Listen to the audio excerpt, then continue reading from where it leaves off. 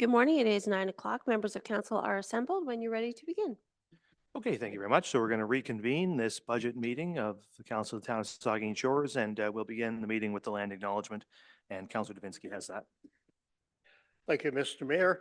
We acknowledge that we are meeting on the traditional lands and treaty territory of the Saugeen Ojibwe Nation, which consists of the Chippewas of Saugeen and the Chippewas of Nawash unceded First Nation. We understand this land holds immense significance to the people of Saugeen Ojibwe Nation. We appreciate those who live and work alongside us today and who continue the traditions of their ancestors as stewards of the land we are privileged to inhabit. We thank them for the contributions they have made in both caring for the land and in shaping this community. We commit to truth and reconciliation, to acknowledging the truth about what happened to Indigenous peoples because of colonization, and to reconciliation, which begins with each and every one of us. As a local government and public organization, we are dedicated to learning about Indigenous culture, to fostering a better relationship with First Nations and their people. And we commit ourselves to actions that move us forward on a path to healing, along with the Saugeen Ojibwe Nation. Okay, thank you very much. So as you know, this is just a continuation of our meeting begun last Wednesday. So it's just one meeting. So if there are pecuniary interests and that kind of thing, you've declared them already. If there are new ones, of course, you can declare them anytime that you need to. What we're going to do is we're going to begin the day with a delegation from Saugeen Mobility Transit. We have Stephen LaBelle here who's going to speak to that. After that, we're going to pick up where we left off with building services. So we'll get so we're partway through the Planning and Development Division. Building services will begin. We will finish the development services budget completely. So we'll finish hearing the operations, and then we will also hear capital. We'll proceed then to operations, followed by fire services, and then we will go back and complete capital for the CAO's office, community services and corporate services. So that'll be how we proceed. And then when we finish all of that, we'll get back to the addendum and make whatever decisions we have to make to conclude the day's activities. So with that, we will begin with Mr. LaBelle from SMART, and we thank you for being here this morning, and we'll turn it over to you.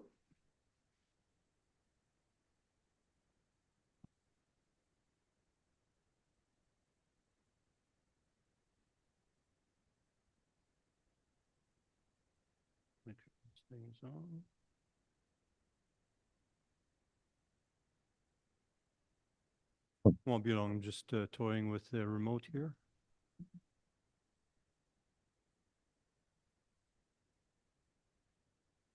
I'll just ask you to go to the next slide if you don't mind. Okay. So as was mentioned, my name is Stephen LaBelle. I'm the manager for Saugeen Mobility and Regional Transit. Next slide, you got it. So SMART provides essential transportations for persons with physical and or cognitive challenges. We serve 10 municipalities, of which Saugeen Shores is part of. In geographical terms, we serve the largest area in Canada, 6,000 square kilometers, and it's growing because we're looking at, with Grey County, we're looking at serving the remainder of the municipalities within Grey County that are not being served right now. And there's a potential for Bruce County as well for us to serve South Bruce and South Bruce Peninsula and Northern Bruce Peninsula. So a very, very big, large area. And the reason why I say this is that we have deadhead. Deadhead is the kilometers driven to a client's residence. And those kilometers are not charged to the residents. So we have to eat those. They cost us about $80,000 per year. Now, we are looking at ways to get that money back. And so we're not ignoring that. Next slide, please. Oh, just before that. So we are funded by a combination of user fees, gas tax funding, donations, and municipal contributions. Gas tax funding is based on 70% rides and 30% population. At the municipal level, when I do the contribution calculation for the municipalities, I apply the same formula. 70% rides taken by Saugeen Shores and 30% population, which is the amount, which leads to the amount that we would like you to contribute. Next slide, please.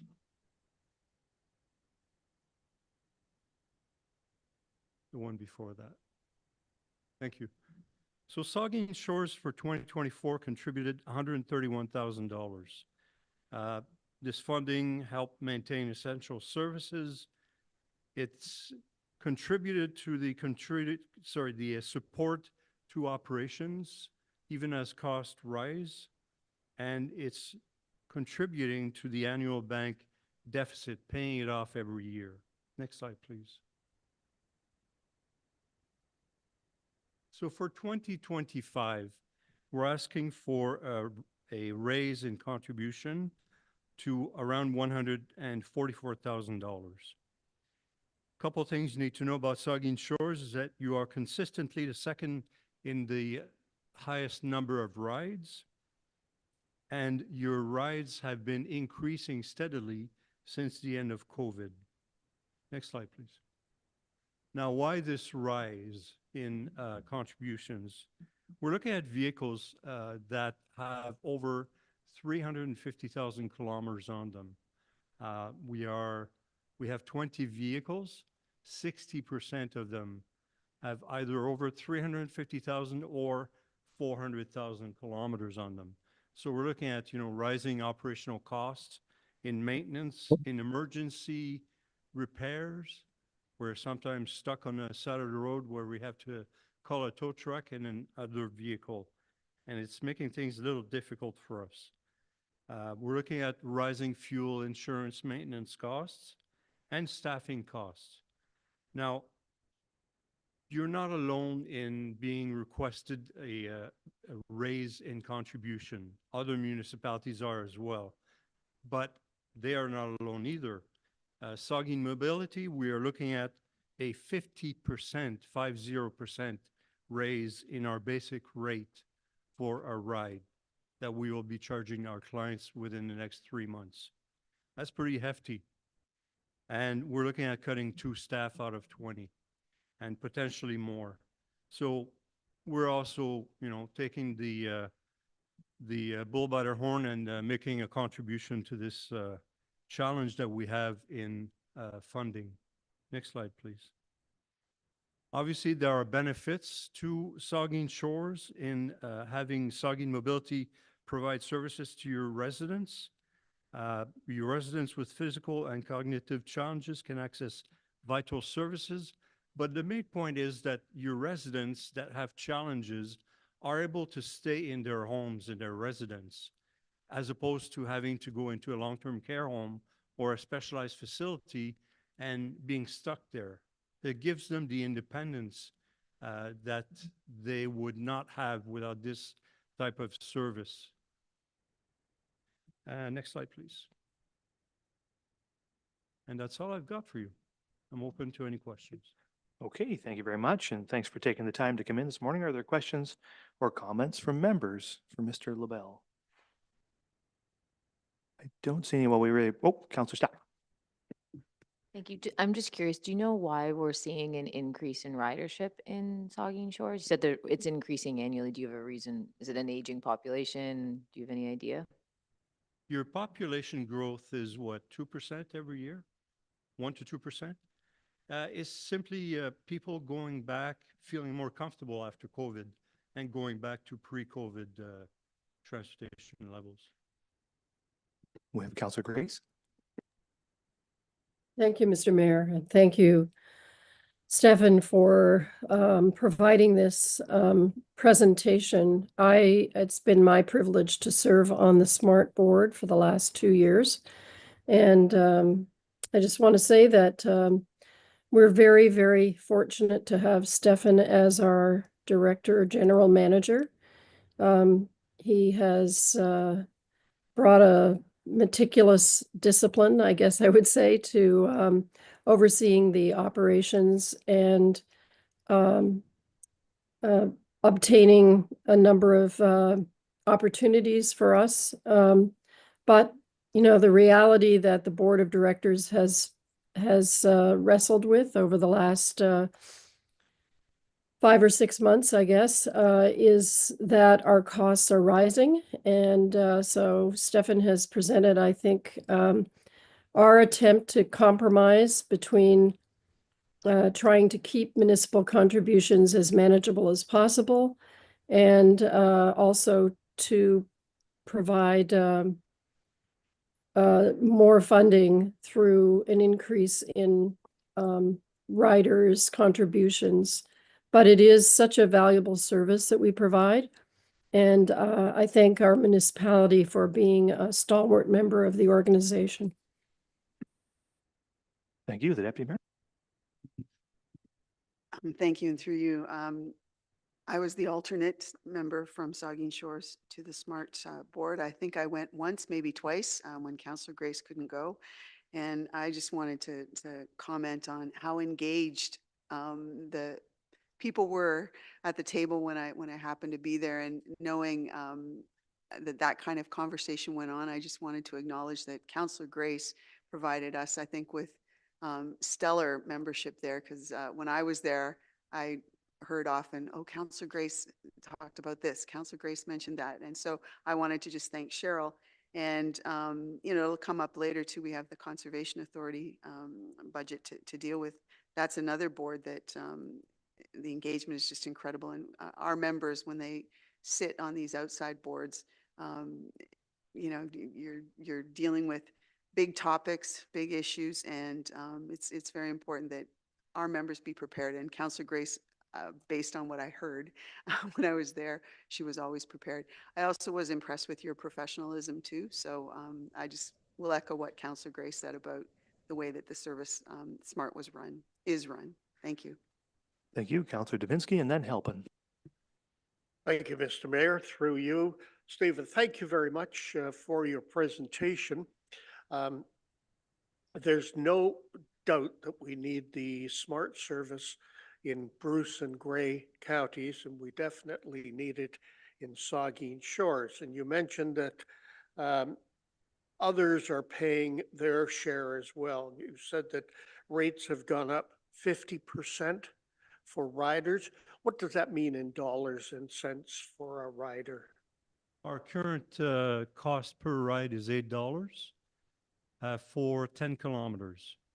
After 10 kilometers, it's still $8, but we add 70 cents per kilometer. So we're upping the basic cost of a ride to $12 per ride, and we're keeping the 70 cents per kilometer because we made that change less than 6 months ago. Okay, and following up on that, what's an average length of a ride? The average ride is about 14 kilometers. And the average cost is around the same, 14 to $15.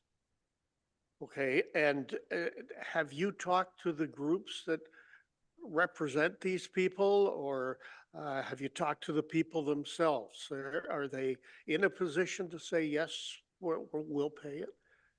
Unfortunately, yes, we have spoken with people. There are individuals that are obviously in a lower income position, and they're not happy.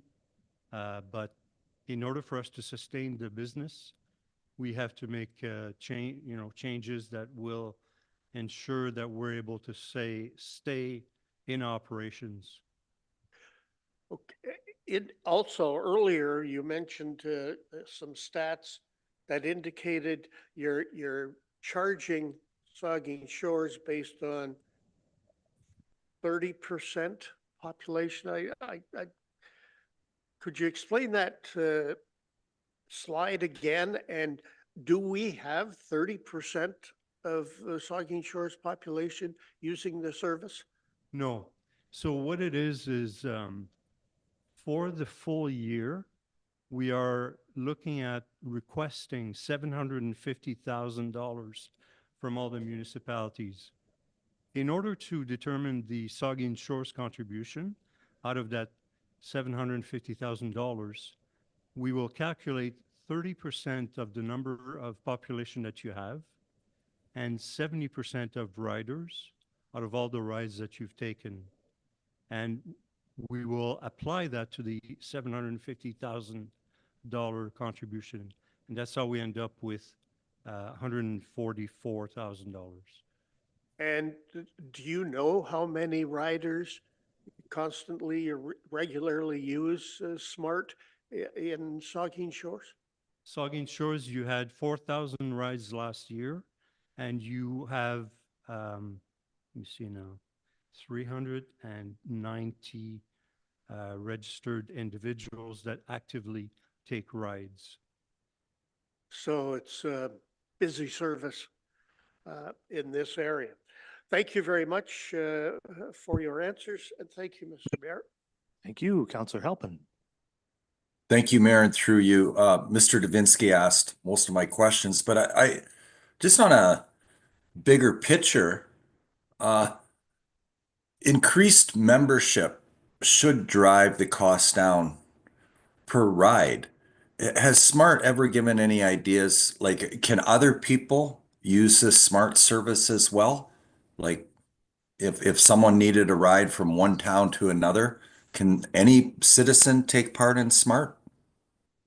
Right now, the answer is no. However, I checked with the Ministry of Transportation, and we would be okay to give rides to individuals who do not have physical or cognitive challenges. So that is something we're looking at as well in order to get rid of as much of our deadhead as possible. I've heard that. Thank you, and through you, Mayor.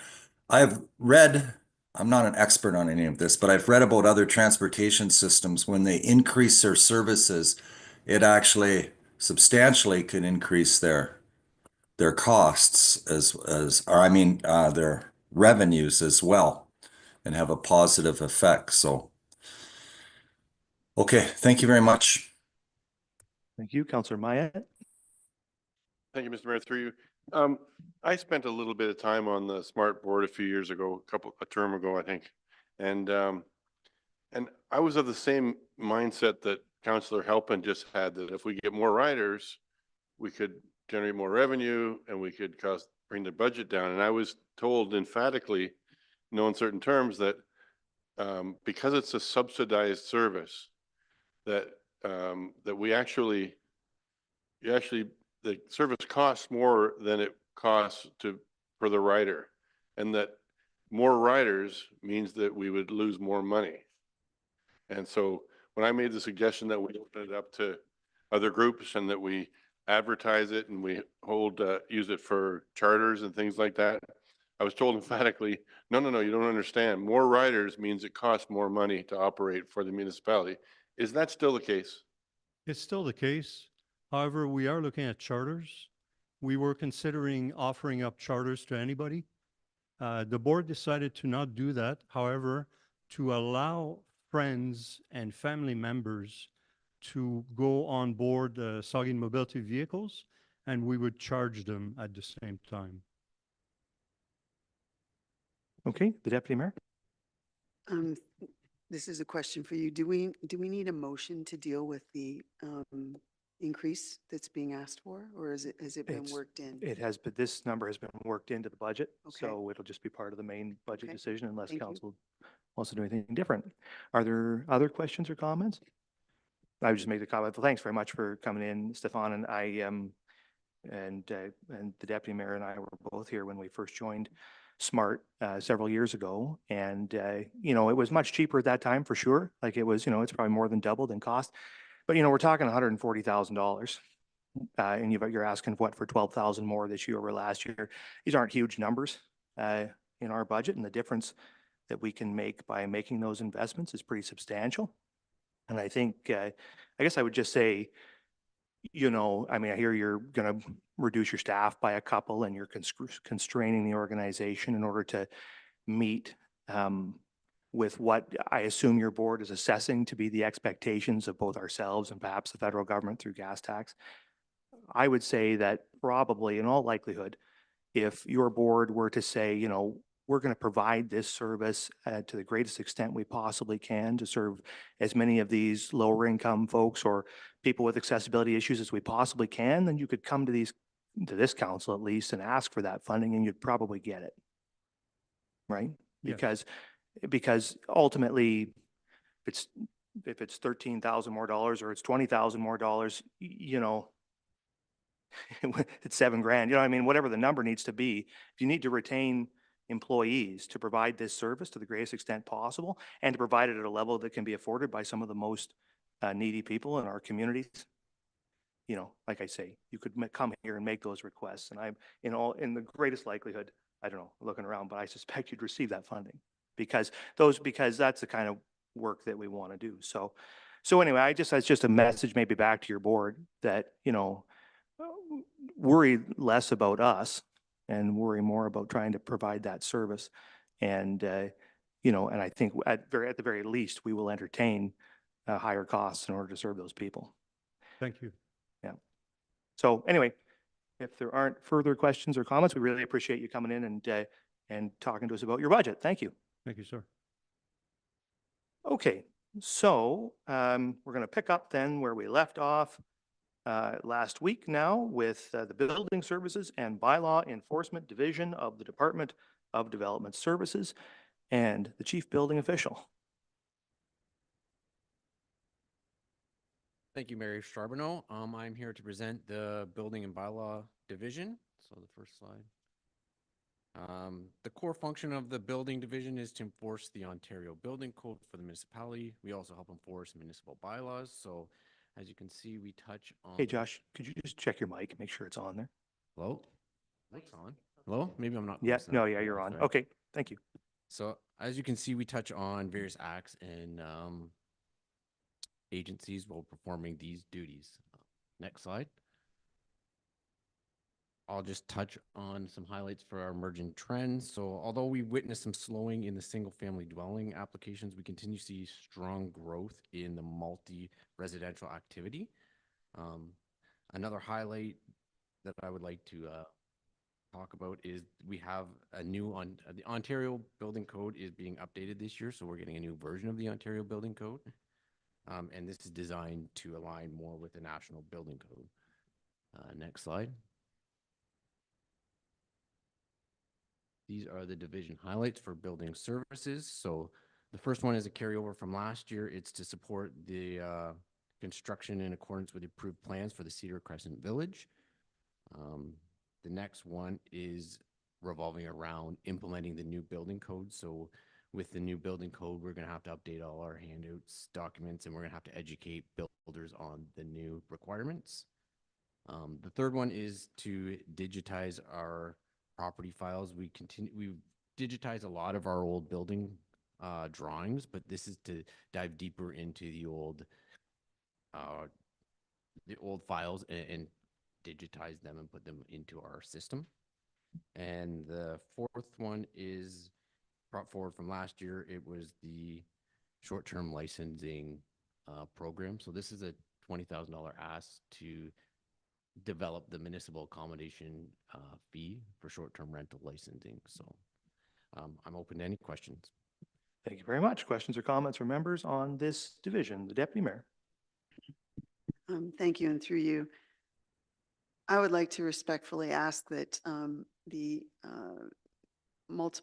municipal accommodation fee and a short-term rental licensing program once again be split as they were last year, so that because the municipal accommodation fee, I think, in particular, you, Mr. Mayor, you made a good argument about why we don't need to go down that road perhaps at this time. But the short-term rental licensing program, to me, has some merit for consideration at higher than a low priority. The reason why I ask this is we have more and more short-term rentals available. They are in some ways eroding the longer-term rental stock in town, which we need rental units. We understand that. Not everybody wants to live in a building. So, some of the accommodation that was not in bigger multi-buildings is being converted over or changed over with really, in some cases, not a lot of regard for how to make sure that that matches just where it is in the community and fits in with other kinds of requirements. Case in point, there's signs all over town now that we have a sign bylaw that, they're not always in conformity with that when they're advertising a short-term rental situation on a side street away from an arterial road and all that kind of business. So I see some merit in exploring this and coming up with something. It makes sense also to just provide some education to people who are doing this so that, there's a sense that they're following proper procedures, that they're being providing what they need to provide in something that's considered an accommodation unit and not a quote unquote residential unit. And also it just would shed a little light on the reality of what the numbers are like for Saugeen Shores.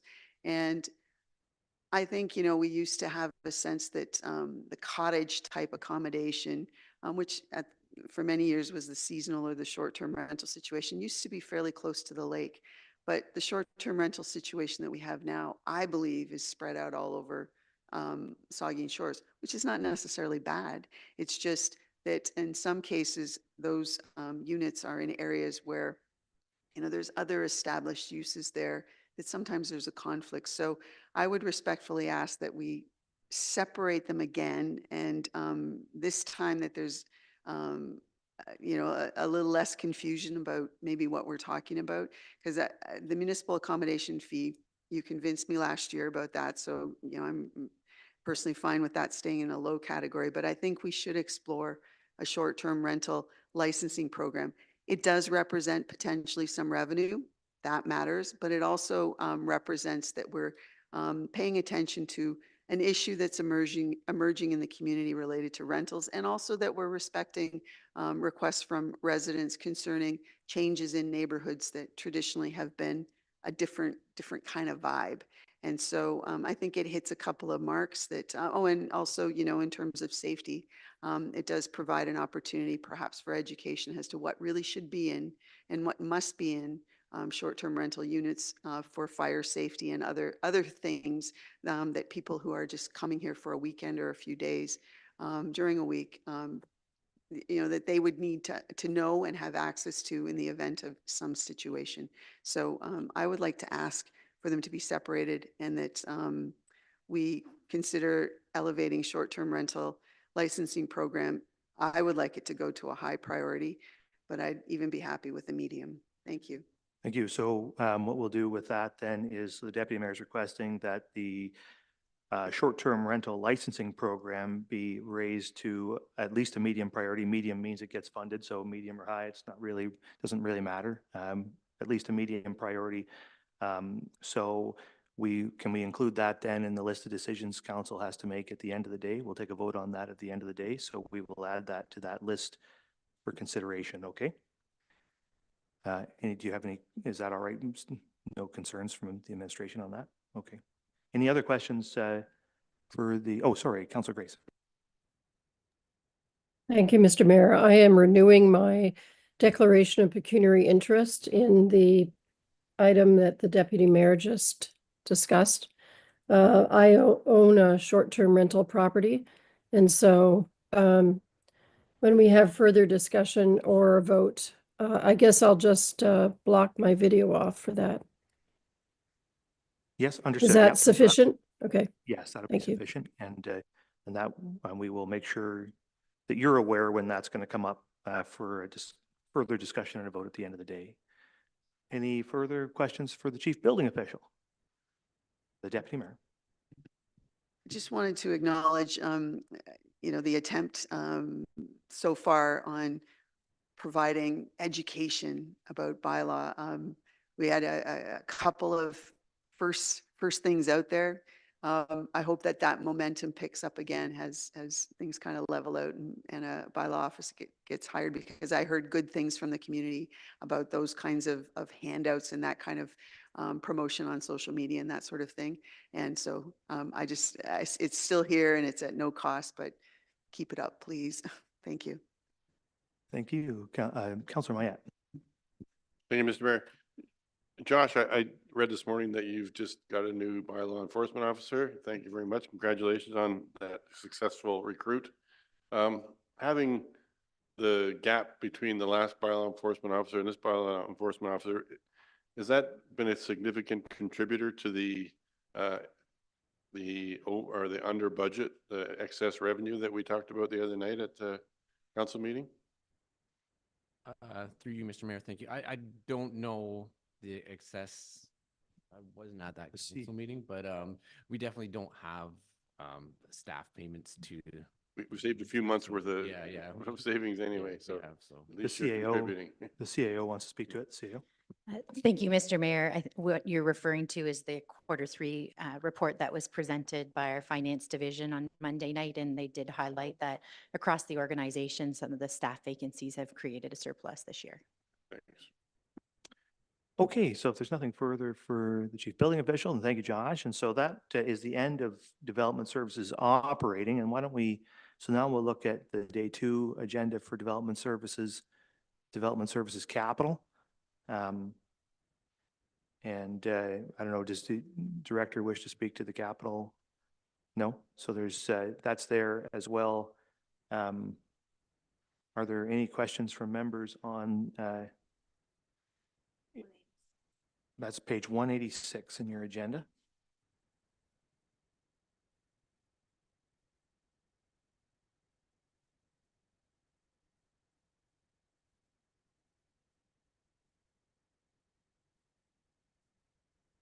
Well, it actually starts on 192 in the on the computer here.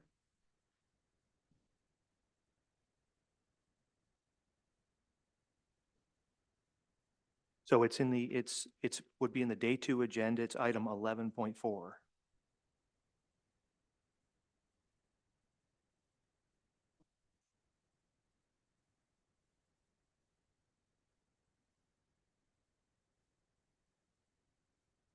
Starts with the engineering services capital highlights, goes through engineering services, and then planning and development. So there's capital highlights there. This is your 10-year capital plan. The Deputy Mayor. It's 190, page 192. And I know that it's further along if you get back into the more wordy content at the end, but can we get somebody to comment about perhaps the larger road projects that are on the books for 2025? Because, you know, it's just on the page 193, it just shows road reconstruction. Maybe just a couple of highlights of a few of the perhaps larger projects that we're talking about. Manager Engineering Services. Good morning, and thank you. Through you, Mr. Mayor, the largest road projects, we have couple, like one will be High Street for sure.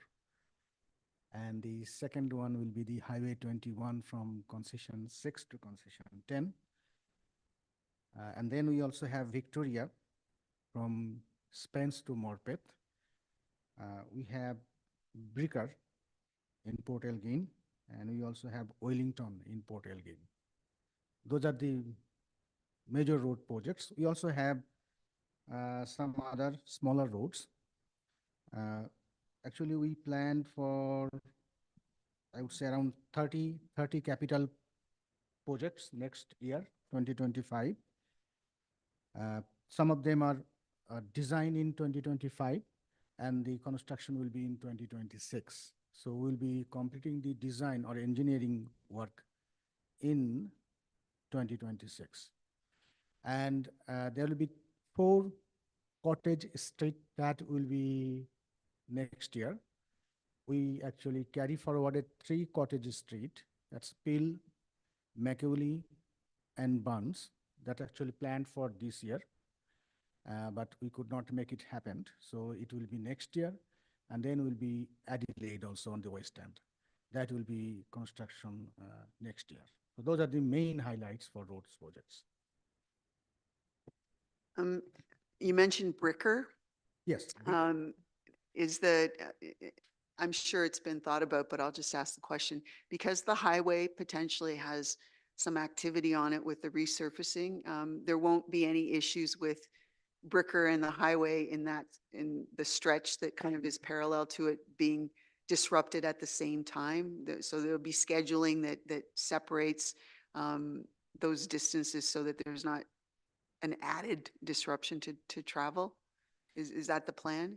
Yes, so Bricker will be from Emma to Gustavus. So we will actually schedule accordingly so that we will not have any interference or disruptions in between two projects. So since he's up there, we'll just stick with the engineering section. So if there are further questions on the engineering division, the Vice Deputy Mayor? Yeah, thank you, Mr. Mayor. Real, thank you for presentation. And I have three questions. If you could bring us up to date, please. Roundabout for McNabb Street, Highway 21, just a quick update on that. Secondly, a roundabout funding application for Turner Street in County Road 17 at the Foodland corner in Southampton. Update would be appreciated. And concession 10, traffic lights, update on that. Any consideration on those three projects? Thank you. Again, through you, Mr. Mayor. For McNabb, we did apply to Connecting Links for a grant from MTO last year. It was declined, and I think we had a report to the council couple of months before. So we actually planned to apply again, I think 2026 for 2027 grant. That's for McNabb. For Turner, we applied for Turner roundabout this year. And after I submitted the application, I also followed up with MTO. We applied for Southampton Highway 21 portion and Turner for both this year. Usually MTO, they only accept one application for a section of Connecting Links, but in our case, they will consider. They will consider two projects. So I did follow up with them, and they confirmed me that they received the application for grant, and we will get the result in the spring 2025. For concession 10 lights, actually we don't have any plan for that one. I remember that I think some developer, they did kind of a traffic study. So that's also in our plan for Connecting Links in future for apply for a grant from MTO.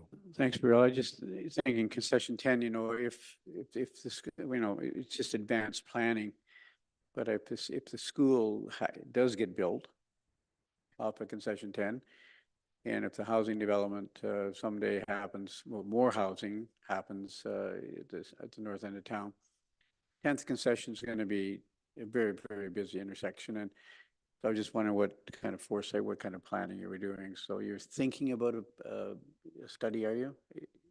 No, thank you. Thank you. Through you, Mr. Mayor. Yes, concession 10 actually in our radar. So once we have some progress on this school, we will be in touch with MTO and we'll coordinate that. Yeah. Thank you. Further questions on the engineering section? Councilor Davinsky? If this doesn't fit, just cut me off. Okay, will do.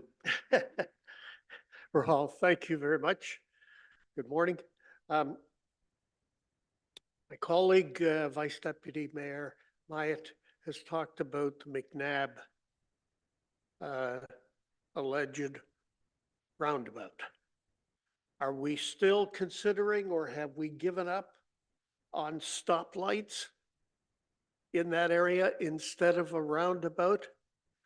Because if that's the case, I'll go in the corner and mope.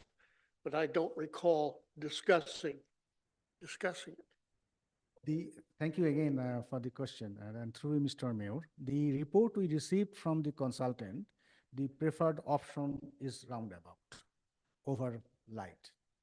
So that's why actually we applied for roundabout. uh, And we will again pursue with MTO. Since the report is recommended roundabout, so we'll go with roundabout. So you'll go with roundabout.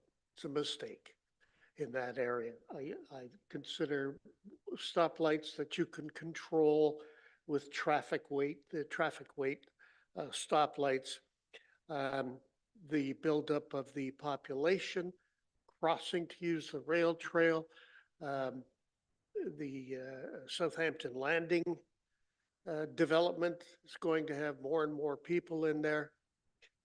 Personally, it's a mistake, but thank you very much for your answer. I just want to just offer a little bit of clarity, maybe Rule, you can correct me if I'm wrong, but that intersection doesn't meet the warrants for any type of traffic control at this time. And we're currently awaiting, we're waiting for some time to go by, at which point we will recheck the warrant. So just so nobody's confused there, we aren't doing anything at McNabb at all at the moment. We can't. MTO won't permit it. We're going to reassess in a couple of years and then see if at that point traffic levels have risen to a point where the warrants are met, and then some action will be taken. So it isn't imminent that something's happening at McNabb. Am I correct? That's correct, Mr. Mayor, yes. Okay. So Councilor. everything's still in the mix. It's just on hold for a couple of years Yep. until we get more I can information. live with that. Okay, That's yep. right, Dave. Just wanted to clarify. Councilor Mayette. Thank you, Mr. Mayor. When I look at the top item, it always makes me cough a little bit when I see $250,000 for a sidewalk snowplow. But how does a sidewalk snowplow fit into the engineering division? Shouldn't it be an operations division? Thank you again, through you, Mr. Mayor. Actually, we have a parent account that road maintenance is called 320. So actually all road related project under this 320 account. As a sidewalk plow? Yeah, including like whatever capital program for roads and roads maintenance, that's under 320 accounts number. That's why it's, and our asset management group, they actually manage the purchasing of any equipment or any vehicle. That's why it is under us. I see the director making his way up. Maybe he has some comments to add. Thank you, Mr. Mayor, through you. The fleet is part of engineering. I think that's the. Oh, the fleet, main okay, portion, so it's yeah. part of the fleet. It's an engineering All right. because it's part of fleet, yeah. All right, I still choke on the idea of a $250,000 snowplow for the sidewalks for a few kilometers, a sidewalk that we might use 6 or 8 times a year, but I'll continue to beat that horse until I'm no longer on council. Thank you. Okay, thank you. Further questions? I got the deputy mayor. Thank you. There's a reference concerning some improvements at the intersection of Devonshire and Goderich, which is in front of the hotel and the Food Basics complex. It's showing a carryover project number of $20,000, and there's a reference to improving the turning radius, I think, related to big trucks, and also safer bike lanes on both sides. Since I just wanted to see how this fits in with the resurfacing project for the stretch of the highway all through Port Elgin. Are we able to, the mention of bike lanes intrigues me. The plan with the resurfacing is to put bike lanes all the way across the highway stretch that we're resurfacing using the existing width of the road, or is there some adjustment to the width of the road happening that's enabling, lots of other potential activity like correcting some deficiencies with turning radiuses and that sort of thing? I'm just, is there intentions to put bike lanes all the way through Port Elgin? Thank you. And through you, Mr. Mayor, when we applied for this project and eventually subsequently during the engineering work, we had scope to review the possibility of bike lanes. And the consultant actually did. They still are reviewing. We're waiting for their report that whether it's a possibility or not. And there is some development since we started this project from the Ontario government or province uh, on the bike lanes, especially on highways. We also need the approval from MTO to implement bike lanes on or off Highway 21. So we are still doing a study, and hopefully we'll get the report soon on that one. And in regards to the Devonshire and Godrej, if you drive, I think you already had that experience, especially the westbound lane. Westbound means to Food Basic or to the roundabout. We really have very tight configuration there. So especially big trucks and or even like normal size truck, if they make left from or right from Highway 21 to west, that right lane on one lane, we have only one lane on the westbound, that is really very tight. And we actually have 3 lanes on the east side. One is dedicated right turn, one through traffic, and one left turn. So we actually received multiple safety concerns from drivers, from bikers, that intersection we need to review. And we did a review, and I presented last year a report on that intersection to the council. So the recommendation actually we received from the consultant that we can actually eliminate one lane from eastbound to make it 2 lane and make wider westbound, and also put the stop sign further back so that there is a safe room for any traffic, especially big trucks. Now we are actually having big trucks for the supplies. So that's actually, we submitted to MTO and they reviewed that. They're still reviewing, and it's going on like for 1 year now. We started last September, last year, and with multiple corrections and revisions, hopefully we'll be receiving the approval from MTO soon. So it will be only markings. There will be no resurfacing or any other improvement. We'll be changing the lane configuration on Devonshire to make sure that all the westbound traffic, they have safe room to make any maneuvers they want to do. If you're going to move the stop line back further, there's an opportunity perhaps for Josh with bylaw education or education efforts with the community to suggest where there's a painted stop line, that means stop there. Because if you're pushing a stop line back from an intersection, many people, just want to get up close to the edge so that they can, see. So there's an education opportunity. But thank you for the explanation. I appreciate it. Thank you. Anything else for engineering services, the Vice Deputy Mayor? Yep, thank you, Mr. Mayor. Rural, the intersection at Ivings Drive in Highway 21, making that left-hand turn out of Subway and Mary Brown's Fried Chicken, my 2 favorite spots in town. You do pretty much almost impossible to turn left out of there. And there was talk about meeting with the Subway owners and Mary Brown, see about a cost-sharing agreement to bring people to close up that entrance, coming in up the north end of Mary Brown's there, and bringing everyone out to the lights so they can safely turn right and left. Is that pretty much dead now? Or has there been any consultation, discussions with those 2 business owners? Thank you, and through you, Mr. Mayor. And thank you for the question. It's not dead. That's the one answer. It's not dead now. We submitted a report to council, I think, at the beginning of this year. So we restarted that consultation again. We retained the same consultant, and they will submit us a report hopefully in a week or 2. They will do the consultation with, we have 2 property owners on that side, the Mary Brown side and also that Cook Rice store.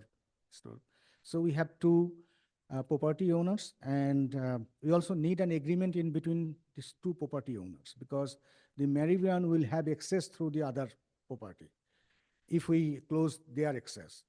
And the design that we finalized, that we will not allow left turn to Mary Brown. So they will only have exit from their drive-through, only right turn.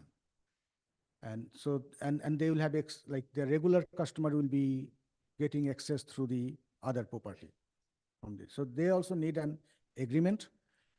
So that's the process we started again. And the other part is the contribution, cost sharing contribution. So that's, we restarted, I would say, and we'll see what we received from the consultant. Yeah, that's good news. Is there further questions on engineering?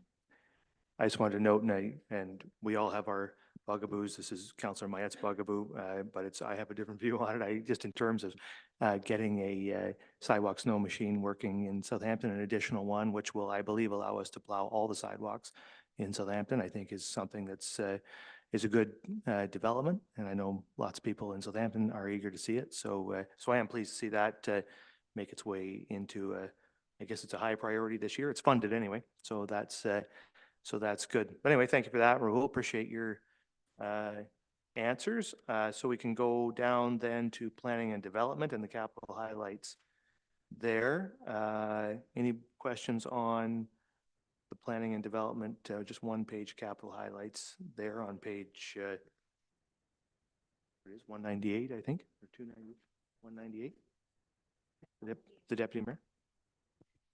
Thank you, Mr. Mayor. There's a entry related to residential greenfield design guidelines. It's not until 2027, but we haven't really had a great deal of discussion about greenfield areas. Perhaps somebody can just speak to, perhaps in a broad way, where these locations are in Saugeen Shores. Thanks, Jay. Yes, thank you. And through you, Mr. Mayor, the greenfield areas would be those areas that are not infill, so not the built-up areas, but more geographically specific. It'd be the areas that are between concession 10 and the built-up area, between concession or Bruce Road 25 and the built-up area at the south end of Port Elgin, and the eastern portions of Southampton mainly. So still areas within the settlement area boundary lines that show on maps. Correct. So, but just undeveloped areas that are kind of adjacent to built-up areas. Adjacent and then extend to the limit of the settlement area is a good way of putting it. Thank you. Anything further, Vice Deputy Mayor? Thank you, Mr. Mayor. Jay, just about affordable housing, and I know some good things happening, and behind the scenes, you're doing a lot of great work. And you and Kristen and others, I appreciate all the good work you're doing there.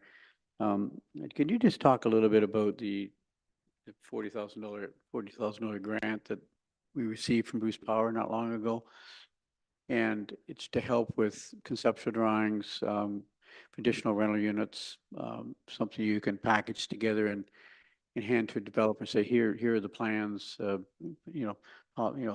build a couple of additional rental units on your property. Here's the plans to go by to make it easier for them. There's going to be an announcement on that next week, Vice Deputy Mayor, so I think we won't answer questions on that just today. Okay. Sorry. Are there further questions on the, oh, sorry, Councillor Halpin. Thank you, Mayor, and through you. Just a second. Just on the future year highlights, and I realize when these highlights are put in there, it doesn't mean it's gonna happen exactly like that, but it says official plan review our official plan to ensure policies are up to date. Are we not kind of working on our official plan right now? Well, yes, and I think reviewing our official plan in a sort of a continual way. And so what we're asking for these future year highlights is because we're asking for money over a period of years. It'd be to actively and proactively review policies. So, for example, in the last week's discussion, we talked about the natural heritage official plan review. And in future years, it could be something else, but we want to do it as in a proactive way rather than letting it sit. Okay, because that 305,000 is substantial.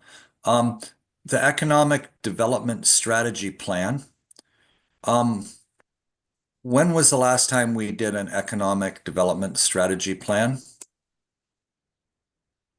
Yes, and through you, Mayor, it was in 2018, and we completed it and identified specific actions, which we've mostly undertaken, and so it's due for a review and an update.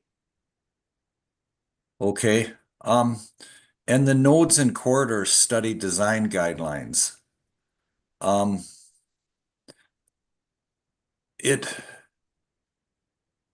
like I was kind of under the assumption that, oh, well, we have kind of a plan where we're going to have our high-rise buildings, kind of between, Goderich and Waterloo and Goderich and in Wellington, and then from there you move to more walk-up size building and then into residential.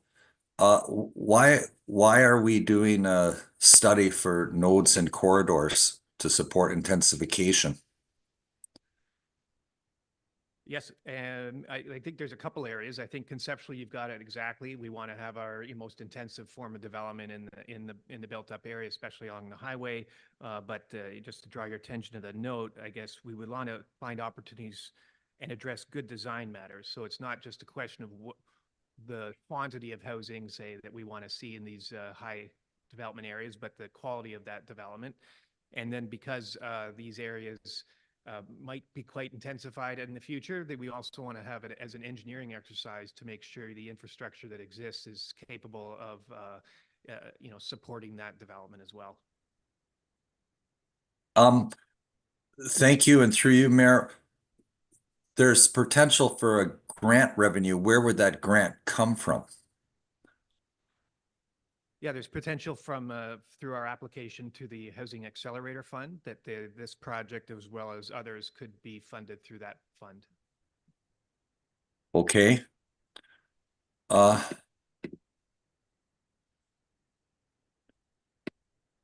right. Thank you very much. That answers my questions for the time being. I might just put a question to the director on all of these engineering, planning, development, building services, which is next. Are there so these are all approved already as part of the they were approved in the 2024 10-year capital plan. Are there changes that have been made to the 10-year capital plan in these items? Like, are these exactly what we saw last year, or have they changed in any way? Through you, Mr. Mayor, thank you. This part of the agenda has capital highlights and then future year highlights. Right. A number of the future year highlights are operational items. And so starting with the capital spending is really just shifted by a year from what you would have approved last year. And so the overall envelope of investment is about the same as what it was. It's just going out for the year and starting next year. On the operating, which are the items that we've been talking about the last few minutes, those are, unless they're identified as carry forward, then those would be new future asks in future operating budgets brought forward. And so this is sort of an anticipation or preview of future operating budgets. Yeah. So capital highlights are essentially the same. The future year highlights are projections for the 10-year operating plan. Okay. Just wanted to clarify that for my own understanding. Are there any further questions on the planning and development end of this thing?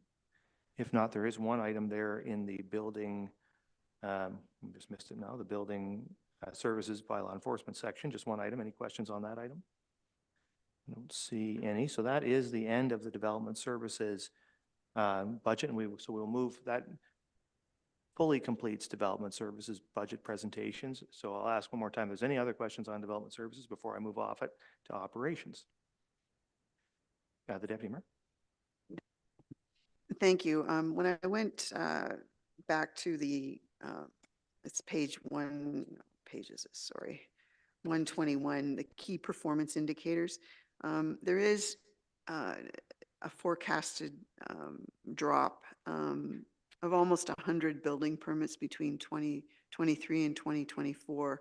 You know, we've had all kinds of incentives and exemptions and stuff. I just, is there an expectation that the forecast for 2024 will stay at that level? And has anybody anticipated 2025 numbers yet for building permits?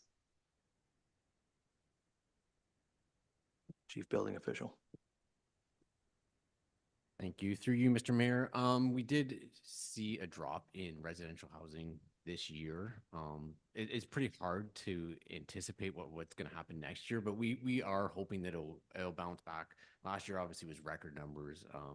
This year kind of leveled out. We do hope that it'll come back strong. There's always a lot of factors involved in that, so that we can't control, but we do hope that it will return to what it was last year. So. Just in your professional, and I was hoping you had a crystal ball that, you know, you could predict. I understand.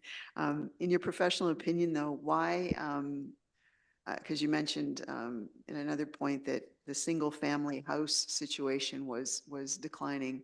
I understand about the push for multis, but we still have multi-units, but we still have a lot of lots that are zoned for R1, and R1, of course, means something different now than it did when they were first zoned. Why do you think there's a decline in that kind of building here? Thank you. Thank you for the question. I think it's probably the market conditions. I think you could look at interest rate. You can look at a lot of different things. I don't believe it's the stock of lots. It's definitely not our planning or anything like that. I believe it's market conditions. So. Anything else on development services before we move to operations? I don't see anything, so we will move to operations. So what we're doing is moving up to item 6.6 on the agenda. We're going to handle item 6.6 and 11.6 all at the same time. So we'll bring up the Director of Operations to start that.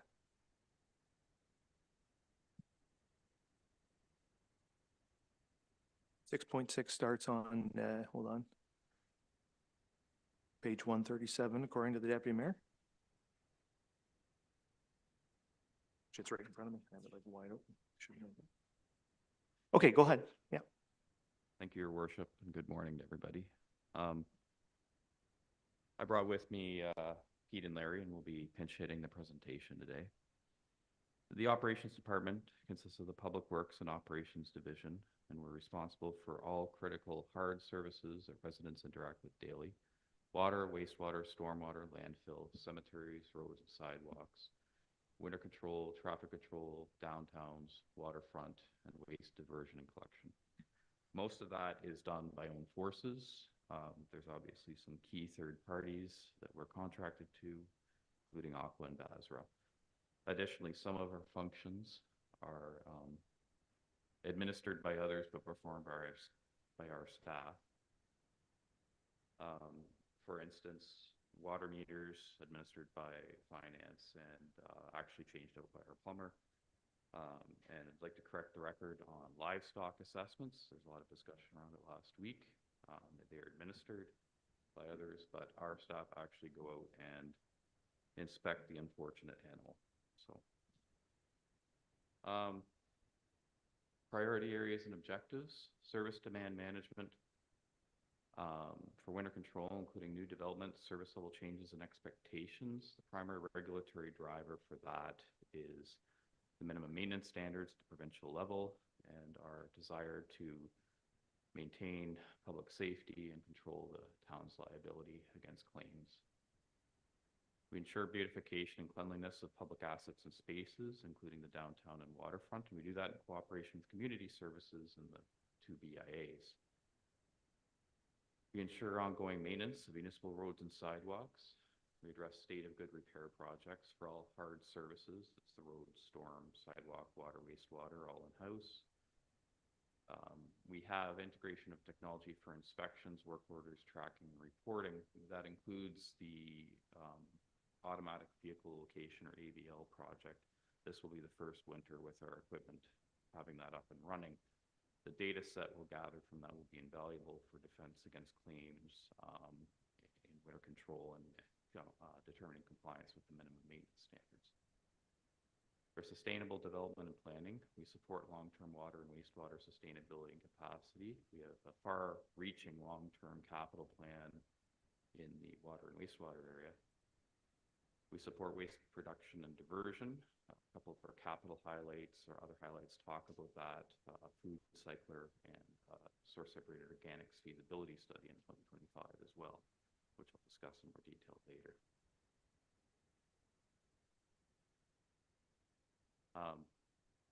We maintain effective and efficient management of the cemetery lands and services. There's demand for more burial options.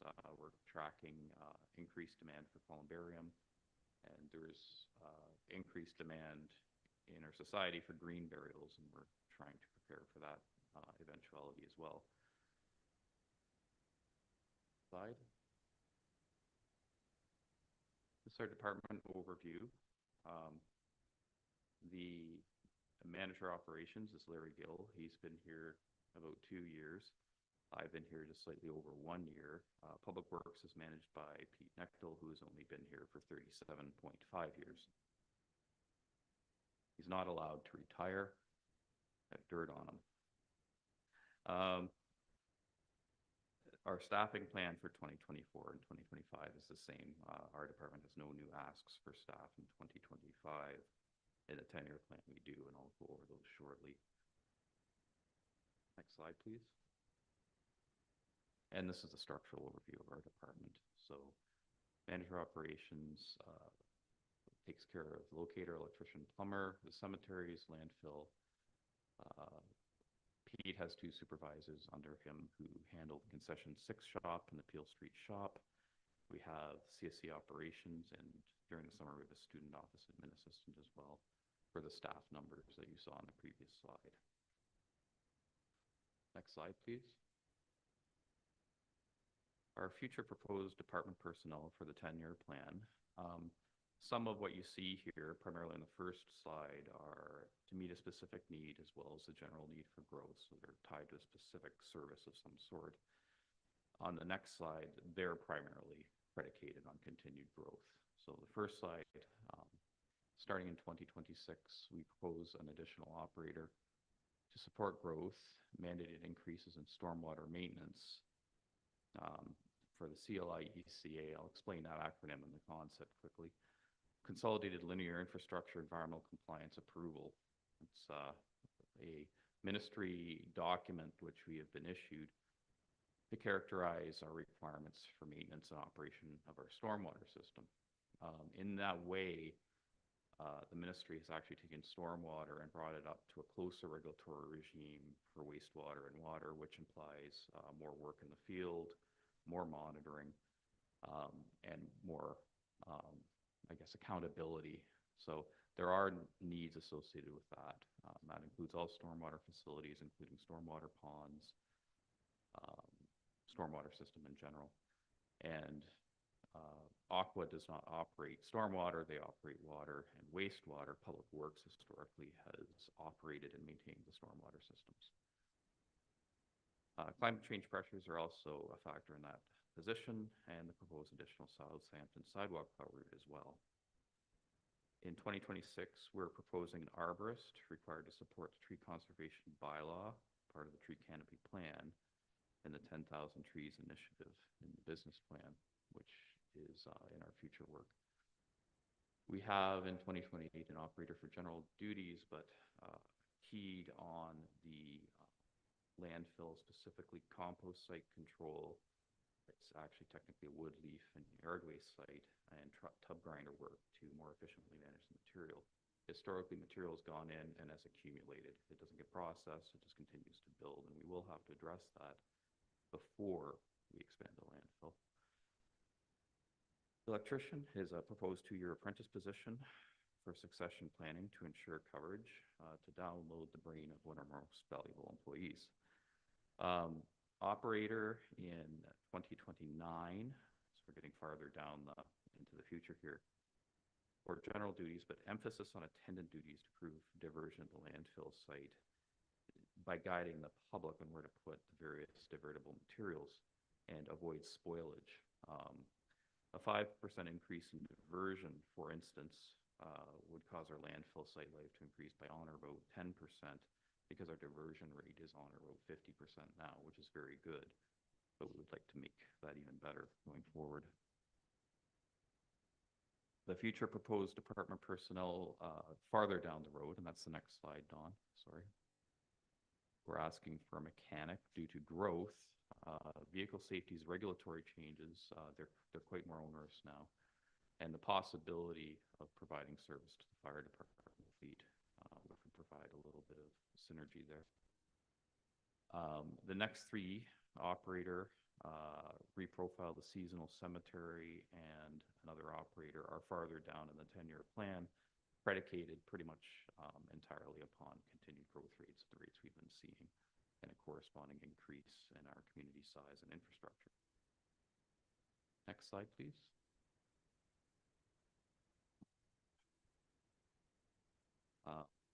So major initiatives for 2025. Blue Box transition continues to be an issue we're involved with.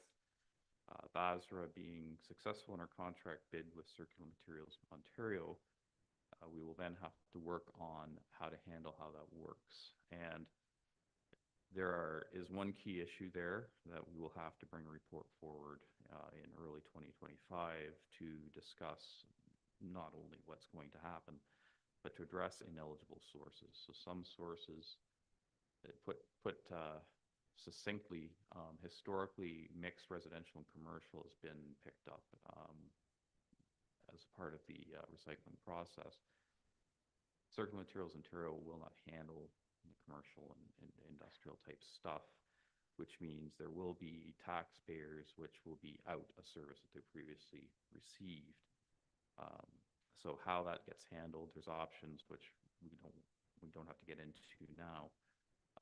Obviously, if some people in the community see a service go away, they may just simply opt to take those recyclables to landfill, hurting our diversion rate. So there is a little bit of onus on us to try to get involved and sort that out with Basra. I won't talk about the options now, but there's a number of them there. The water treatment plant expansion, the Class CA is currently underway. There's really nothing to share with respect to that. It's still in the relatively early phases, but that is underway. We retained a consultant this year. There's an overall framework I could discuss here with respect to water and wastewater.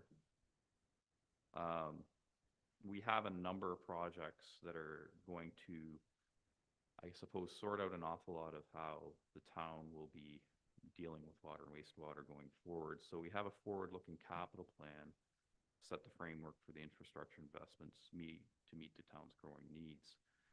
There are some planning and EA projects that are currently just starting, which will determine an awful lot and with respect to how we're going to roll all that out. So the Southampton wastewater treatment plant upgrade is ahead of the game. It's actually tender ready early in the new year. The Southampton water treatment plant upgrade, the Class EA, is underway. The Port Elgin wastewater treatment plant upgrade, we just awarded that EA. The water wastewater master plan is also underway, which will inform all the other ones. And then following upon the master plan, we have to do, for regulatory reasons, a financial plan in 2025. That's a requirement of the licensing for the water system. Following that, we have later on a water wastewater rate study in 2027 to look at the rate structure, whereas the financial plan just gives you the gross numbers that you need to sustain your community's water and wastewater infrastructure. Okay. Go back to this. Obviously, then these projects are all tied together in a way. The Southampton wastewater treatment plant headworks and expansion, we are continuing to apply for funding. We applied for QSIF round 2. There is not a lot of money in that program, so we're not that optimistic. We're trying to keep our expectations low so we can be pleasantly surprised if we do get the money. Having said that, HSIF, I won't do the acronym, but it's another funding program that starts very soon as well. So we have another opportunity there that's dialed towards water, wastewater, and stormwater capital. The water and wastewater master plan, Again, that's ongoing. We should have the plan complete in early 2025. And there may be fundable projects for grant funding that come out of that under the HSIF program as well. The Port Elgin wastewater treatment plant expansion, sorry, next slide, has just been awarded, so there's not much to say about that yet. That CA has just been awarded. The landfill optimization is a significant multi-year project. Colin Saunders is handling it. His work is appreciated there. Current status is the comment period for the draft terms of reference closed in November 22nd. And we're now, I believe, ready to begin the process of starting the ministry approval of the terms of reference. So it's a very long process for these full EAs. With that, for the next slide, I'd like to bring up Barry to go over the operations. We'll just take a pause there, Matt, and we will ask council if they have questions or comments on the future proposed department personnel or on the departmental major initiatives. Start with the Vice Deputy Mayor. Yeah, thank you, Mr. Mayor, and thank you for your presentation, Matt. I'm just wondering, in which budget, I see we were looking for an arborist 2026, and that decision will be made by council in 2 years. I get that. And I will be supporting that if I'm sitting on this table still. I think it should be. It's the last year of the term, but I think a second arborist is very, very good planning, and 10,000 trees initiative is very important for this community. The one position I don't support is bylaw enforcement for tree cutting permits. I will argue that. I don't think that's required. My question, whether you can, if it's under building bylaw, but the position that's being proposed for the tree cutting permits and bylaw enforcement office, for trees, is that not something, Matt, that, again, I fully support a second arborist, but the tree cutting bylaw component of it, is that not something that could be added to the arborist portfolio when the time comes? Have you put any thought into, instead of two positions, creating one position to start with, and adding the tree cutting component to it rather than adding a brand new bylaw enforcement officer who decides on tree permits where you can and can't cut down trees, a full-time position, which I don't agree with? So can it not be added to the arborist position, at least be considered for 2026? I know it's a little time away and we'll have that discussion in 2 years, but can it not be added to that position? So that would bylaw enforcement officers usually trained for that sort of thing. I was discussing this with Mark. Where'd he go? Oh, he teleported while my back was turned. So I'll start, and if he wants to weigh in, he can. But we were literally just discussing this because we see this. Bylaw enforcement doesn't, in a sense, begin with a bylaw officer for any issue. Often, if a bylaw is being violated in any area, someone like Pete will get a call, and some of our staff may discuss that issue with that member of the public and say, you're breaking the law, and they'll have the opportunity to correct what they're doing before we refer it to bylaw. Having said that, ultimately, some bylaw person, if someone just doesn't want to comply, will have to become involved. So that's the mechanism we sort of discussed this morning, and we're going to continue to flesh Okay. that in 2025. That's fine. The CAO wants to make a comment. CAO. Yeah, thank you, Mr. Mayor. I just wanted to speak a little bit about the overarching process because there is a lot still in front of council around decision-making. What this does is puts in place in that 10-year plan some of those considerations. So council's going to see the urban tree canopy plan come back. There'll be decision-making around that. You're going to see the tree conservation bylaw come back. You'll be making decisions around that. And the outcomes of those decisions will then be reflected in these future year budgets. So again, there's a few decision points that will play into whether and how these positions move forward. And that's fine. In principle, I don't agree with the position. So I think it should be removed personally. When it comes to Basra, Matt, I did attend a Basra meeting yesterday, and there is significant concern about CMO. They're picking up the cost now of the Blue Box program, recycling program, but withdrawing the service for all of our commercial operators for cardboard. And that's a concern because there's going to be a cost somewhere to someone Could it be to the businesses, or will this council make a decision, pick up that cost of cardboard pickup and continue the service with Basra to pick up cardboard from business? But that is being withdrawn. That's a fact. SEMA was not providing that service. So this council has got to come up with a solution around picking up that cardboard. The major concern, in my view, is that, and how does that work? Do they have a locked box with a key? You know, these private businesses where only that business can put the cardboard into, and then Basra picks it up for a cost. The major concern here is that cardboard ending up on landfill site. And that's a major concern of our board. And our fear is that the businesses are just going to throw their hands up and say, you're not picking up cardboard anymore?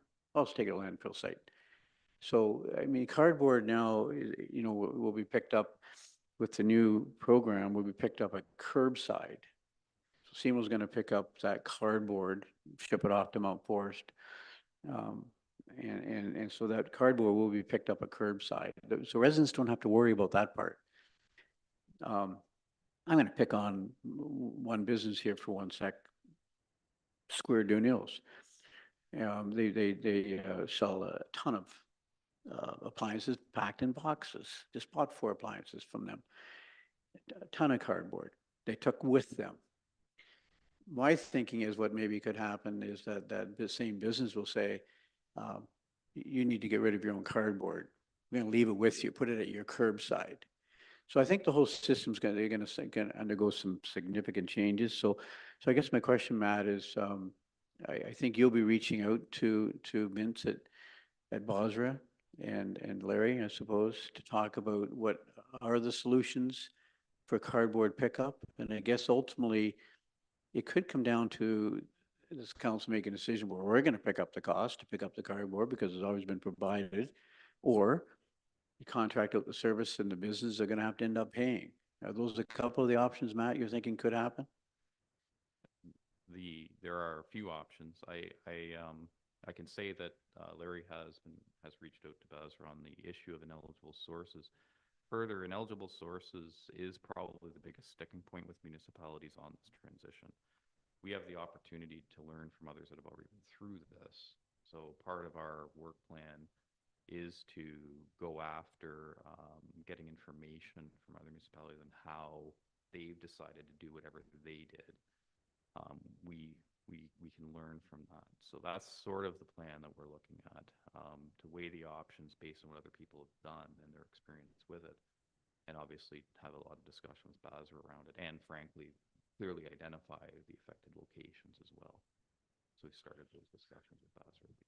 Whatever solution we come up with, we have to find the way, the proper method here, the proper fix to ensure that cardboard doesn't end up on landfill site. And it's going to create a little more pressure on our landfill site operators too, to see what cardboard's coming into our landfill. Because that can take a fair amount of space in our landfill pretty quickly with the amount of cardboard that's, you know, produced by a fair number of businesses in town. So anyways, I'm glad you're on it. And will we receive some kind of report in the new year, no doubt? January, February? Yes, that's part of this particular item. Thanks. Okay, further questions on this? We'll go to the Deputy Mayor and then Councillor Mayat. In 2 areas. First of all, it's the first time I've ever heard a staff member in a public meeting talk about green burials. So thank you very much for that. I think that there's, and I know later on in the capital budget, there's something about a cemetery master plan process, and I congratulate you on that. I did find it interesting that, you know, the need to reprofile the seasonal cemetery person was growth related, I guess. And then I looked at the burial numbers for the year, and things are improving in terms of people wanting access to the cemetery. So there's a growth industry there too. But certainly I look forward to the cemetery master plan. I did want to ask though, the position, let's see, I got to find it here. The position that has to do with the operator for general duties, but emphasis on attendant duties to improve diversion at the landfill site. It's not until 2029. And you mentioned at some point how the impact that diversion has on the potential lifespan of the landfill. I'm just curious or concerned, why would we wait so long to get some additional support in there to improve the diversion rates? And I noticed that organic studies or something coming up later too. I can't remember what year that was, but it might be 2026 perhaps. Yeah, it's on page 147. And that's about diversion too. I'm just, I would suggest that perhaps if there's any way to up that position from 2029 to a little closer date, whatever we can do to improve what we already have going on at the landfill and educating people about, what should and shouldn't be done with waste and how, putting something in the right spot has an impact that's significant.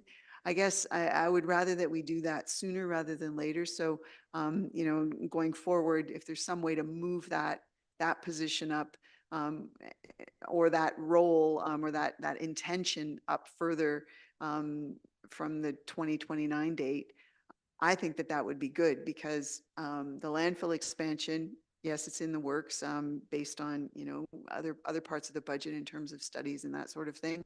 But, we have a reality that there's definitely a deadline. And whatever we can do to extend that deadline, I think would be a good plan. So I look forward maybe next year to seeing that position a little bit closer to the now to give us some added supports. And I was really intrigued with what the Vice Deputy Mayor just said about cardboard recycling. So, I hope that soon there'll be some kind of report coming about the Bosra issues that you both have kind of hinted at and the challenges, but also the opportunities that are there. But definitely kind of excited about the ideas associated with the cemetery. And thank you for talking about green burials. Certainly there's a different way of looking at end of life situations, and the columbariums is a good step and lots of people want that. But I think that there would be opportunities for some growth in other forms of burial situations too. But just wanted to put in a request associated with the diversion situation at the landfill. Whatever we can do to improve that, I think that's a good thing. Thank you. Thank you. I got Councillor Mayette and then Halpin. Thank you, Mr. Mayor. Yeah, man, on your org chart, on the right-hand side, you've got lead hand, mechanic, assistant, arborist, and then you've got night patrol, winter. Does that constitute a full-time equivalent position? It's a seasonal position. So Somebody you does that they switch that role. So it's one of the operators just gets assigned to the night shift during storm days, that kind of thing? Oh, I see. So So I just so see. it's getting in the microphone, we hire a seasonal employee for that. okay, and then their job is to watch the roads and report on conditions overnight. Okay. The minimum maintenance standards has certain inspection requirements for the 24-hour day cycles, so it has to be Right. done. Yeah. Okay. Thank you. Councillor Halpin. Thank you, Mayor, and through you. The backflow prevention program, it says that industrial, institutional, and commercial buildings, public and private, need backflow preventers. I understand what they are and everything, but is that our responsibility to put them in? Would that not be the responsibility of the owner of the building? So this is a future capital highlight, I believe, correct? Jumping ahead to that. So that's that's, why don't I we, can address it now, certainly. I just was wondering if we're. sure, go ahead and address it now, but just so everybody's clear, that Councillor Halpin is probably under item 11.6, which we'll get to after we finish this operating thing, but that's fine for now. No, okay, sorry. No worries. The director will respond. So a backflow prevention program, essentially, how to put this? So the plumbing code changed on or about the 1990s to require backflow prevention at industrial, commercial, institutional locations and multi-unit residential as well. Any building built prior to that typically has no sort of backflow prevention, which means if you have a negative pressure event or a low pressure event in your system, there's the opportunity. It's not a good opportunity. It's a bad opportunity to contaminate the system. Consequently, backflow prevention programs are something that's recommended by the Ministry of the Environment for municipalities to implement with a bylaw, which provides the opportunity to retrofit all those previously constructed buildings that had no requirement at the time to put in backflow prevention. So we're looking at that in the future in the 10-year plan, yes. Okay, thank Okay. you. Okay, so any other questions on the major initiatives and future proposed department personnel under item 6.6? I just, just comment I wanted to make about the blue box transition item. I think that, there's still some questions to be answered, but I am pleased, and it's in the next section, I'm aware, but the fact that you are going to advance study on organics collection now, because it should be in the end that there are some savings that we receive. I mean, that's the intent, is to take this off, at least partially off our budgets and put it on producers. So hopefully we'll see some savings in that whole transition, and that will give us an opportunity, perhaps working with some neighboring municipalities, to implement something like organics collection.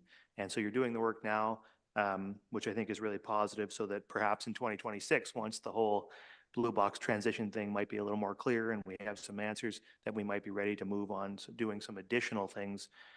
And frankly, the one thing we should consider is what's the best bang for our buck when it comes to diversion, and whether we would be better to channel resources into something like organics collection, or whether we'd be better to channel resources into something like collecting commercial cardboard, right? Like there's only so much money, and what is the right direction to go with the biggest bang for our buck in terms of preserving the life of the landfill, which ought to be our primary concern in all of this. So that's a discussion we'll have early next year, I know, but I do like what you've got in here in terms of preparing for that. So thanks for your work, and of course, all that you're planning to do with our wastewater and water treatment plants, and make sure that we continue to be in a position where we can treat all the wastewater and provide all the clean drinking water that we need to support our growth. It's good work. So thanks for that. You want to take a pause here? So it is 10:34. Why don't we take a 10-minute break right now, just so folks can have a break, and we'll reconvene at 10:45 or 10. What is the real time? 10:32. 10:32. Yeah, it's 10:32. So we'll reconvene at 10:40.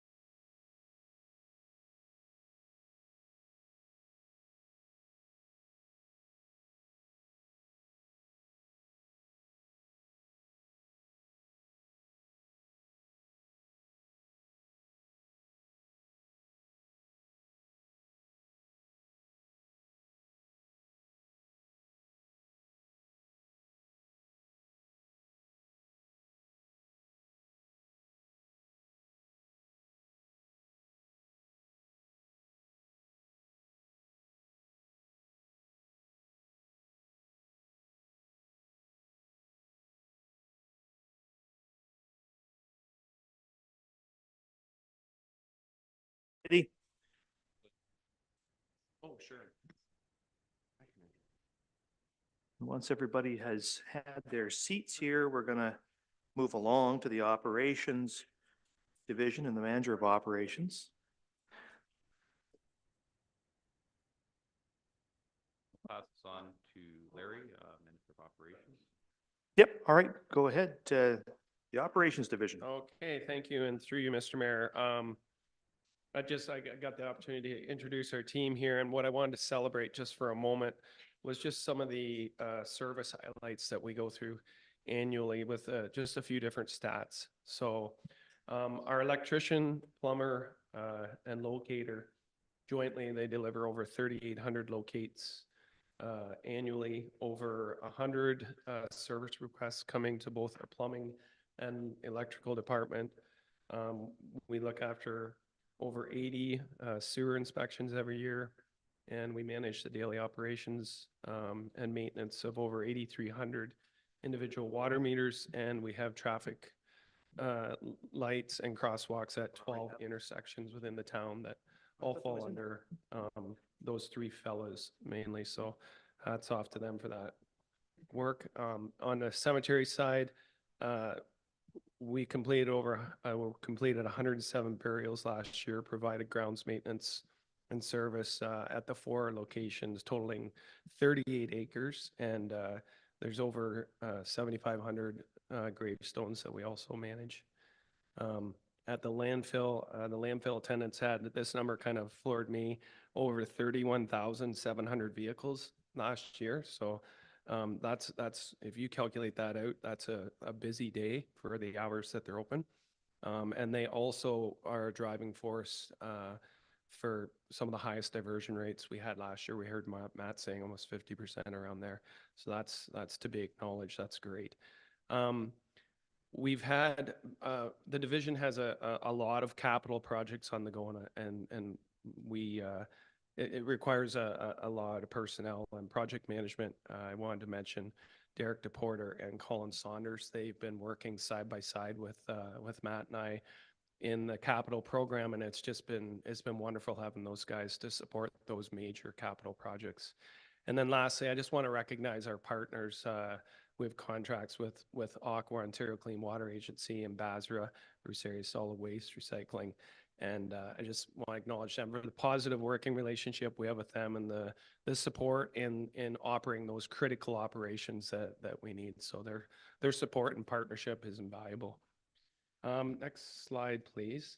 So next slide is emerging trends. And emerging trends ties back to a lot of things that Matt, the director, spoke about earlier, tie back to major initiatives. So, there's those 3 points there on the slide, but with steady population growth projections, Saugeen Shores sees pressure and demand on critical infrastructure.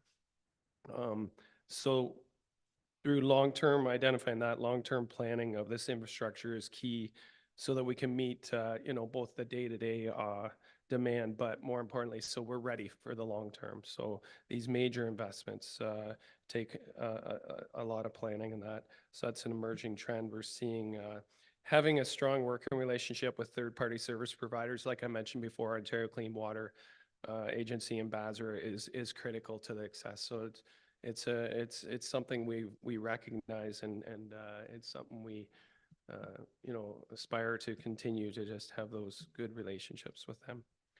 Next slide, please. So division highlights, it's funny, I feel like our division kind of tangles together there with some of the things Matt said. But for 2025, we have a contract renewal that we are going to work on for our waste side of our waste collection. We'll work with Basra to try and get that sorted out. The food cycler program, the second one there, is a continuation from last year. We've talked lots about this program. It's a great program. We're entering into year 2 of the 3-year program. And we'll continue to just develop the program and work on strategies to acknowledge the public and move those products. Our EV charging station policy. So that's a topic we are working on with the county. There's an initiative through the county for the program. And what we need to do at the town is we just need to, we want to create a policy and we want to have a standard. Right now, we don't have 100% clarity. So we want to develop that so that, that we will understand and know exactly what we're going to do as these programs pop up and the areas they want to have them in. And then we have the aqua contract renewal. We're actually ahead on that. We're working, we've basically got things under control. I think there was some stuff came to council recently. And we hope that we can get that sealed up, if not by the end of the year, early in 2025. And then our source separated organics feasibility study. This is a very important one. We are hitting a threshold with our population, and we also know that 30% of household organics or 30% of household waste is organic. So we're very passionate about that program, and we want to do a feasibility study and just see if we can bring that program into Saugeen Shores. Next slide, please. Oh, I guess that's all I have for that. So I don't know if there are any questions. Sure, thank you, Larry. Questions on the Operations Division, the Deputy Mayor, and then Councillor Grace. My apologies, Councillor Grace, if you're going to talk about food cyclers too, because that's where I'm going. I was wanting to ask the spend of $61,000 over 3 years. Is it sort of evenly divided over the 3 years? Is that the way that I should read that? Yes, through your Mayor, yes, that is correct. Okay, because I wanted to ask, I think it's a great program. However, there seems to be quite a stockpile of units sitting in a location in the municipal office. And I was going to question the value of any additional units being purchased. Is the intention with, if we spent about roughly $20,000 or we supported the program to the tune of about $20,000 during 2024, the remaining approximate $40,000, what is that for? And again, I appreciate the value of the program, but we have a stockpile of units here. Yeah. Yes, through you, Mr. Mayor. Yes, we do have a stockpile, but we are moving them.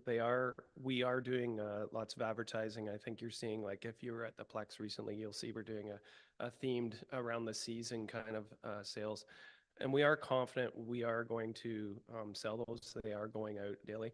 The program had like all fresh new programs last year, it had a very there was a large number of people that were interested in it, and it had a very initial punch for it, I guess you'd say. It was very popular.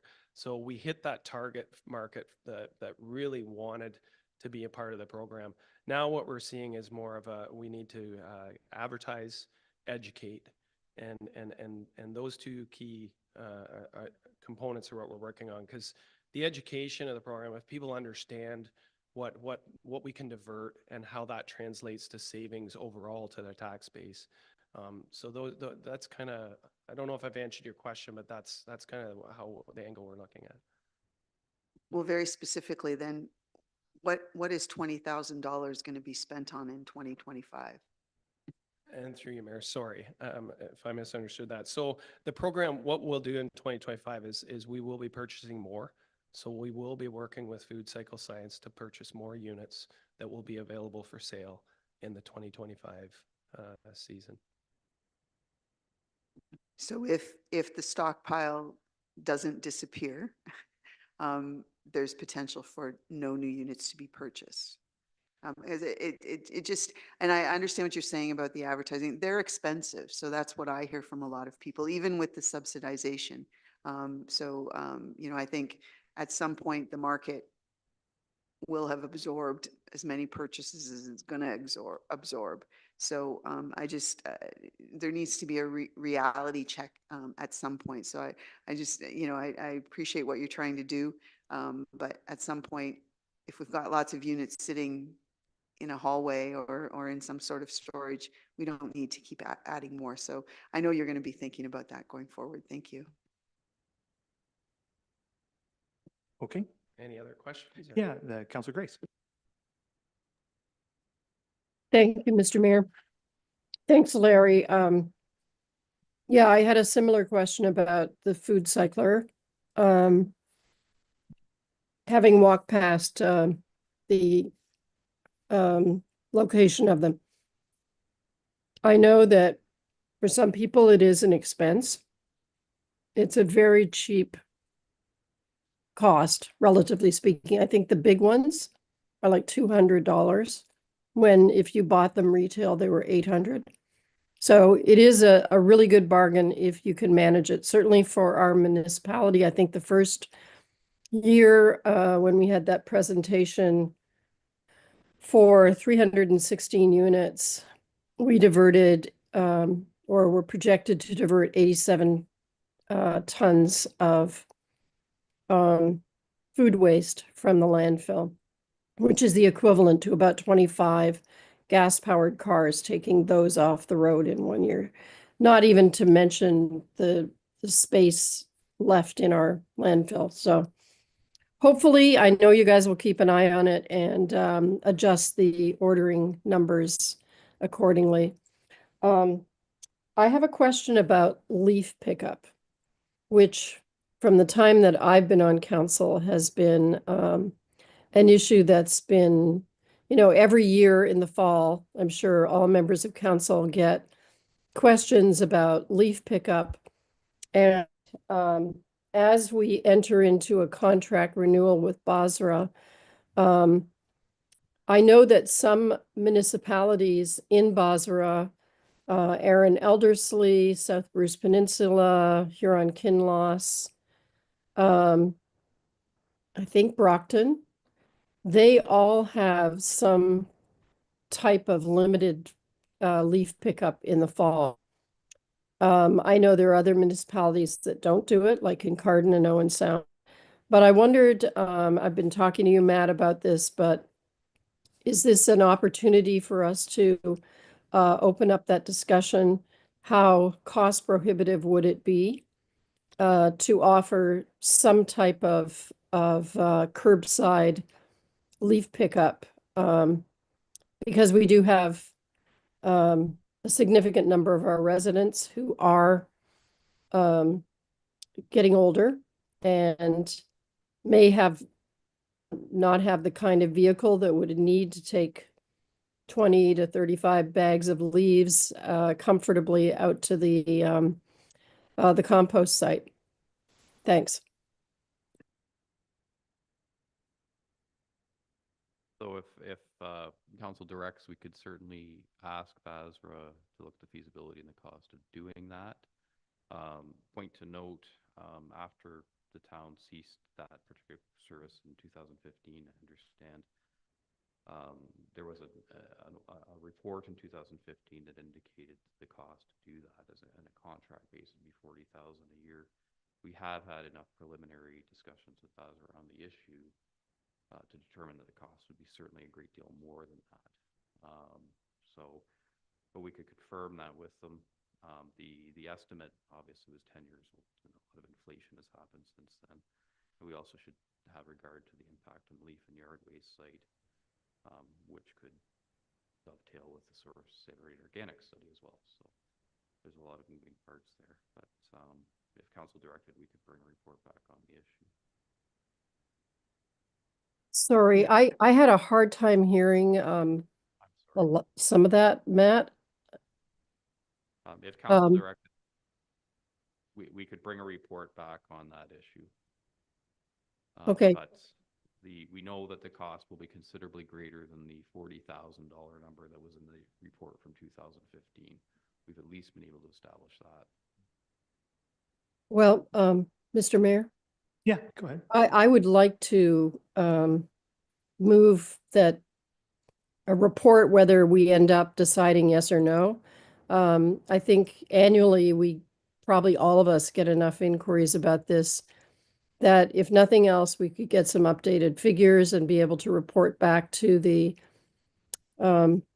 population about, you know, what our decision is and based on some current figures. But I guess I'm just wondering why it is that some of our neighboring municipalities are able to I'd appreciate maybe an update from them on how much it costs them to do this, and if they're doing it in conjunction with Browser, if they contract somebody else individually to do that for them, and what their costs are and how that might compare to us. I Thanks. think, if it's okay, Councilor Grace, so we heard earlier from the director that they're going to bring us a report on we're going to hear first about the implementation of producer pay early next year, and we're going to get some recommendations on that. And we're also got this source separated organics project that's underway, and I just heard from the director that maybe that's something that could be worked into part of those discussions. Like, we're going to have, the whole thing's going through a big transition, right? So there may be an opportunity to do more because we'll have some extra money. So would it be okay, Councilor Grace, if we just ask staff to incorporate that as part of the reports that we're approving here in the budget today? Yes, that's great. Thank you. Any concerns with that from staff? No, that seems logical. Thank you. Okay, Councilor Stack. No? Councilor Davinsky and then the Deputy Mayor.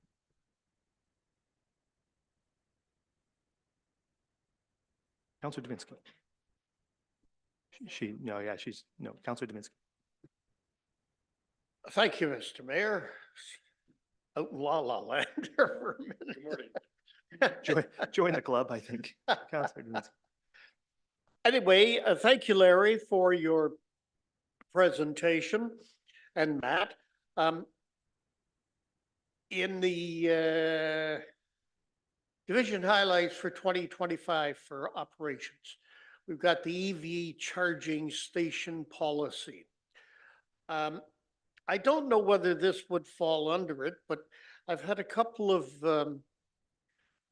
residents, constituents ask about fast charging stations. I'm sure you may have heard of those as opposed to what we have. They're not cheap, but has that been considered as part of the inventory, if you will? So we actually did apply for a grant under NRCan through Roos County, who is coordinating efforts to bring fast and slow charging stations to a number of municipalities in Roos County. We have received information that the sites that we applied for were successful, and we're intending to update council on that once we get more details. One of those sites is a slow site, one of those sites is a fast site, and they're in Southampton. So that is going to be happening. The division highlight for an EV charging station policy is essentially to figure out how to deliver these sites, and the model that we're leaning towards is one where, yes, you could put them on our property, but another third party constructs, operates, and maintains them and charges for the electricity, rather than us providing electricity, us maintaining them. There's difficulties maintaining some of the older sites. So that's what this line item is about, is deciding on a policy. With respect to slow chargers, there is one coming to Southampton, yes. And there'll be more information in a council update quite shortly on that. I'm sorry, Matt, did you say September? No.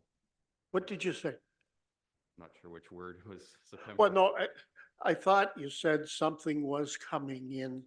Oh, no, something, council highlights or council updates. Oh. So I'll provide a council update on that once we have more information about that program. Okay. Just a couple of things about one thing about the leaf pickup. At least I just want to plant the seed that could potentially become a user pay issue to help defray some of the costs. We do it with garbage bags right now with the garbage bag tag. Maybe a special thing to do with leaf pickup. That'll be a discussion for a later time. And the other one was the food cycler program. I know where they're stored. They're stored right behind me at the Plex. And again, I throw it out for food for thought, and that is to say that you could, if you wanted to, work with the Winterhawks and give away one of these. And education, and the education can start now. Somebody write me a couple of 15-second blurbs. I'll get them on every time on the hockey game at the Winterhawks. We're playing this Friday. You know the rule. You know the rule though, Councilor Davinsky. Every time you talk about the Winterhawks, you have to do it in the voice. You can't just talk to us about the Winterhawks. and not Okay, use the voice. so it's a game Friday with the Saugeen Shores Winterhawks. Thanks, John. All right, so I got Councilor Stack now, and then the deputy mayor. Thanks. Just maybe on the issue of the food cyclers, have we thought about placing them for sale in other locations like the library, maybe even Canadian Tire, just as an access point? Because I don't know how often people go to the municipal office. Yeah, the CAO. Thank you through you, Mr. Mayor. I think what council is seeing this year is a storage location change that we didn't use last year. So last year they were on the ground floor, so we had easy access. So I think as Larry mentioned in his presentation, they are moving. People are coming into the town office and they are purchasing them. So we're putting them in their arms daily. And as has been mentioned, we'll monitor the level of stock and ensure we don't end up with any extras. Okay, then the deputy mayor. Thank you, and I appreciate that Councillor Grace brought up about leaf pickup throughout the town. I had that as a question, but I just, and so it doesn't get lost, I realize that there's a capital item coming up later when we get to it, which is an almost $750,000 purchase 2026 for a leaf and yard waste tub grinder. So I think the whole issue of leaf and yard waste, there's a topic there that I think we're talking about $750,000. So, you know, whatever we can do to kind of put it together so that if we're buying a new piece of equipment, it's getting used as well as it could be used, but we're also providing some service. So I just wanted to make the link so that maybe they show up as a sort of joint kind of comment later on. Thank you. Thank you. Just a couple comments from me. You know, back to this organics collection item, I think this is a really critical one. And I think, I think it's important for us to engage with our neighboring municipalities. Like we're talking $40,000 to do a study on this. I think we should be engaged because I don't believe we're going to be able to implement this just on our own. Like I think it's too big a project, but thankfully everybody is going to benefit from this producer responsibility thing. All the municipalities should see some increased revenues in their budgets. Hopefully we can pool those revenues and do something together in sort of a similar way as we do BAS or other things. So I think that would be how we should proceed. And I would like to suggest that council, the municipality should send a formal request to the County of Bruce to lead that process. I think it makes most sense for the county to try to coordinate that, and they have a role in waste management. So one thing I would like us to do as part of this is a formal request. Something has to kick that discussion off. I think and there has to be some political intervention. I really think we should go to the county and say, you guys lead this, help us organize this, let's build an organics collection. Because one thing, you know, we talk about food cycler, you know, if we had an organics collection system, we wouldn't need food cycler. And you know, the thing about it is that a food cycler, yes, we've got a pretty big reduction, but it's still a pretty big cost for people, where we could do organics collection on a broad scale at a much lower cost than what a food cycler would cost for an individual family, which would be able to include everybody, low income, high income, everybody in an organics collection, and it would take 30% of residential waste out of our landfill. It's a huge win.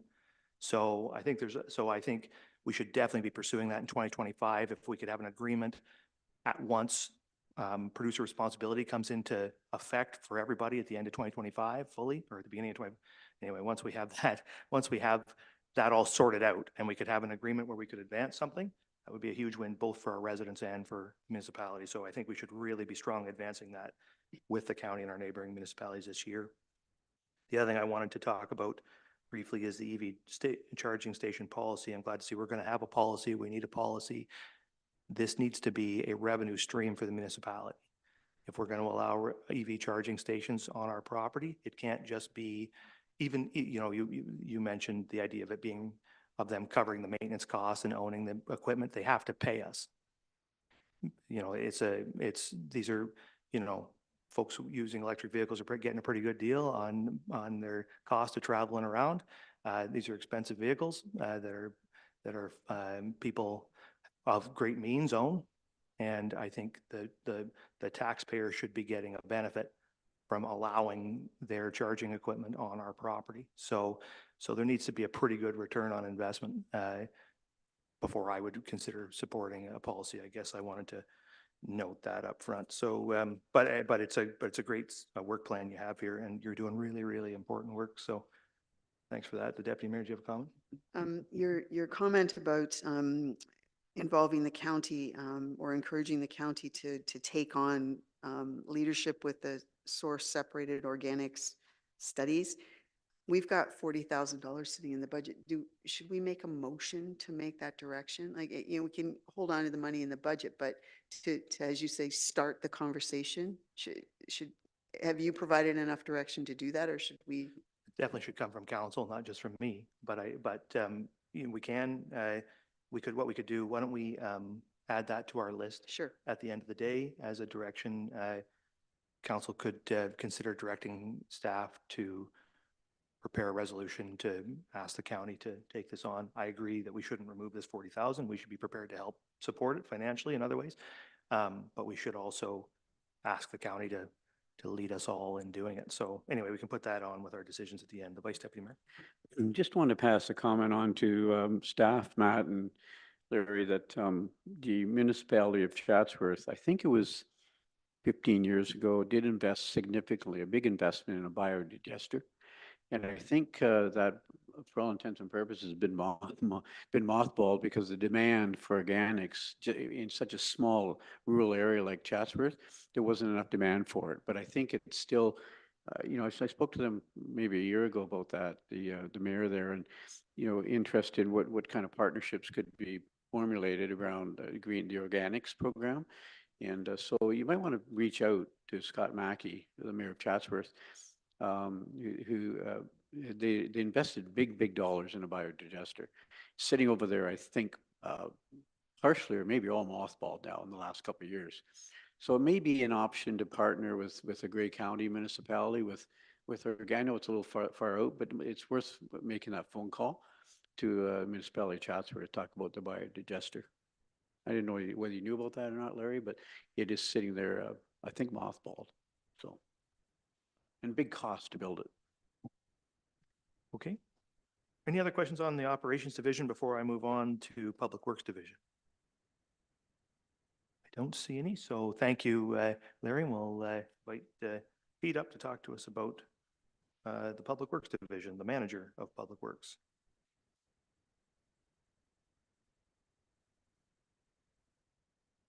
Thanks, and through you, Mr. Mayor.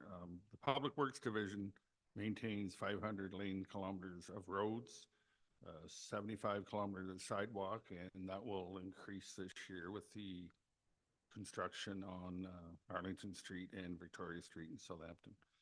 Winter control, we mix about 6,000 tons of winter sand each year. And most roads are winter maintained unless otherwise signed, and a little over or approximately 60 kilometer of sidewalk is winter maintained. Each year the sidewalk panel replacement is approximately 250 meters a year. That coincides with our annual sidewalk inspection to identify trip hazards and or bad panels of sidewalk. The regulatory signs, we do a reflectivity test each year, and it either be plus or minus 200 sign replacements each year. Culvert repair is up to 120 meters per year. The arborist he has 220 work orders average per year. We have 7,100 roadside trees. At any given time, he would have 50 outstanding work orders open and going. And honestly, for every 5 he knocks off, 5 more come in. So trees is a very big part of our operation. Street sweeping, we sweep, spend 700 hours a year street sweeping. Water and sewer repairs would be approximately 50 per year repairs.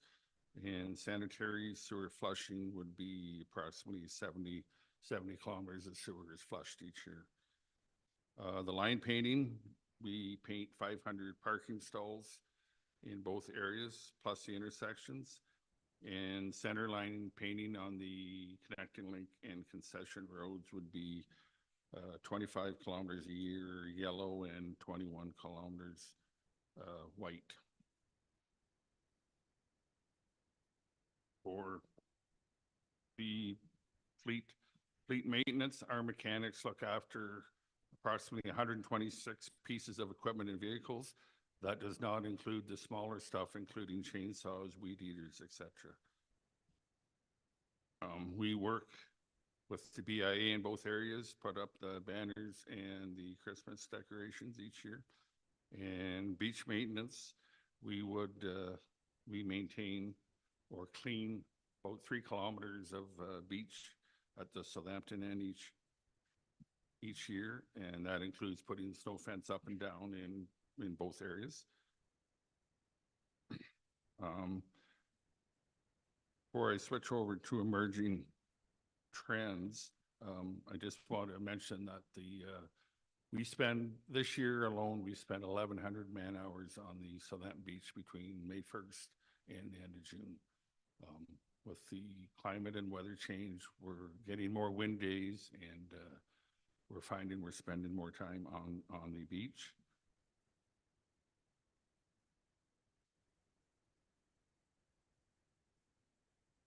So emerging trends, of course, there's always a increased demand for service. We are on board or trending to have another 1,000 service requests for this year.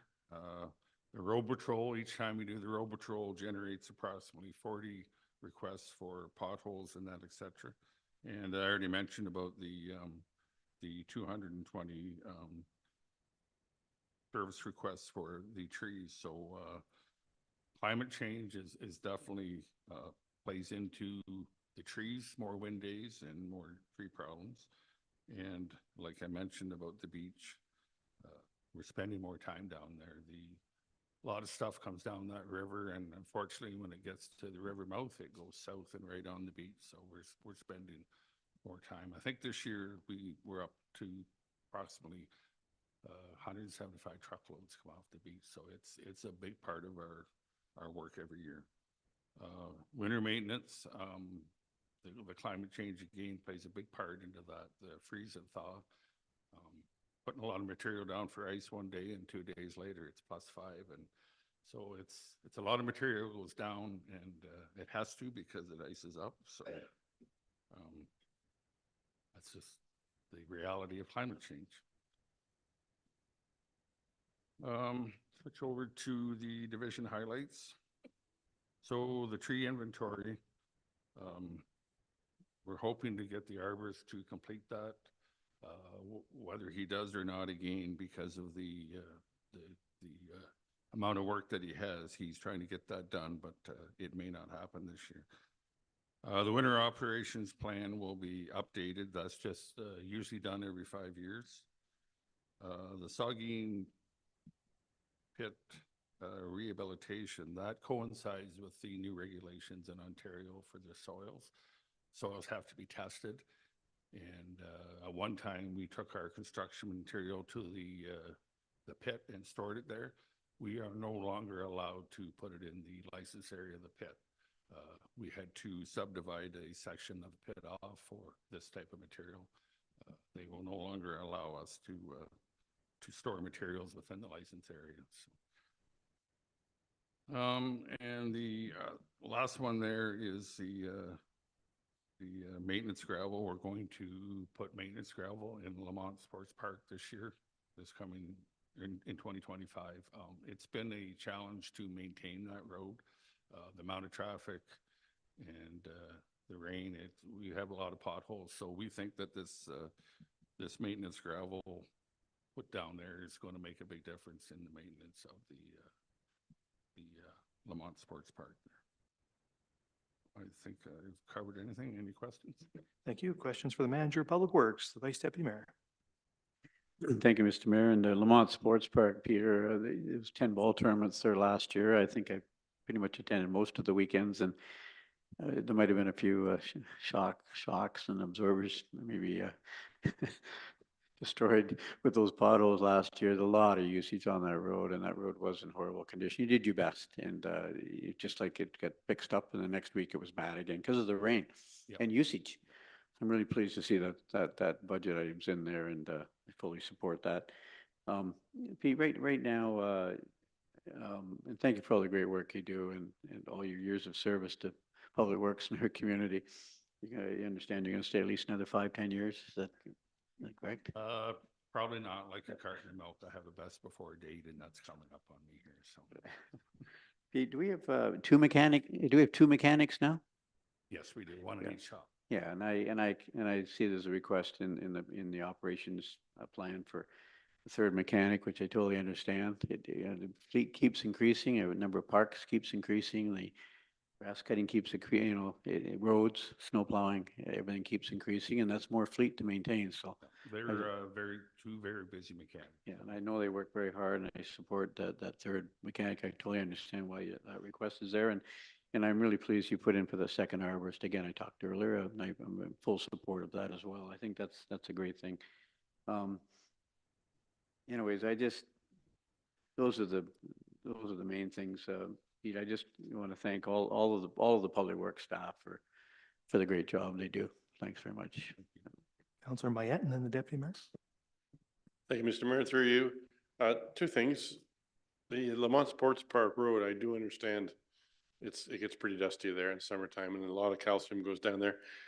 Would that not be a suitable spot to try tar and chip, especially because it doesn't need winter plowing?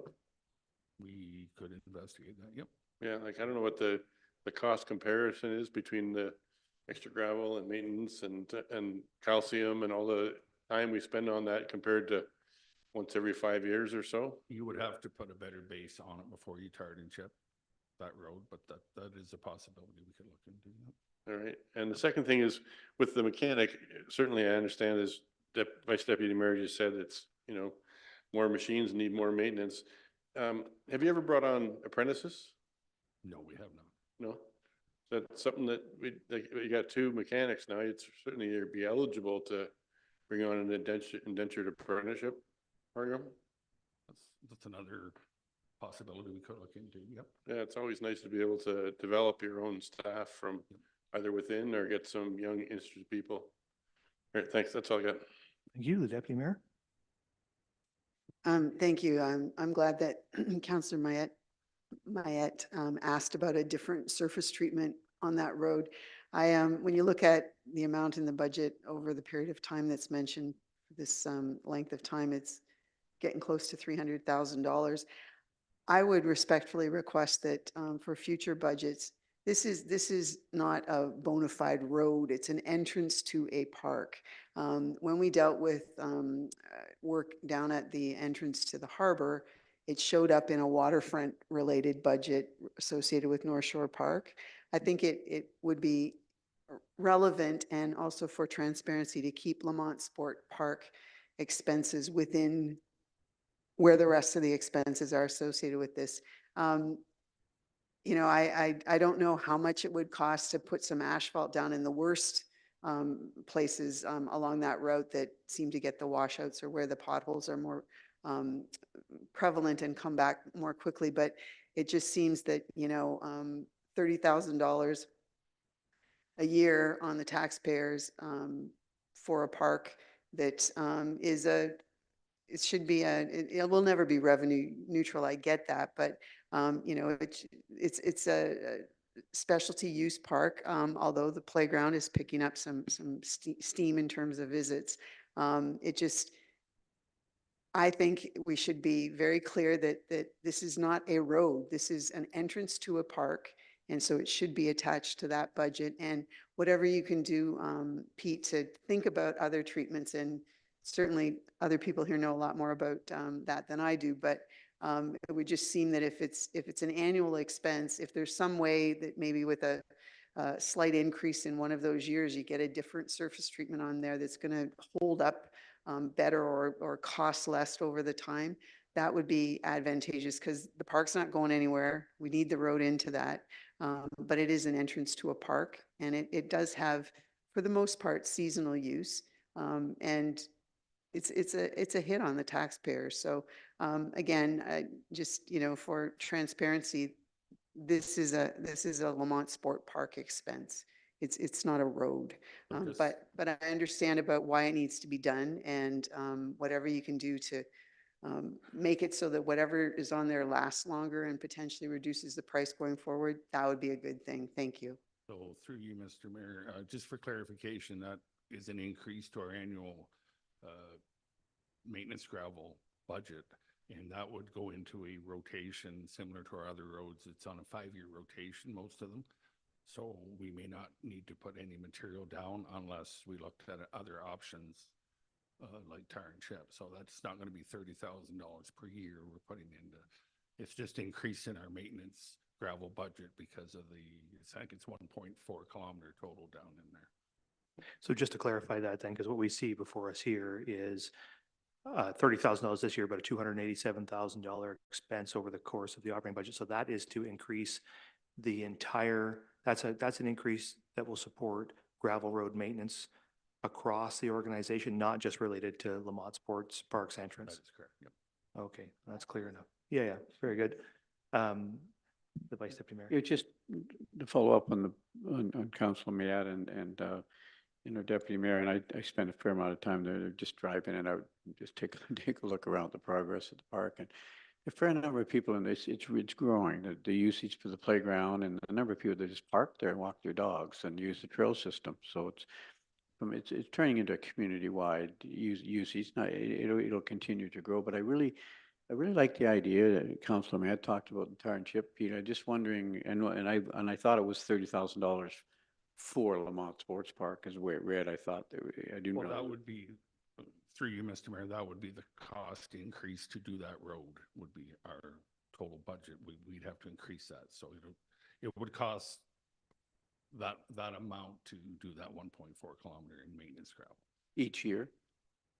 No, we would not have to do it each year. No.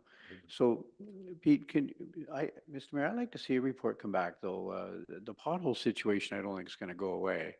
And it's going to be ongoing maintenance. But Pete, do you have any idea at the top of your head, like it's 1.4 kilometers, the stretch of road from the entrance into the park, what, 100 meters, for example, of tar and chip? Would you, just up to anybody in the, off staff, give me a rough idea what 100 meters of tar and chip would cost?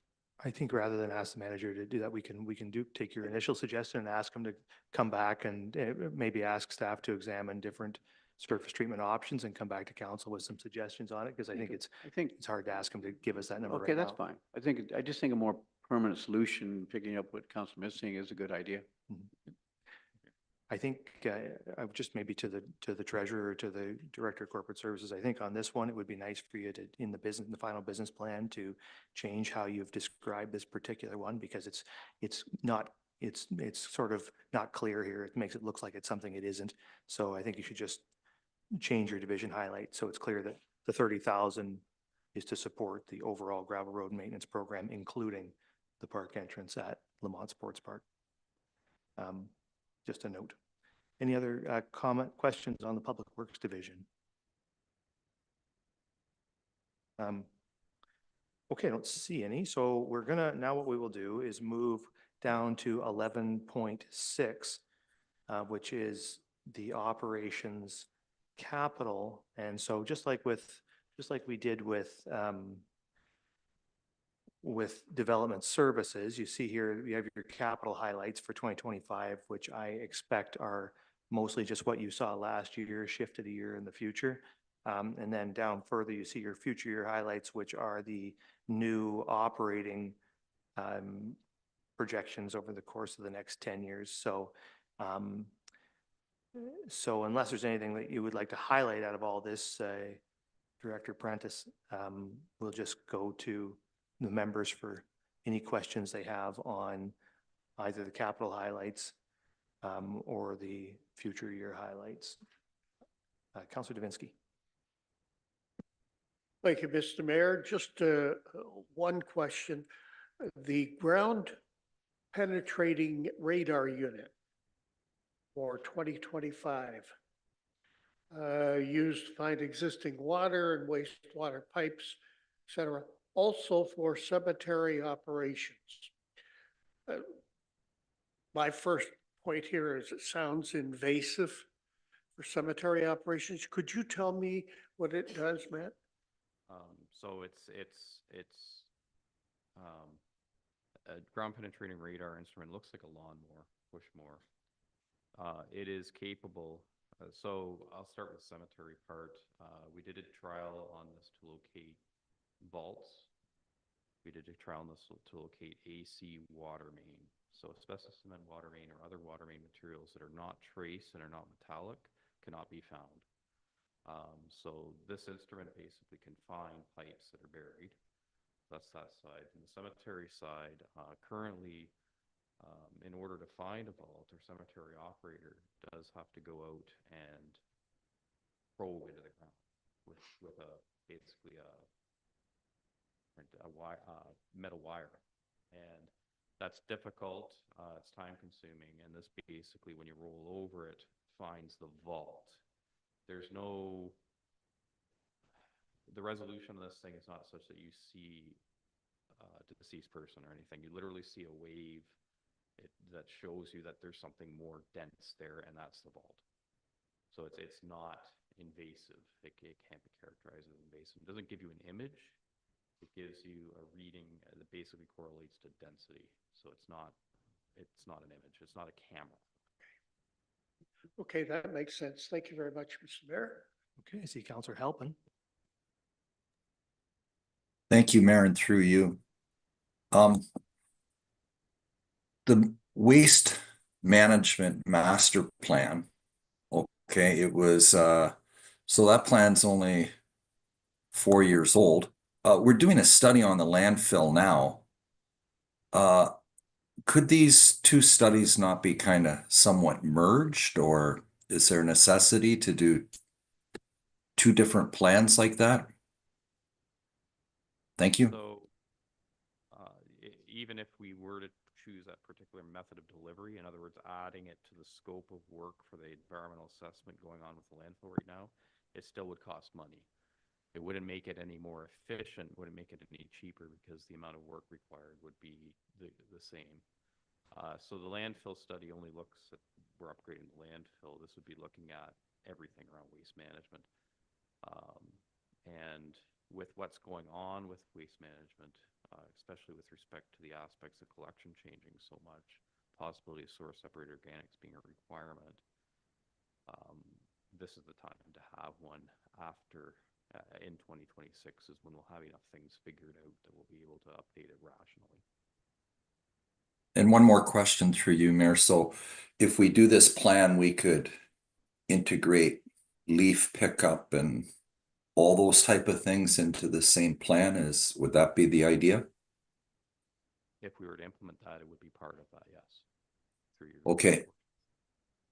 Okay, thank you. And I'm sorry, I want to ask again about the backflow protectors, because I have earphones in now, but I just couldn't hear your answer last time. So the backflow protectors, my question was, would that not be the responsibility of the building owner and not the municipality to have those backflow protectors installed? You're right. And apologies, the mask is so I don't spread my wonderful virus around. I understand that, and I appreciate not that. helping people understand me. Yeah. But essentially, the backflow prevention starts with a bylaw, and most municipal bylaws on that look the same.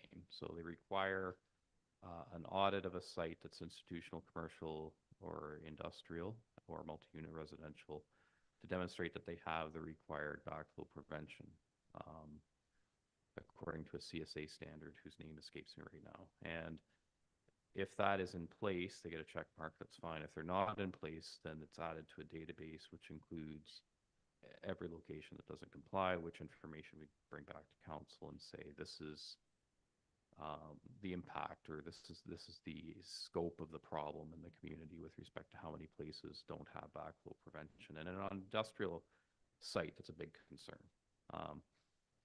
So what then is required is, in order to comply with the backflow prevention bylaw, the owner is required to install backflow prevention devices by a certified plumber. And they have to meet the requirements of the standard, which the plumber would know because they're certified in that particular activity.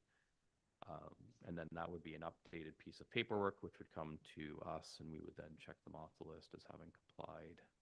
But that's the usual model. Okay, thank you very much for your explanation. Appreciate it. Thank you, the Deputy Mayor.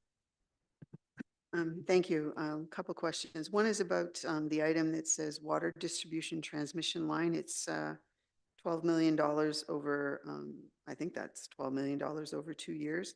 It says the installation of a second transmission line. Is that from the intake to the treatment center, or from the treatment center to the standpipes? I think this is one of the ones that's out in the so the master plan study does have to clean up our understanding of the water model. So what I'm saying is that is one option to ensure a continuous, reliable supply of water. We're not even at the point of having done a preliminary design or assessment of feasibility of that particular item. Mm-hmm. So I'm not in a position to say you would build the line from A to B, because there may be other ways to do it. You could upside the existing shoreline. Okay, there is a line along the shore that if it were upsized, it could act as that transmission line, but you'd have to change your pressure zones. You might have to change your storage. It's not a simple, this is where it's going to be and this is what it'll do. It has to be defined before we can say that. So the cost here is for that one option, but there may be other alternatives that are different cost and work differently. Thank you for that. I do think we missed an opportunity a few years back before the last term of council when we were doing, we had a project that was supposed to twin the line from the treatment plant all the way up to the Southampton water tower. And in the end, we only put one pipe in, and we missed that opportunity then. So I look forward to hearing more about this. I did want to ask though, the cemetery master plan, again, I'm excited about that. But it's noted as being $100,000. I'm just, why so much? The cemeteries exist. Certainly they're pretty well inhabited already with some open sections, and there's something in here about public input. Why would a master plan process for that come in at a price tag like that? I'm curious. Through you, Mr. Mayor. Yeah, so what we've put in is a budget of 100,000, and where that comes from is research that we've done with some of our neighboring municipalities who have gone through the process. So it is a very real cost, and it is I believe it to be fairly accurate to what we will see. These studies do take time. There is a lot. There's public input, and I think, although it seems like a large number, I think it is a very accurate one. Further questions on any of these operation capital items, Deputy Mayor? This is just a comment that the item that's about the residential water meter replacement program. I'll just say that within the last couple of days, the water meter had to be replaced at my dad's property, and it was a very quick activity. But also, when the existing meter was removed, the age of it was commented on. So, this I think, I know when you roll it out, that some people will be surprised at the age of the equipment that they have, but definitely It didn't take very long to do, and it seems like a good thing to update equipment. So I hope we realize some success with that. Thank you. Further questions on this? I wanted to note that it is good to see the Pioneer Cemetery project funded in 2025 to begin. That's a project that we've identified as being pretty important for quite a while. Of course, we'd still like to see some funding support from other levels of government on that project, but it's one that has to advance one way or the other. And so it's good that you are advancing it. And I also would note that some of the things in here in future years to stabilize and secure the water supply system, this, the twinning of the line and other things, is good that we have seen in other municipalities across the country how water distribution systems can be vulnerable, even relatively new ones. So making the plans and doing the work to ensure that we don't have the kind of disruptions to water services or water supply that we have seen in other places is critical work. So glad to see a plan in place for that. All right, so that brings us then to the end of operations. Thank you to all three of you for your presentations in the operations department. And with that, we're going to go back up in the agenda to item 6.5, which is fire services, and the fire chief will come up. And so we will handle 6.5 and 11.5 now, but we'll start with 6.5. Mr. Mayor, Yeah, the council declaring a conflict of interest here. My wife is now the chaplain of the fire department. It's a gray area, but I didn't have time to talk to the integrity commissioner, so I'm just going to back up. on the whole department or just discussions about that particular position? No, I was backing out of the entire, Fire services department, okay. yeah. Thank you very much. Okay, then over to you, chief. Thank you. I'm a little worried about this microphone after Matt was up here.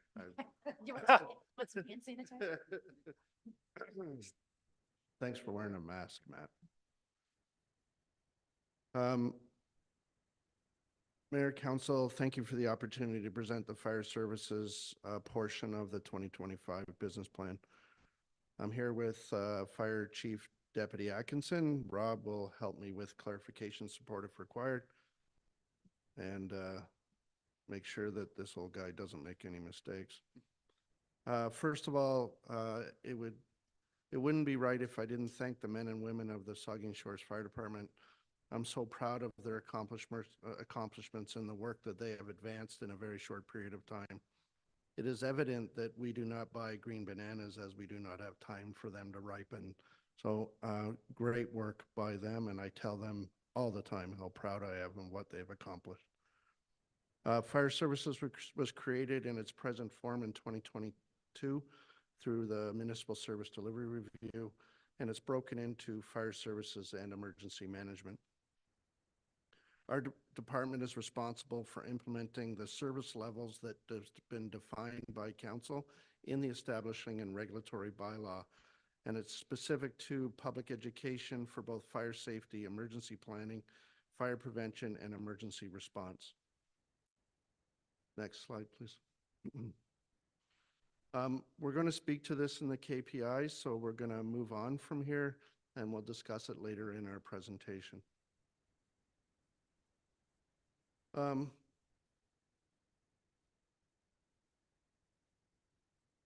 We had a couple additions in 2024.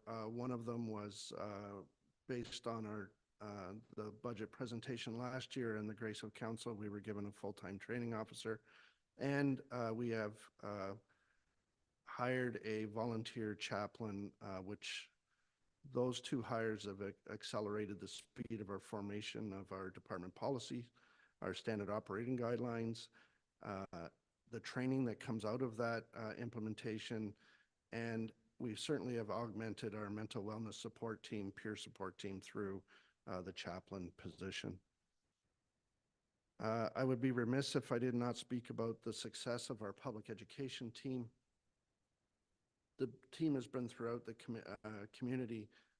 We do door-to-door SAFE, which is Smoke Alarm for Everyone program, after the fire programs, safe cooking seminars at retirement homes, junior firefighter program, emergency preparedness messaging, and visiting schools and senior homes for general fire safety. They've also reduced the demand on our suppression division to help prevent possible burnout. As you're going to see in our KPIs, our call volume is increasing and will continue to increase as our town grows.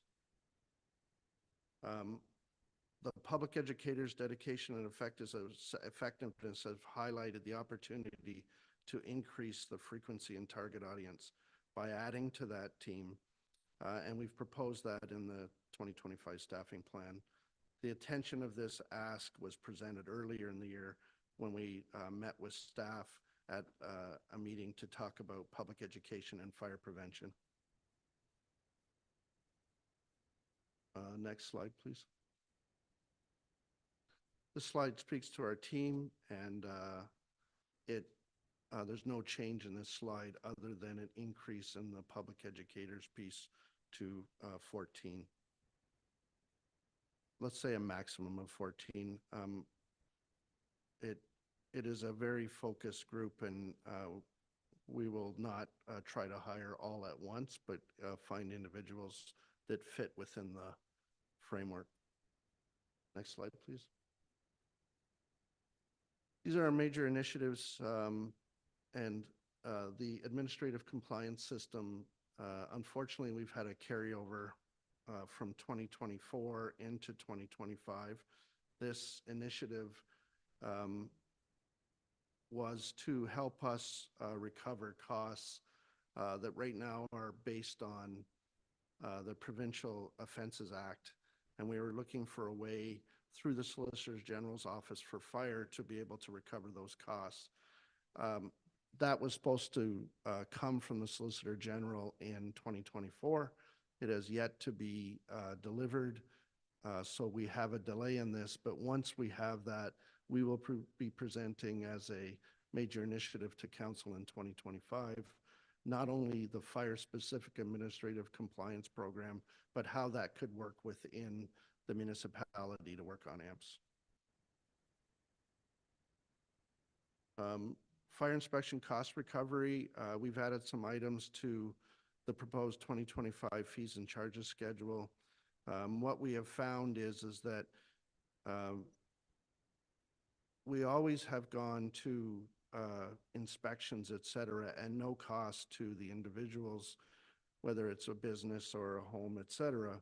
But we found is that we give orders and we have to continuously go back to deal with that, and we want to recover some of those costs. So that's the cost recovery. It'll start slow. Our expectation is we'll be able to use that to offset some of our costs. Next slide, please. This is our division highlights for 2025. I already spoke to you about expanding our public education division. I want to bring one more thing to light just so council's aware, and it's not on this slide.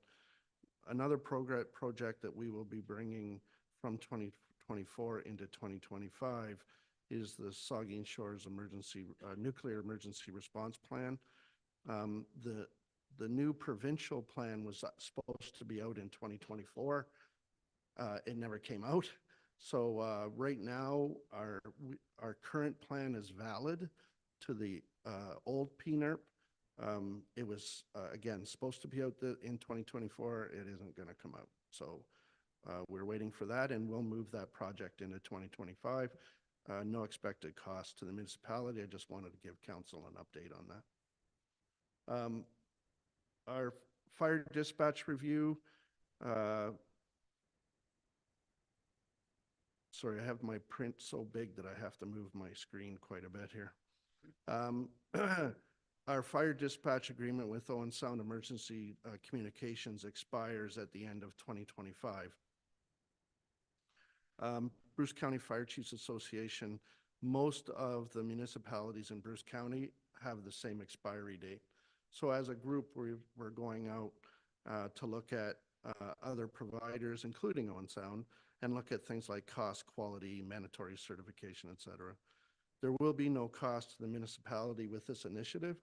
And the intention is not only that we say the same, but we are going to save money through scales of economy going out as a group. So that's that project.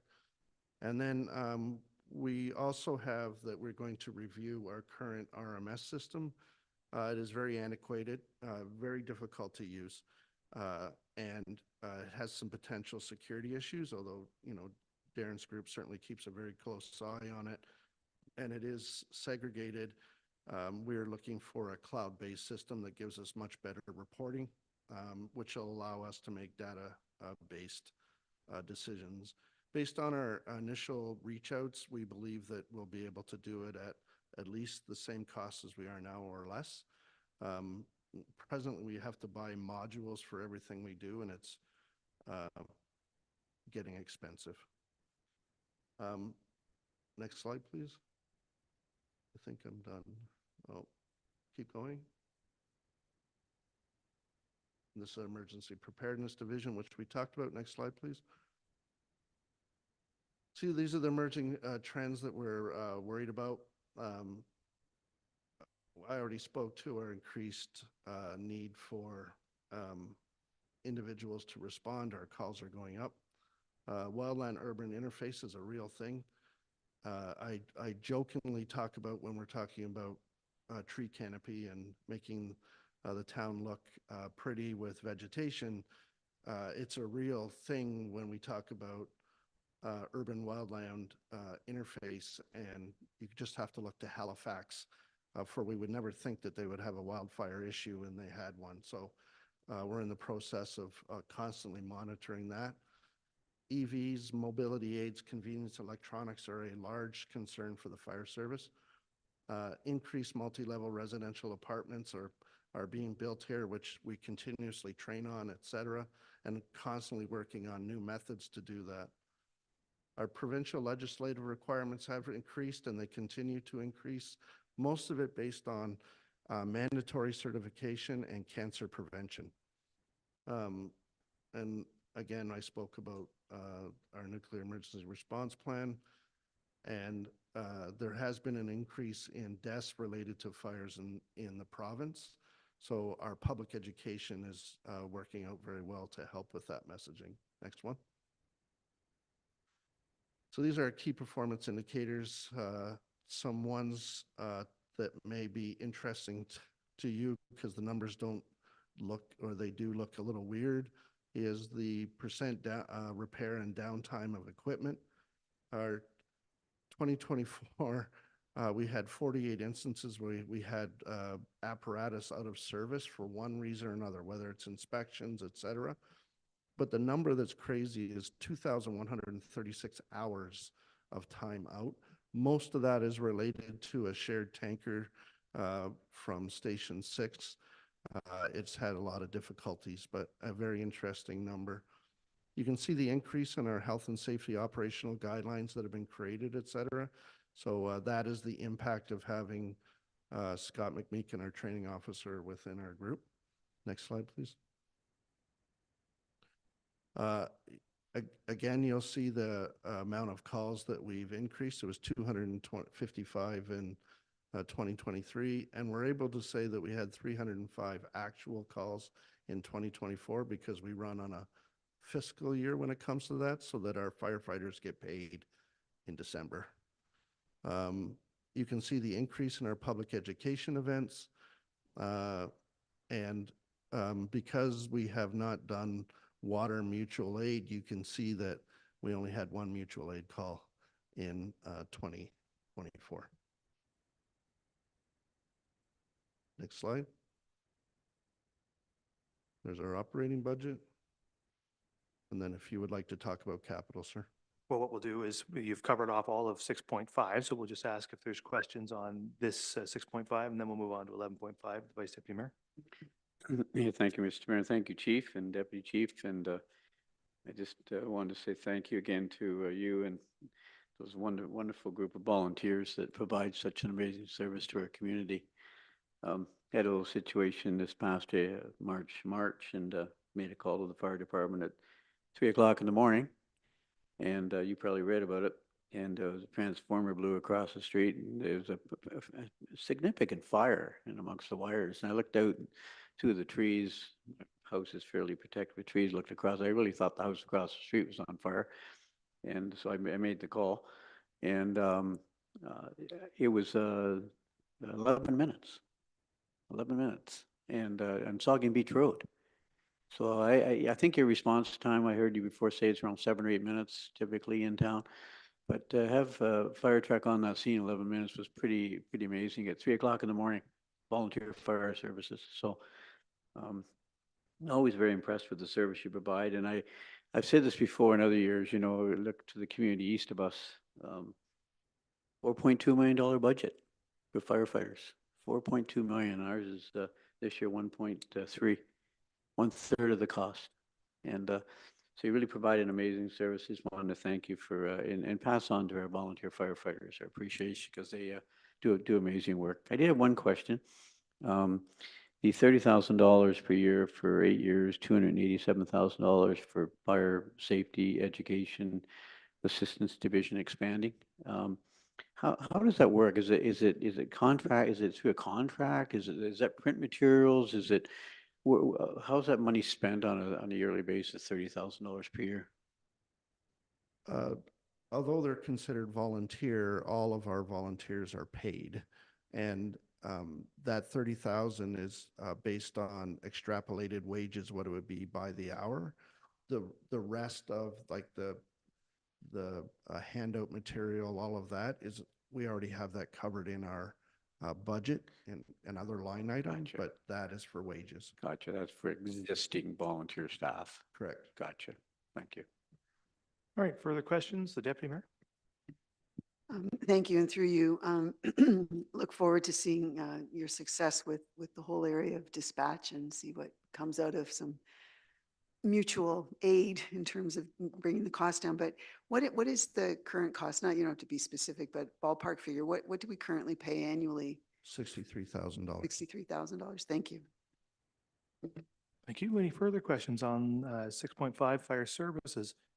I just wondered, I know it's been an issue and in the past around call outs that our volunteers are receiving for things that maybe they wouldn't necessarily need to be at, right? You know, going to things that are more paramedic calls, you know, that should be handled by Bruce County paramedics, or the water rescue, which I think is maybe more resolved now than it has been in the past. I wonder, can you give us some sense of how that's trending? Like, are the investments that Bruce County is making in local paramedics and these things, are they starting to have an impact on those things, or are we still seeing the same kind of situation? I think council, I'm certainly interested in preserving and protecting the time of our volunteers as much as possible, limiting the amount that they get called out to things that firefighters really need to be at, and not much more than that. So are we having any success there or not? We took a very close look at, and through a report to council in early 2024, we spoke about the type of calls, medical calls that the fire department should go to. So previous to that, we had no agreement with EMS, tiered agreement on how we would help them, because truly that's what's going on here, is us helping them. We did not have a tiered agreement other than we would show up to calls in which EMS asked us to come to. That was a large number. And quite honestly, the number of times that we would arrive and either they had left already or didn't require us. And we thought that that was a waste of time. Certainly a waste of our firefighters' time. So based on a report to council and my recommendations, we went to a model where we go to calls that we think we can make a difference. Calls that if paramedics were delayed or did not come, that's not fair, were delayed, then we would be able to assist in saving the life of a person. So those calls are vital signs absent, where we would do CPR and use defibs, et cetera, choking, anaphylaxis, and drug overdoses. Those 4 items are the only type of calls that we attend. The odd time EMS will ask for our assistance.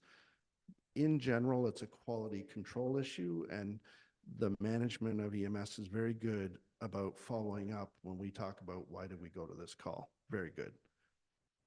I will say that we do go to the emerging trend. I believe that we're at 55 medical calls this year, which is probably a little higher than it was last year. I do believe that it's a need.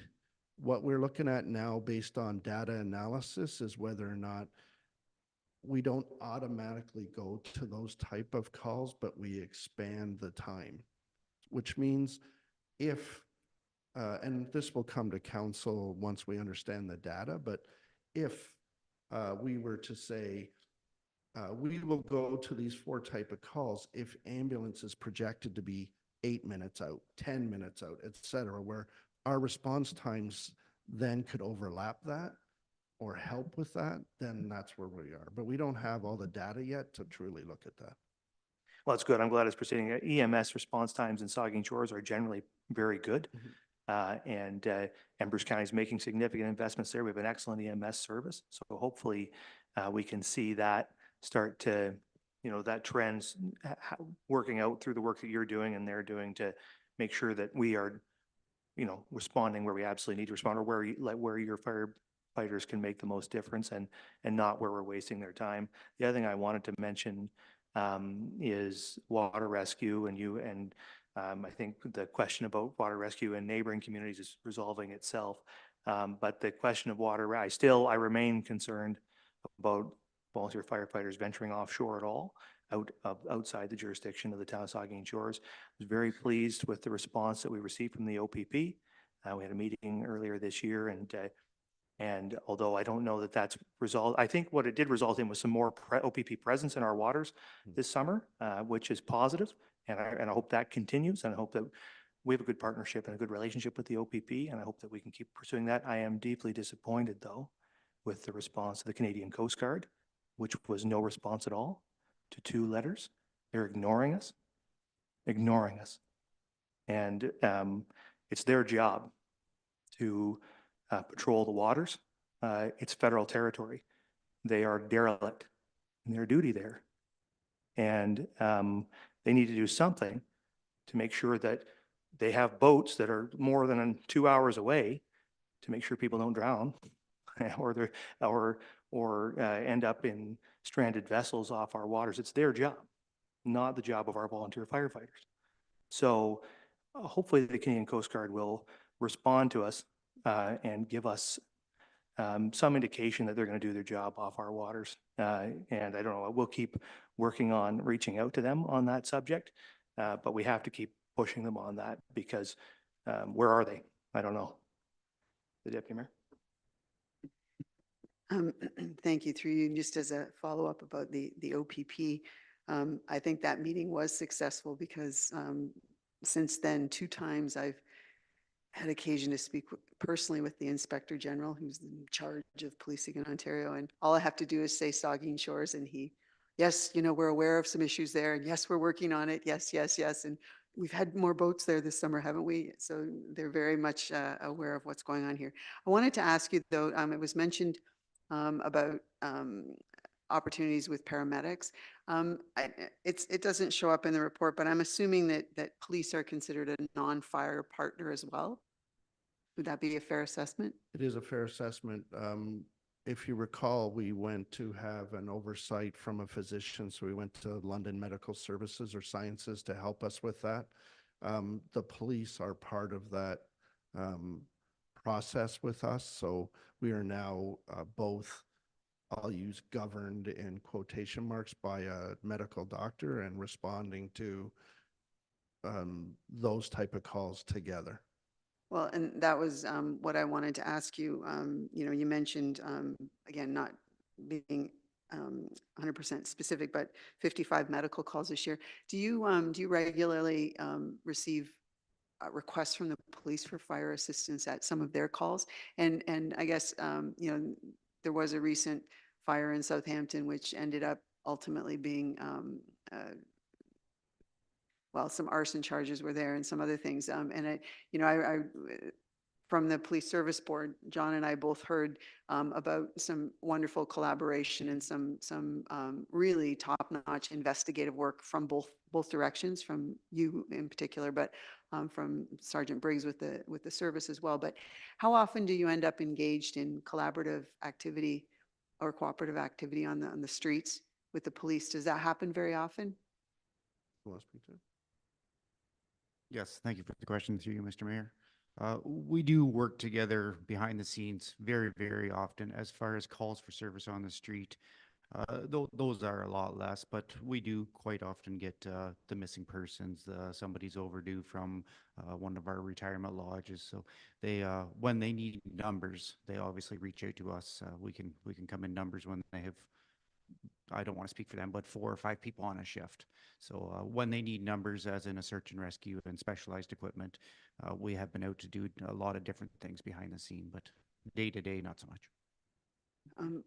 I don't know if anybody's listening online, but that people a little late coming back or vulnerable populations, there's a wonderful service, a volunteer or a vulnerable persons registry. Anybody listening, it's a good place to just sign somebody up so that there's some awareness, and then fire and police can help out should an emergency arise. Thanks. Thank you. Are there further questions on 11.5 before, or sorry, 6.5 before we move on to 11.5? I don't see any. So, Chief, if you have any brief comments about your 11.5 fire services capital and future highlights? I only wanted to speak to the fire station, sir. Yep, go right ahead. Yeah. All of the other ones are important. I just wanted to make council aware that we certainly understand the OSIF reduction, and the deputy and I took a very close look at the building we have, building requirements to meet the Ministry of Labor requirements. We looked at the square footage that we would require, and then in my past, I used data from the Altus group that speaks to the cost per square build. So we were able to reduce the number from 10.15 to 7 to assist with that. We're a little concerned about the numbers, or 2024 numbers per square foot at $735 a square foot. We're worried what 2028 looks like, but we'll pursue. We've been made aware of some changes to some infrastructure grants that are specific to fire stations that we'll pursue to see if we can't offset building costs when the time comes. Okay. So I guess I'll ask then, we're on 11.5, and we have some capital highlights for 2025 and a number of future year highlights there. Are there questions from members on any of those? The Deputy Mayor. Thank you. There's an item that's $35,000 a year related to the recruit program. I know it would fluctuate from year to year, but on average, how many new firefighters come on board every year? 2, 3, more than that? We've certainly changed our process on how that works, and our past class was a class of 12. We're 2 years ago, my bad. 2 years ago, clarification. This year, we were looking at making conditional offers to 16. And there's reasons for that, but the long and the short of it is the volunteer fire service is becoming very demanding. With the days of, we're very lucky to have individuals like Brian Johnson, who is coming up on 45 years, but those are becoming fewer and fewer. So we look at recruiting every couple of years. If we don't need to, that's awesome. But we live in a very busy municipality with very busy people doing very good things. And sometimes fire's not what they want to do anymore. The reason why I asked was I was $35,000, I was kind of curious how many recruits that outfitted. That's why I said 2 or 3, but certainly I can appreciate that it's more than that in some years, but thank you very much. Thank you. Further questions on anything in 11.5? I don't see anything, so that is good. Thank you very much, Chief and Deputy Chief. We appreciate your time this morning, and that fully completes the Fire Services Department. So what we're going to do now is we will break for lunch, and when we return, we will do items 11.1, 11.2, and 11.3. That will conclude all of the budget presentations, and then following that, we will discuss addendum number 2 and all the whatever other wrap-up information that will come from the Treasurer and the Director of Corporate Services. So we will break for lunch. Council will how long do you want to take for lunch? Is there a number that we have, half an hour, or what are we talking? Up to the chair. Jeepers. Half an hour. So we will reconvene at 12:40.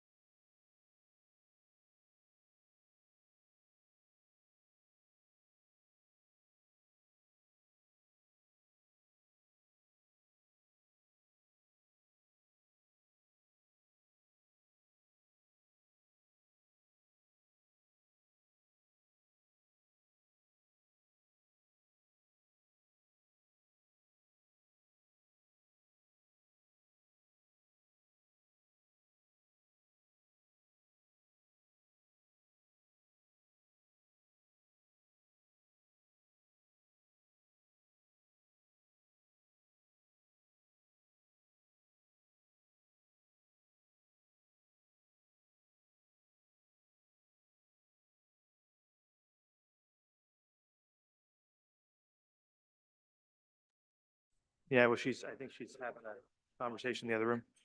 So we're gonna, all right. 2 minutes. All right, 2 minute warning, then we're gonna convene here in 2 minutes.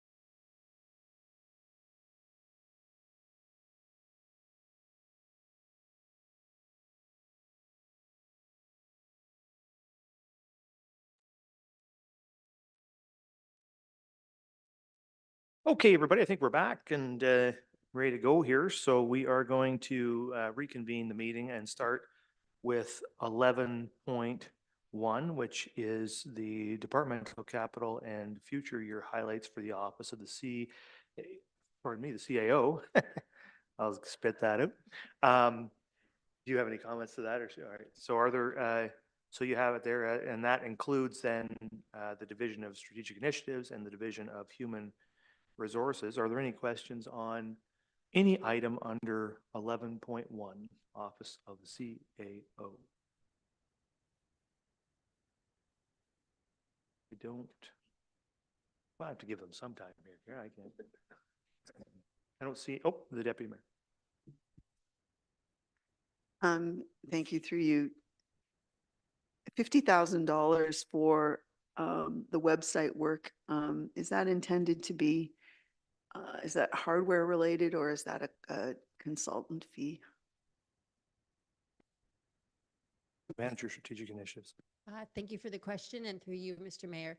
That's the cost of upgrading our website.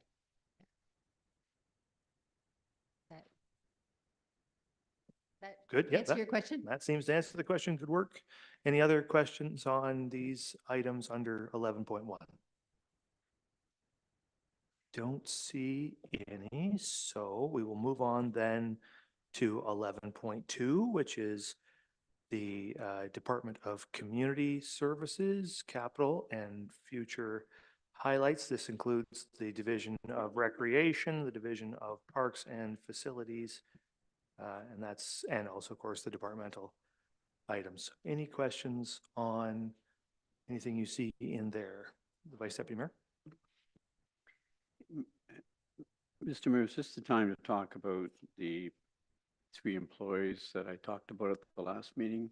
So we have Where is that? Where we're talking? We gave direction on that at our last meeting and staff have included it in the addendum. So after we complete all of these, we will discuss the addendum number 2, where that will come up and we can discuss it at that time. So what portion are we talking about right now? We're talking 11.2 on your agenda, which is the departmental capital and future year highlights. Capital. So it's, so what you see there is capital highlights for 2025 and future year highlights in both recreation and parks and facilities. Is this? You're on page, maybe 169? the deputy mayor will know better than me. She's looking at it. Is again. this? 169. Is this, I'm trying to find it. Is this the section or is this the section where we're talking about the recreation master plan or later? It's later too. So we've got that, the rec master, that piece has also been was referred at our last meeting. And I apologize, and maybe you weren't present because you had to leave early, but we referred that again to the addendum today. So that's part of the addendum and will be discussed once we get through these department by department items. Okay, so we'll go to Councillor Mayette and then the deputy mayor. Thank you, Mr. Mayor. Going through your capital budget, Kristen, I didn't see anything about the bridge over the town pond. I noticed that the old bridge is now missing. And I think my memory serves me going back to the Jane Jagielowski days. We had contracted a company to make a new bridge, and it kind of fell off the radar for a while. And the existing bridge, which was a floating bridge, seemed to work for a while, but it did get dilapidated, and I noticed it's completely gone now. Yes, correct. Through you, Mr. Mayor. We did several years ago attempt to repair the bridge and the stairway, and it ended up being very, very expensive. So we stopped that project. And this year we removed the bridge this fall, the bridge and the walkway. And the feeling was that we're going to reroute people up the new stairway through the tourist camp as well as up through Mitchell Lane and not replace that. It was going to be extremely expensive, and we felt it wasn't going to give a lot of value for the expense of that location because there's two other alternatives right nearby. Okay, that's unfortunate because it was a very popular spot for dog walkers. It makes, you can do like the whole loop, right? But if that's going to be permanently removed, I'll pass that along to the club, fishing club members, because that's and it was a popular spot for fishing too. Okay, thanks. Yeah, we're going to add some signs so the public is clear on the two alternatives around it. Signs aren't up yet, but they will be up soon. Okay, I think I had the deputy mayor next. A couple questions. The second item on the list about the fitness and pool equipment purchase, which is a carryover, that's part of the overall debt financing for the new facility. Through you, Mr. Mayor, yes, that's correct. Okay, and very excited to see the Civic Square going forward. I wanted to comment though, the item, it's investigate program expansion. It's for 2026. It's about options and resources required to expand the March break and summer break programming. You know, I would encourage, you know, why not now instead of waiting? You know, there's certainly more and more kids in this town. Parents are looking for more and more opportunities, and certainly daycare is less and less available to a lot of people. So options, particularly around March break, I think some people would welcome some more spaces or a totally different program. And we're going to have the facility open, and there's rooms in there. So if there's any way to at least try a couple of new things in 2026 before waiting till, or in 2025 before waiting till 2026, I think that that would be a really nice gesture to the community that wants to use the facility maybe for stuff other than swimming. So that would be good. I also notice with the Coliseum entrance improvements and elevator installation, it's dated out to 2029 to 2033, and it's got the design to occur in 2029 and construction to occur in 2030 and 2023. You know, it's been a long time waiting for an elevator in the Coliseum too, so that the green room and also the upstairs lounge type area with the curling club can be used more. I just waiting until 2029 to even do the design seems to me to maybe set up that we might miss an opportunity for some grant funding. And I just go back to when we had that thing on the shelf with all of the water and sewer planning for north of the river in Southampton, and all of a sudden there was a grant program available and we had something ready that we could put into it. So if there's any way to consider moving up the design element of that, you know, I'd like the construction to be moved up too, but understanding the budget process, you know, I understand why it's so late, but to have something ready in the event that there's some kind of grant opportunity associated with accessibility and public facilities, it'd be great if we could tap into that and be ready for that. That's just a comment more than a question. Thanks. Okay, further questions or comments on these community services items 11.2? I just wanted, it's a small thing, but just wanted to, well, two things actually. One thing is this banner and trophy display policy set for 2026. We're going to reopen, like the whole facility will be finished at the Plex by the end of 2025, and we're going to be under, I assume that folks will be asking us to redisplay trophies that in the trophy cases that have been taken down because of construction. I had a request informally from the Marine Heritage Society about displaying some of the awards they've recently won, and whether that they don't have anywhere to put those things. Could the town find a place to have those things? I just wonder, is it soon enough to wait, because it could be as late as the end of 2026 before we have a policy, and we're going to have all these things to display and people are going to want them displayed.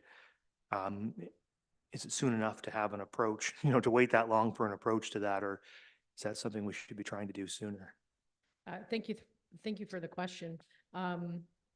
When looking at when to complete some of these initiatives, we also looked at knowing that the construction of the AWC will be done in the fall of 2025 as well. So the timing to complete that banner and trophy display policy in 2026 might dovetail nicely into that. And also just looking at it from a workload perspective as well as focusing on that AWC in 25 and then turning our attention to some of those finer details in 26. But if it's the direction of council to advance, then we can look at what can be shifted in the work plan. I just wonder what happens in the interim, because yeah, like the AWC opens at the end of like in October, early November 2025. This is in the 26 work plan, not completed till it could be as late as the end of 26, which means you may not be able to you may not have an approach till early 2027. And then so there could be as much as an 18-month interval there where what happens, right? So like, I just think, you know, I think maybe that's the question. And what happens between October 2025 and potentially January 2027 with all the banners and trophies? Right. And at this time, it's probably not fair for me to comment on what that is, but that's something that we could look at over the next couple of months and see to advance that if that's the wish of council. I just think you want to have a strategy, because people are going to want us to do those things. The other question I have is about something I've asked you about before, and it's like a little update on online booking of ice time, all of our facilities. Where are we at in terms of being able to implement that? Sure, and thank you for the question. I'll get Lisa to help me out if I miss anything on this response or not. But through the AWC, as well as another module for our ActiveNet, which are facility booking program, and a component of that obviously is a new modules that we'll be using for the AWC, but we're also exploring the need for online ice booking as well. Another thing that we had talked about until that is finalized, because it will be finalized, I think, moving into the new year, is doing an interim solution similar to what we do over March break and Christmas break, is having the operators be able to facilitate any requests that come in that way, actually right at the arena. Okay, so you're thinking though, with the opening of the AWC, that you'll have online booking capacity for everything? That module will be explored, correct? Okay. Okay, I see Councillor Halpin.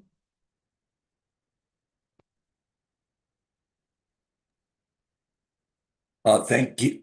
Thank you, Mayor, and through you. I was just going to ask a question under the future year highlights and the AWC solar panel installation. If there was a grant that would come along sooner for that, could that be moved up as well? Thank you for the question, and through you, Mr. Mayor. Yeah, that is definitely our intent, and we actually have included that in some of our funding opportunities that we've explored thus far. Part of council approving that 10-year capital plan is that it does allow us to know that council supports some of the projects that we are proposing, and that we can explore funding even when it's a couple of years out in the forecast. And through you, Mayor, thank you very much for that. And I'll again just put a plug in on this. If we are a green energy hub, a clean energy hub and everything, and I think it'd be great for us to set an example by having a net zero building. And also it'd be a great favor to all ratepayers to have a net zero building. One of the key things of conservation, it's conserving energy, but conserving energy also conserves money, which is at budget time a really important thing. Thank you for your work on this. Yeah, thank you. Further questions at this point, the Deputy Mayor? Are we just sticking with recreation or parks? No, everything under 11.2. Okay. I wanted to ask for just a little clarification on what the entry is related to the Helliwell Park washrooms, because there's a change from a prior business plan, and I believe that there should phase 1 of the Helliwell Park master plan. I don't know where it fits in here, or is this $300,000 that? So can you just explain what this Helliwell entry is all about? Absolutely, and through you, Mr. Mayor. We heard last year, and through when we brought forward the Helliwell Park Master Plan, is that washrooms that weren't included in that plan was a priority for council. So we took that, we took those comments, and we found a way, and it's described within the description. We found a way to fund washrooms as we implement phase 1 of Helliwell Park. So the funding for Helliwell is somewhere else? Correct. The funding for phase Helliwell. 1, yeah. That's correct. Yeah. Okay. I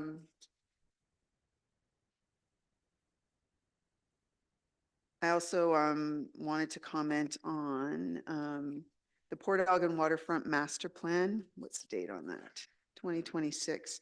It's $3.5 million.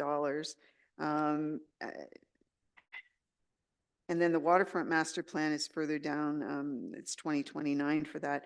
The investments at the Port Elgin Waterfront have been significant over the last 5 to 10 years. And, here we are potentially with some more investment. The Southampton Waterfront, the long dock facility for bathrooms is same as it was in the 60s when I was a kid. So, at what point do we look at waterfront investment beyond the Port Elgin main beach? Because it hasn't been that long ago that we spent, $2 million or almost $2 million on a bathroom, washroom facility. We've got,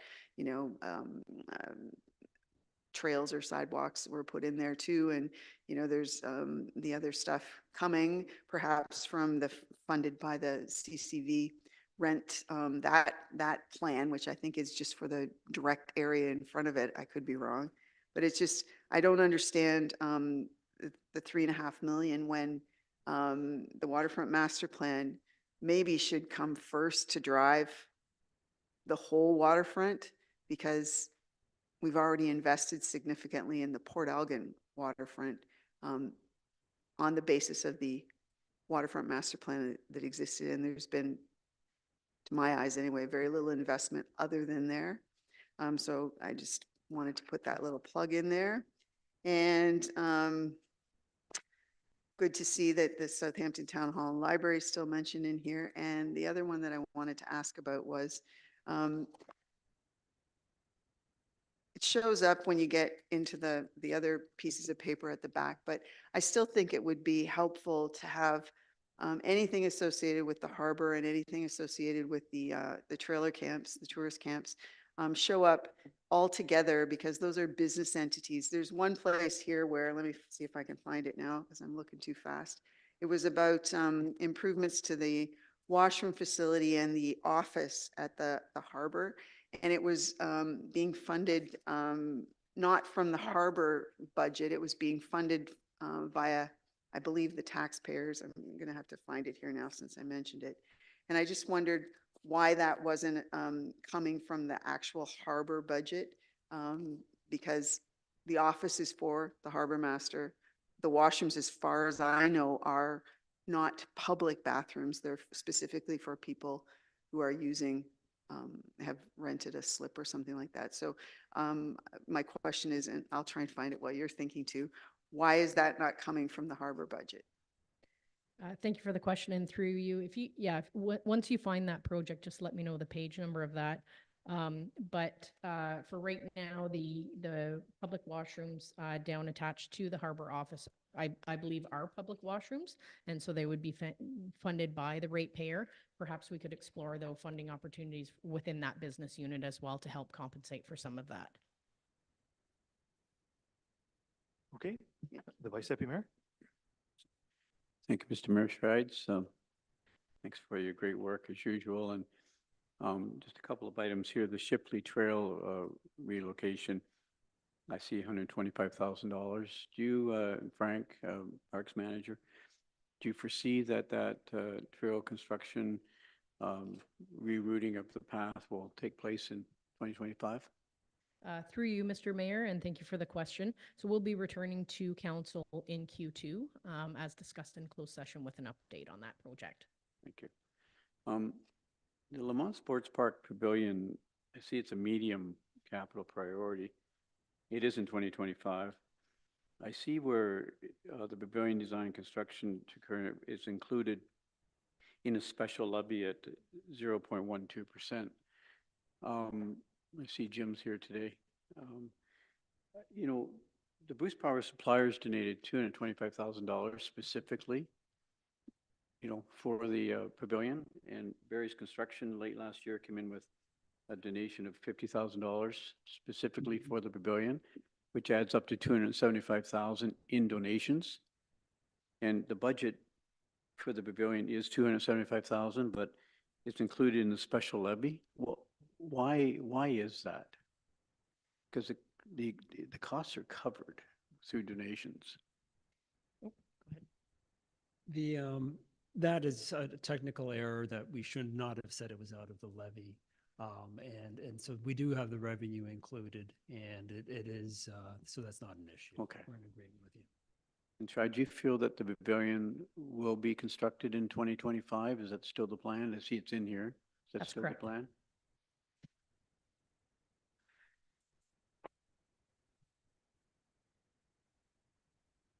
The Southampton Town Hall Library Master Plan, at the last meeting, I did mention that there's a couple of studies dating back to 2009, 10, 11, and then again 2016 that Councilor Grace and her Deputy Mayor were involved with. And I see, is that reading $9,000 for a consultation to occur? That's $9,000 you're looking for in, well, it's 2027.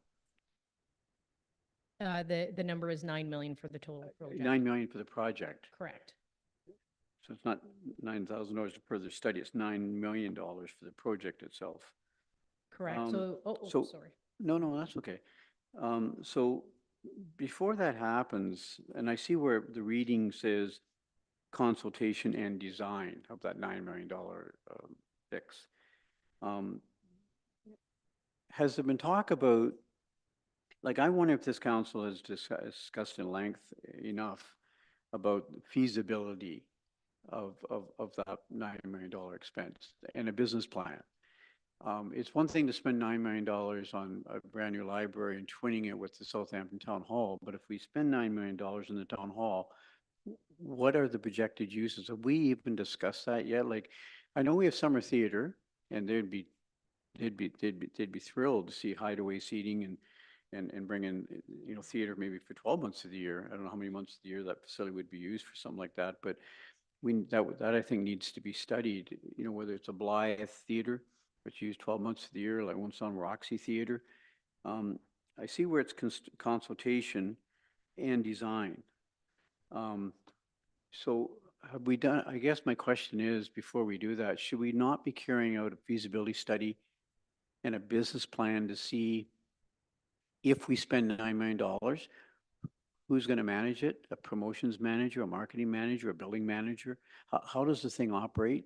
Should we not be doing a feasibility study and business plan before we spend the $9 million?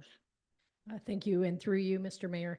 So the intent would be that in, excuse me, 2026 and 2027, as you noted, the consultation and design, and also bringing forward cost estimates, and that would be part of that. We have some great community partners within the library and the county and the programs that they offer, and then also in through the town hall, so the Art Society, which we've heard from as well, and some other community partners. So I think that that would be all part of that process, and that council would be presented with the final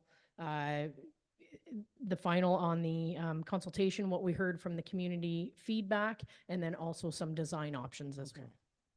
It's not that I don't disagree with spending money on the new library and the town hall. It's just that I think that consultation, what you're saying, just so I'm clear, in the consultation process 2026, 2027, that's when a feasibility study and a business plan could be created in there. Is that correct? The CAO. Yeah, through you, Mr. Mayor, we can update this description here and we can add that language so that it's clear that in those initial years that feasibility and business planning will be happening and brought forward to council. Yeah, that's all I'm asking for. Thank you. Okay, so I have Davinsky and then Grace. Thank you very much, Mr. Mayor, through you.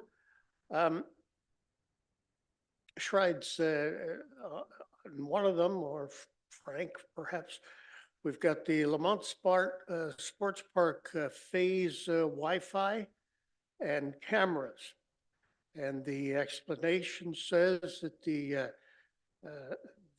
job has been lowered from the original $100,000 to $40K, which included optional security cameras. Are we, I don't know if I'm reading this correctly. Are we not putting in security cameras to save the money? Is that the idea?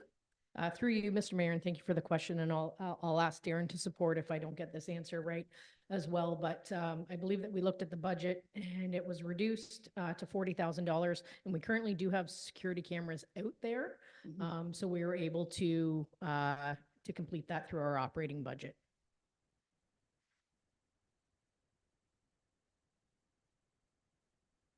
And through you, Mr. Mayor.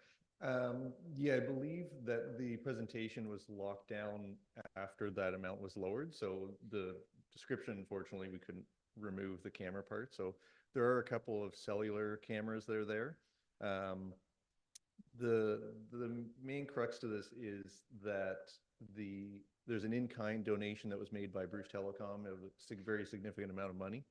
So part of that is for the internet service itself, and part of that is to install the fiber optic all the way into our buildings.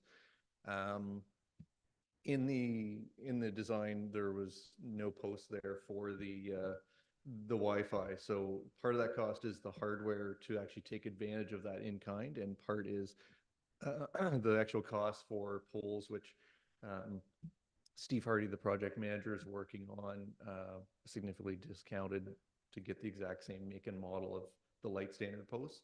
But that's to basically get the post required to put the Wi-Fi equipment in and then take advantage of that in-kind donation that's outstanding. Okay, Larry. There would be no cameras or additional surveillance equipment or anything like that. So no cameras are planned. We have a couple of cameras still in the phase one. Yeah, there is through you, Mr. Mayor, there is a couple of cellular cameras which are very low cost, like $10 per month per camera, that runs on solar and doesn't need any other thing other than the poles to exist, which do exist in a couple areas. So putting the poles in, as well as the phase two, any future phases, there is conduit and future proofing that if for some reason in the future there was incidents or something where there was a need to bring it to council to then look at putting cameras in, the infrastructure would be there. So it is future proofing it, but the main goal here is simply to get the Wi-Fi for the people participating, running the events, or renting the space. All right, so we got the cellular cameras there, but they will be better cameras, a better system elsewhere. Is that There's currently no budget to purchase any. No, I understand Yeah, that. so the existing phase one and any future phases, if we were to put cameras in, you'd be hardwired a higher end system if that happened in the future. And we aren't saying when cameras might be, it's based on, hey, surely it's not based on, we've got too much vandalism out here, we better put a camera up? So I would probably push that to clerks. We do have a bylaw and a policy of where we can put cameras up, and it is currently directed of if there is vandalism or because of the cost of things out there, if there's likely to be. So we have had, I believe, 3 cases of vandalism out there last year. So to get the cost in and to get what was the original goal was the Wi-Fi, was we lowered the budget for that. But like I said, putting those poles up would future-proof it if we need to. I just want to clarify, if I can here, just because I'm not sure it was really highlighted there, that the Lamont Sports Park phase Wi-Fi and cameras has been profiled as a low priority capital project. So none of that is funded in the 10-year capital plan, correct? Correct. At this point, so the Vice Deputy Mayor had brought it up a couple times and throughout the year, so staff did review it, put it in as a low priority for discussion, but currently it's not part of that tax calculation unless council were to raise that to a medium or higher. Yeah, So just for council consideration. Just so everyone's real clear on that, the Vice Deputy Mayor. Just so, Am I done? Sorry, Councillor, I thought you were done. Apologies, Councillor Davinsky. Oh, okay, you're going to talk about this, Mike, what I'm talking about? You carry on, Councillor Davinsky. Apologies. Well, for I'm interrupting. finished with that. The one above, Blue Water Trail connection. It says, Blue Water subdivision Shipley Trail requires stairs, 90,000 change from prior business plan, offset by reduction in North Shore washroom. How, did we do something to the washroom in North Shore that this money is left over? Thank you for the question, and through you, Mr. Mayor. We heard from council last year, if you'll recall, that project was presented, the Shipley Trail relocation and the stairs from the Blue Water subdivision. That was presented as one project, and we are directed to separate that. The relocation of the trail as one, which is 125, which you still see here, will be returning in Q2 with an updated report. And the stair connection from Blue Water subdivision was removed from the 24 business plan. So we brought it back into the business plan for council consideration. We heard that that was an important initiative. And how to fund that for $90,000 is we made a $40,000 adjustment with the North Shore washrooms. So we're reducing that. That building was recently renovated within the last few years, and it is in good shape. So we found some money there. And then we've removed 1 year of $50,000 for in-ground waste containers in order to find the 90,000 required for that stairs, for those Okay, stairs. so the washroom is in good shape. Correct. We don't have to worry about that. Yep. Okay, thank you very much. Thank you. And the Vice Deputy Mayor. I just wonder if Darren, I just had a question for Darren. It was about the Wi-Fi. And you're right, Darren, like Bruce Telecom did donate $50,000 towards fiber optic cable and Wi-Fi to get into the Lamont Sports Park, which was nice of them during the fundraising campaign. And my question and just my comment too was that Wi-Fi, we pushed out the canteen. I see in the plan here to 2033, which is fine, but we opted to go with food trucks. And I was again out there a lot of weekends this year, and the food trucks seem to work out okay. The one problem they have is because of Wi-Fi, the debit machines don't work. They couldn't get reception for Wi-Fi. So I just want all of council to realize that the Wi-Fi isn't just for the ball players and families. It's just as important is that, they needed the debit machines to operate with Wi-Fi. So just so I'm clear on this, I understand cameras have been dropped down low priority, but is Wi-Fi, just so I'm clear, is Wi-Fi still happening in 2025? Am I clear about that or not? Through you, Mr. Mayor. So as mentioned, it is a low priority right now. So a member of council would have to make a motion to raise that and through deliberation raise that to at least a medium.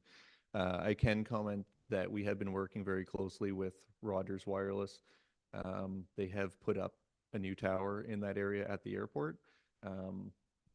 We did do significant testing and went back with our concerns and complaints due to, they have cell phone either devices or modems that they use for their debit transactions with the food trucks, and just people in general visiting had a very poor experience. So Rogers has put a new tower in. There is better service. It definitely was not as what a good wireless signal would be. But they've assured us that at least folks using Rogers should have good Okay, service so- down there for debit. So just as a follow-up, Mr. Mayor, so that, I'm a little confused by this, I guess, but the Wi-Fi, the Bruce Telecom donated $50,000 to bring the fiber optic cable in and put Wi-Fi into the park, to 50,000. So what you're saying is that's what that donations was earmarked for, but it's a low priority because the 50,000 won't cut it? Is it not enough money to put, I'm not talking about cameras, I'm just talking about the Wi-Fi component. The through you, Mr.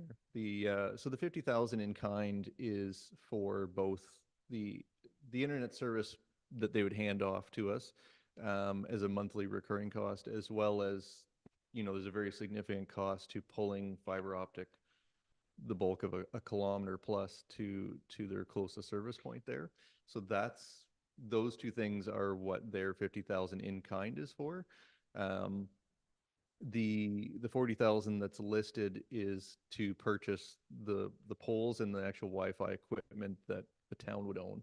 So one is an in-kind of the actual internet service, and pulling the fiber in that, in most cases, right, they either charge for install, or it's a no charge if it's, within about 100 feet, but because of the distance, that's what the huge in-kind is. So the in-kind is still there and basically in a holding pattern until we can do something with the internet service. I just want to clarify, just so that we can, so right now, the Wi-Fi project is not on the budget. $40,000 is there. It's low priority.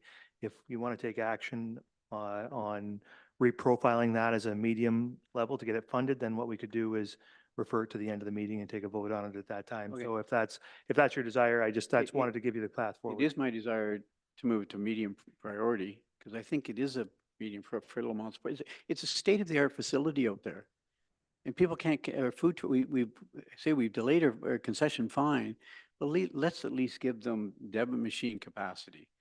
And I like to see it move to medium priority if we can, Mr. Mayor. Yeah, so we'll refer that to the end of the day. Staff will add that to our list of things to vote on to reprofile LSP phase Wi-Fi/cameras from a low to a medium priority and funded in 2025. So I have Councillor Grace next. I think I saw her, and then I see Myatt and the deputy mayor as well. Councillor Grace? I have no question now. Thanks, Mr. Mayor. Okay, then Councillor Myatt.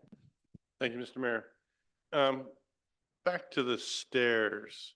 So we're going to put new stairs in at the, what is it, Amanda's Way? Is that down that end? That's correct. All right. Are you going to use the same design as the stairs that are currently at the trailer park? Because that's like doing that loop from the town pond to the fish hatchery down over to Amanda's Way, and then come up the hill and across Ridge Street, and then back down, I guess now through the trailer park. It's a very popular loop for dog walkers, and dogs don't like those metal stairs with the holes in them. I've had instances, people tell me where the dog's claws go through the hole and they can rip the claw off, right? And they're just not dog friendly. So I wonder if we could come up with a different design, or a design that, I understand it needs to be perforated in some way for the snow and rain to get through, but man, or put the stairs in such a way that there's still a path on the side where the dogs can go up, right? Or down, as the case may be. And also, that's a suggestion, but as you get along Ridge Street, you got that path that goes in behind the houses on Ridge Street, right along the, so to get from there through the trailer park, you got to go back out to Bruce Street and then around and then back through the trailer park. Is there any way to make a path so you can go right into the back of the trailer park from there and then go down the stairs? Because it's quite a detour to get around just to go another 100 yards to the trail, to the stairs. Thank you for the comment, and through you, Mr. Mayor. So we can look at the design of those stairs before we construct them for sure, and then the comments noted on the connection. Generally, the area is fenced off to kind of fence off the tourist camp, so we'll explore that option when we're looking at that. Correct. Yeah, correct. We can look at that though. Thanks for the suggestion. Okay, and then the deputy mayor. Thank you. In looking at the much more detailed charts at the end, couple questions. Is the Long Dock Playground the only one that's slated for replacement this year? That is correct. Okay. I found what I was referring to about the harbor. It's on these charts. It shows that harbor, Port Elgin office and washroom upgrades, and it's being funded through the Future Capital Projects Reserve. It's not this year, but in the future. That's what triggered my question. But I see underneath that there's a comment about the Southampton Harbor, and it's got asphalt repairs this year funded through the Future Capital Projects Reserve. That makes sense to me because it's a different kind of harbor. The questions though about Lamont Sports Park, in looking at this, I believe there's approximately, and I might be wrong, $1.2 million at least worth of work slated to happen out there this year. Is there no way that this Wi-Fi situation can fit into one of those? Like, one is the maintenance building being constructed. I don't know where that's slated for, but if it's a simple matter of a tower and a piece of equipment, you know, there's a building going up there. The pavilion is in here too, you know, and the washroom and canteen building is there too. Like, they're big ticket items. It's $1.2 million.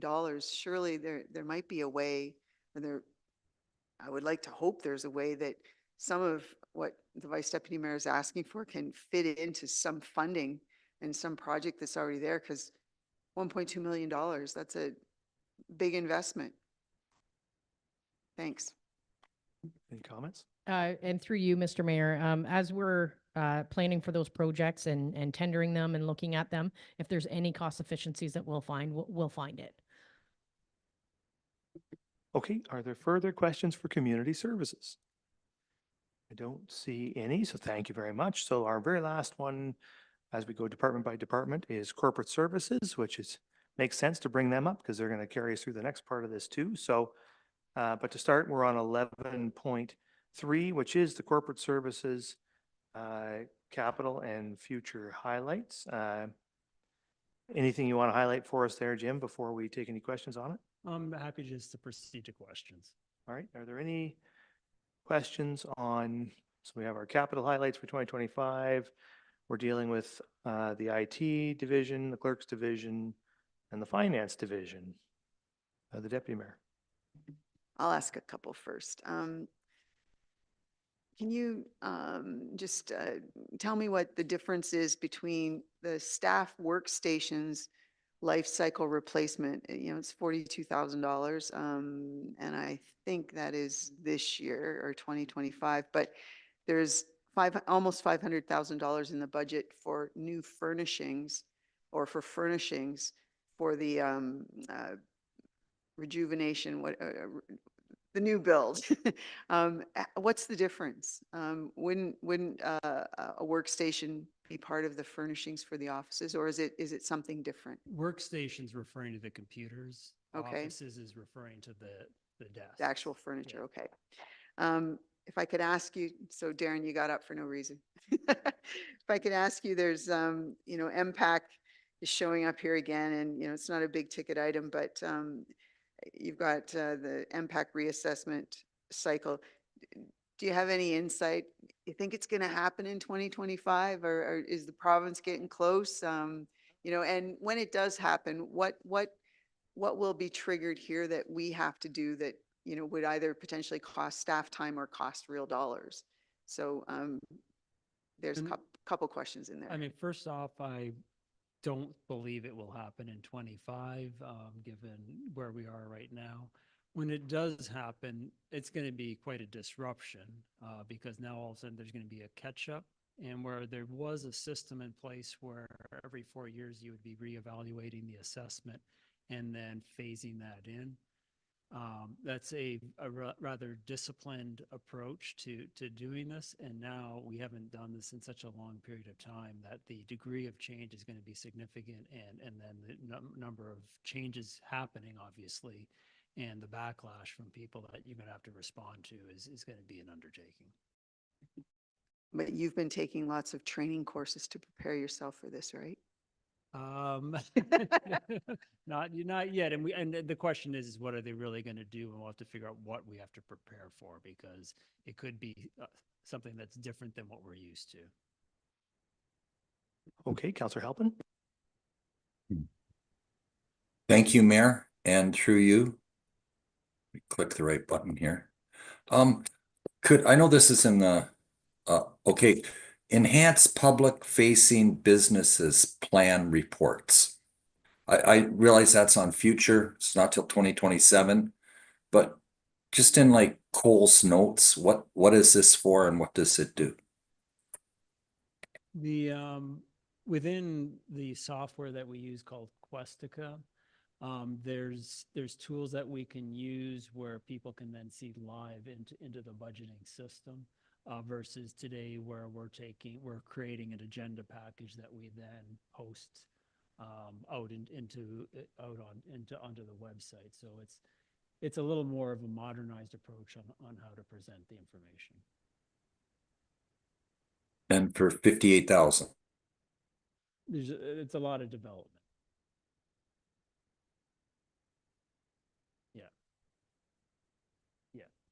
And as our treasurer's pointing out, it's the real-time access is one of the benefits that through the new tool. I think our counselor might have frozen though. Either Bud is keeping very still or we lost him. Well, hopefully we get Councillor Halpin back.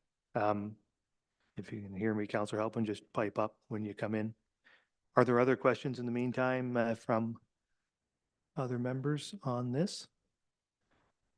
I don't see any. So, okay. I think that brings us then to the end of our department by department budget presentations. So, or you're back now. What did you have? Were you done asking your questions? Do you have anything more to add or?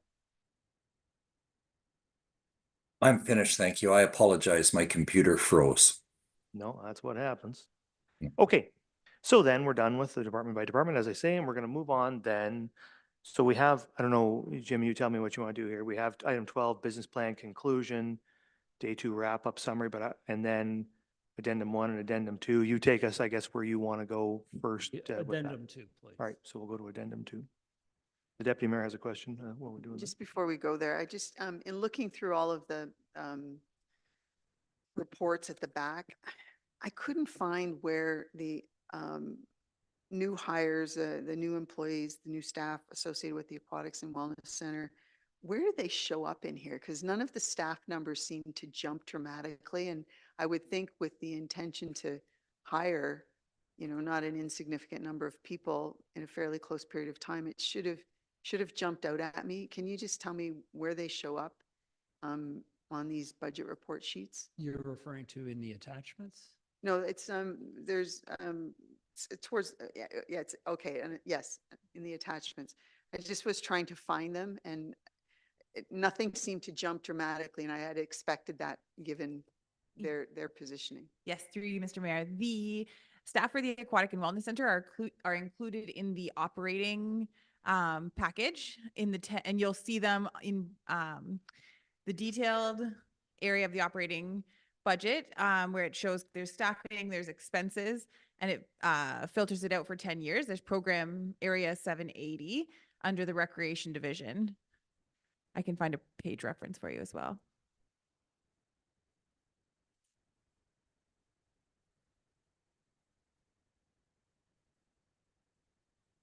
Oh, there it is, that one. Okay, so there's the jump. Okay, found it. Thank you. Perfect. Thanks. A lot of paper to go through. Yeah. The director. Yeah. So Don, if you can put addendum 2 up on the screen for us, please.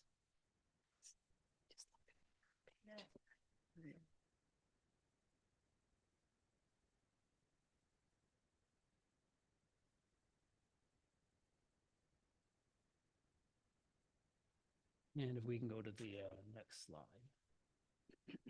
So here we have a list of changes based on the feedback that we received during the last meeting.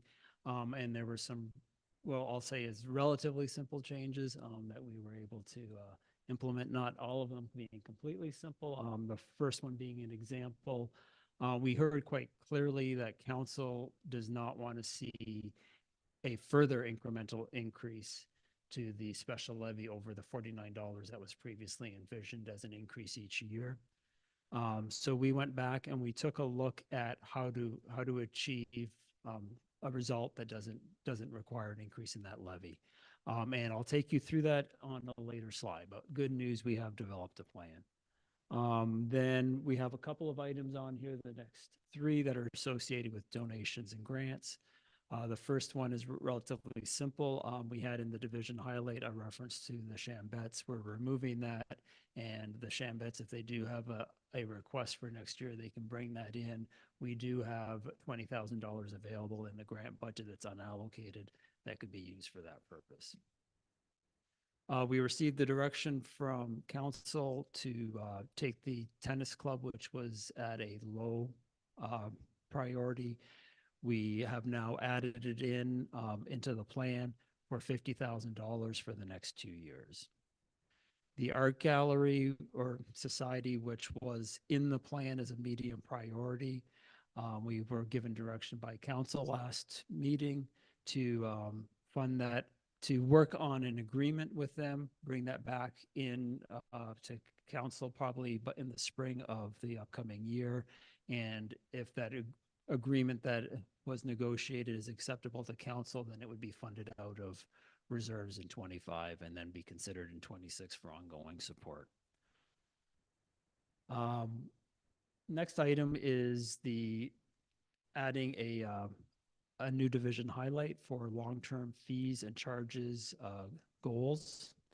That would be a report we would bring to council, and in order to accommodate that within the resources that we have within the finance department, we would move the signing authority to a later year.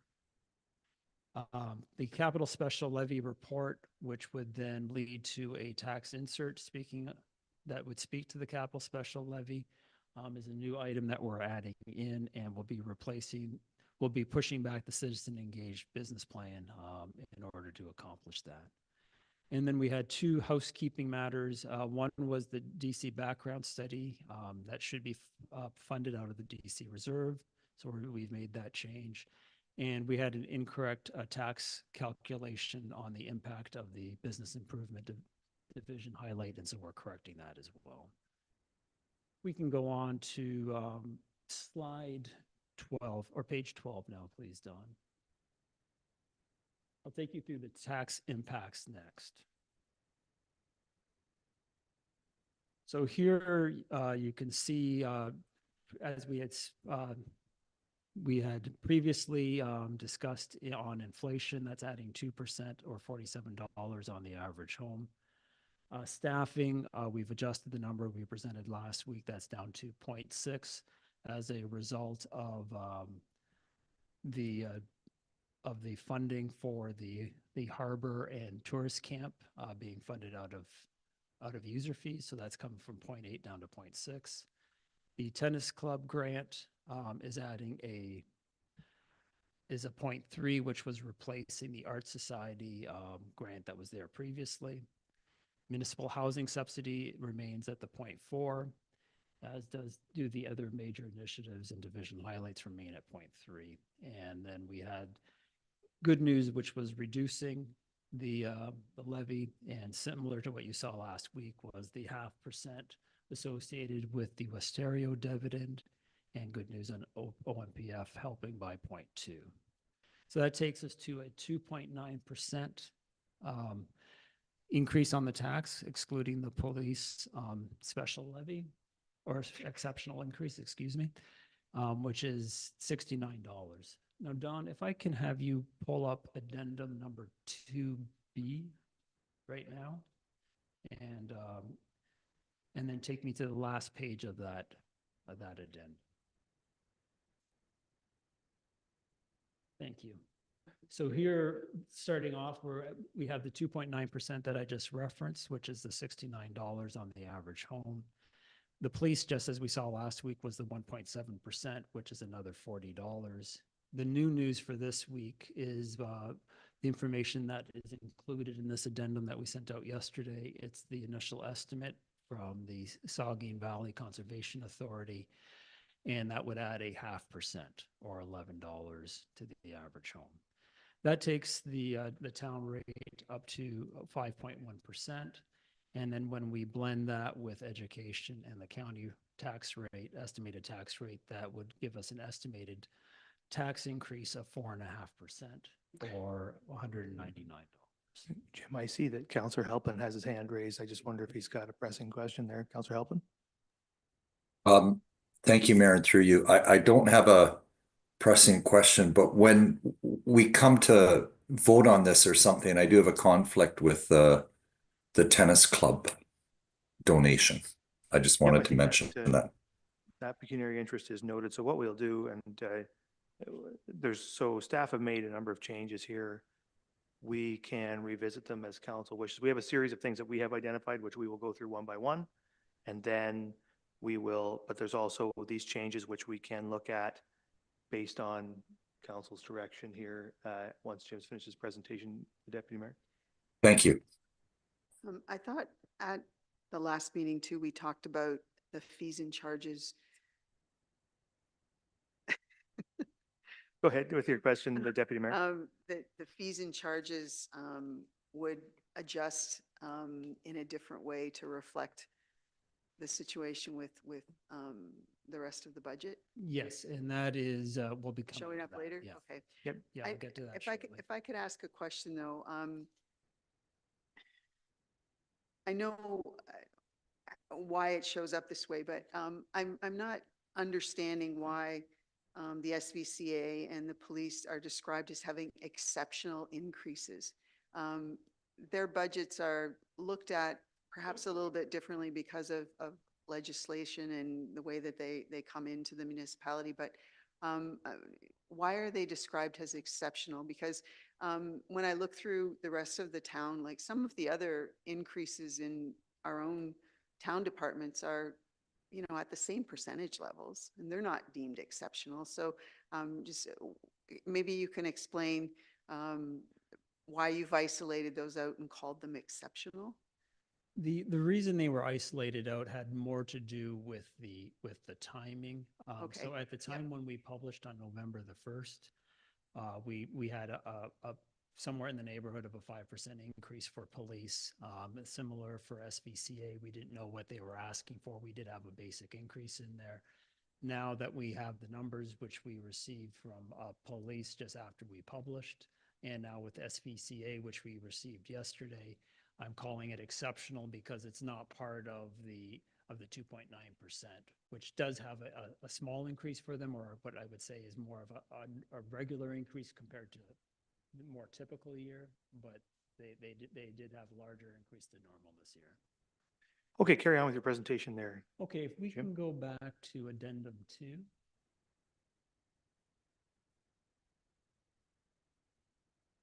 And if you can advance the slide. And advance one more. Perfect. So next, we're going to move on to the offset for the OSIF and the capital special levy. So with OSIF in 2025, we have a loss in the budget of $500,000, which will then be growing to a total of about $1.3 million loss by 2029. And so we need to come up with about $13 million in offsets if we are not to do it through a increase in the special levy. Before you is what we have developed as the plan to accomplish that. Our fire chief has already discussed the work that he's done to be able to come up with a revised estimate on the Port Elgin Fire Station. That brings us from a $10 million investment down to a $7 million or a $3 million savings. While we were taking a look at that, we also reviewed what we had for development charges, and based on the square footage that the fire chief was using, we did a recalculation on what we can charge for what we can fund out of development charges, and have a $1.2 million increase there. The other is that once the new building is in place, we're going to be able to sell the old property. And we discussed that at the last meeting, and that we were in the process of, through our real estate agent, coming up with an estimate. That estimate came in at 1.8 million, accommodating for real estate fees. We've included it in this plan at 1.7. The Lamont Sports Park Canteen, which was planned in 2033, we're proposing a deferral to a later year. That's $400,000. And for the medical building, for the renovations for the lower level, and then for the elevator to get there, that's a total between those two of $2.45 million. Next on the list, we have the Centralized Operations Center. What we're proposing is to spend $80,000 next year to do a study so that we have a better handle of what we need to do in terms of development. But we feel at this point in time that we could reduce the investment from $9.5 million down to $5 million at the end of the cycle. And then anything further that would be required would be done then sometime post this business plan. So that delivered a total of $13 million. Now I know the last night the mayor had sent me an email. He expressed a little discomfort with using the fire hall sale as a source of offsetting the OSIF. Another area that we could take a look at is the capital surplus from 2024. At this point in time, we're fairly confident that we should have $1 million of surplus, which could very well, by the time all is said and done, could be getting into that $1.7 million range. So between those two factors, being the sale of the building and or the capital surplus, I believe we have enough money that we should not need to increase the special levy. And the $49 increase that was originally planned a year ago should be sufficient to fund the program. Do you have, do you want to finish? Because you Yeah, have, I can is that it? You continue. just have one more slide there Yeah. before you get to council decision points. Might as well So finish. we can continue on. So one update then on this slide, which is based on the information that was sent out yesterday for the SVCA, that's going to add $11 to the base tax in 2025. So that $109 becomes $120. As you can see now, we have the $49 in each of the years for the special levy. That's consistent with what was presented a year ago and was approved by council a year ago. So that will then take us in 2025 on the average home, including the special levy increase, would be an increase of $169. And again, that includes the $11 extra for the SVCA. The other thing I just want to point out is you can see in 2033, we have a smaller increase because we need to get to a base program or a sustained program, and that was by 2032.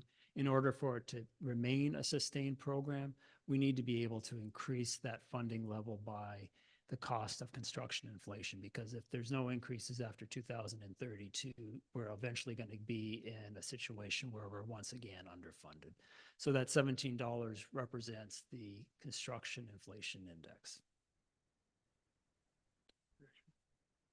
So the next is we'll put up the table for the council decisions. Why don't we, so that takes us to the end of sort of the information and the changes that staff have implemented or are proposing at this point. So we'll just have discussion on those items and see if everybody's happy, or if you want to make changes, we'll start with the deputy mayor and then the vice deputy mayor. Thank you, through you. I very much appreciate that you put in with the list of changes, the idea of an insert in the tax bill, tax bills that go out to, provide a little more information about the special capital special levy. I would respectfully ask also that the legacy fund be described a little bit more too, because it's associated with debt, and it is a charge on everybody's tax bill that is being used for lots of good things, but it definitely is there for the long run too. I did want to ask though about the medical clinic. This is the Southampton Medical Clinic. I believe at our last meeting, the director of strategic initiatives, I don't know if she's still here. She's back there somewhere.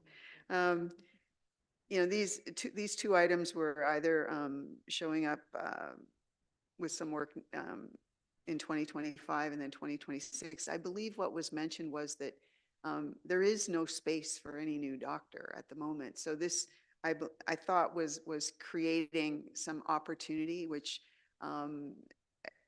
did I hear that right the last time, that if a new doctor were to show up tomorrow, do we have some place that we could offer them? It's not necessarily our responsibility, but do we have some place for them?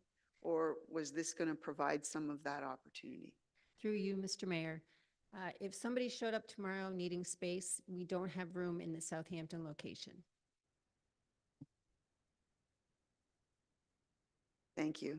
Again, it's healthcare. I'm glad we're going to do something to talk about, an overall kind of look at what we're providing and, that sort of thing. But I just think that we've been talking about this for a while, so it's disappointing to see it not there. And I guess the OCIF loss this year is about $500,000.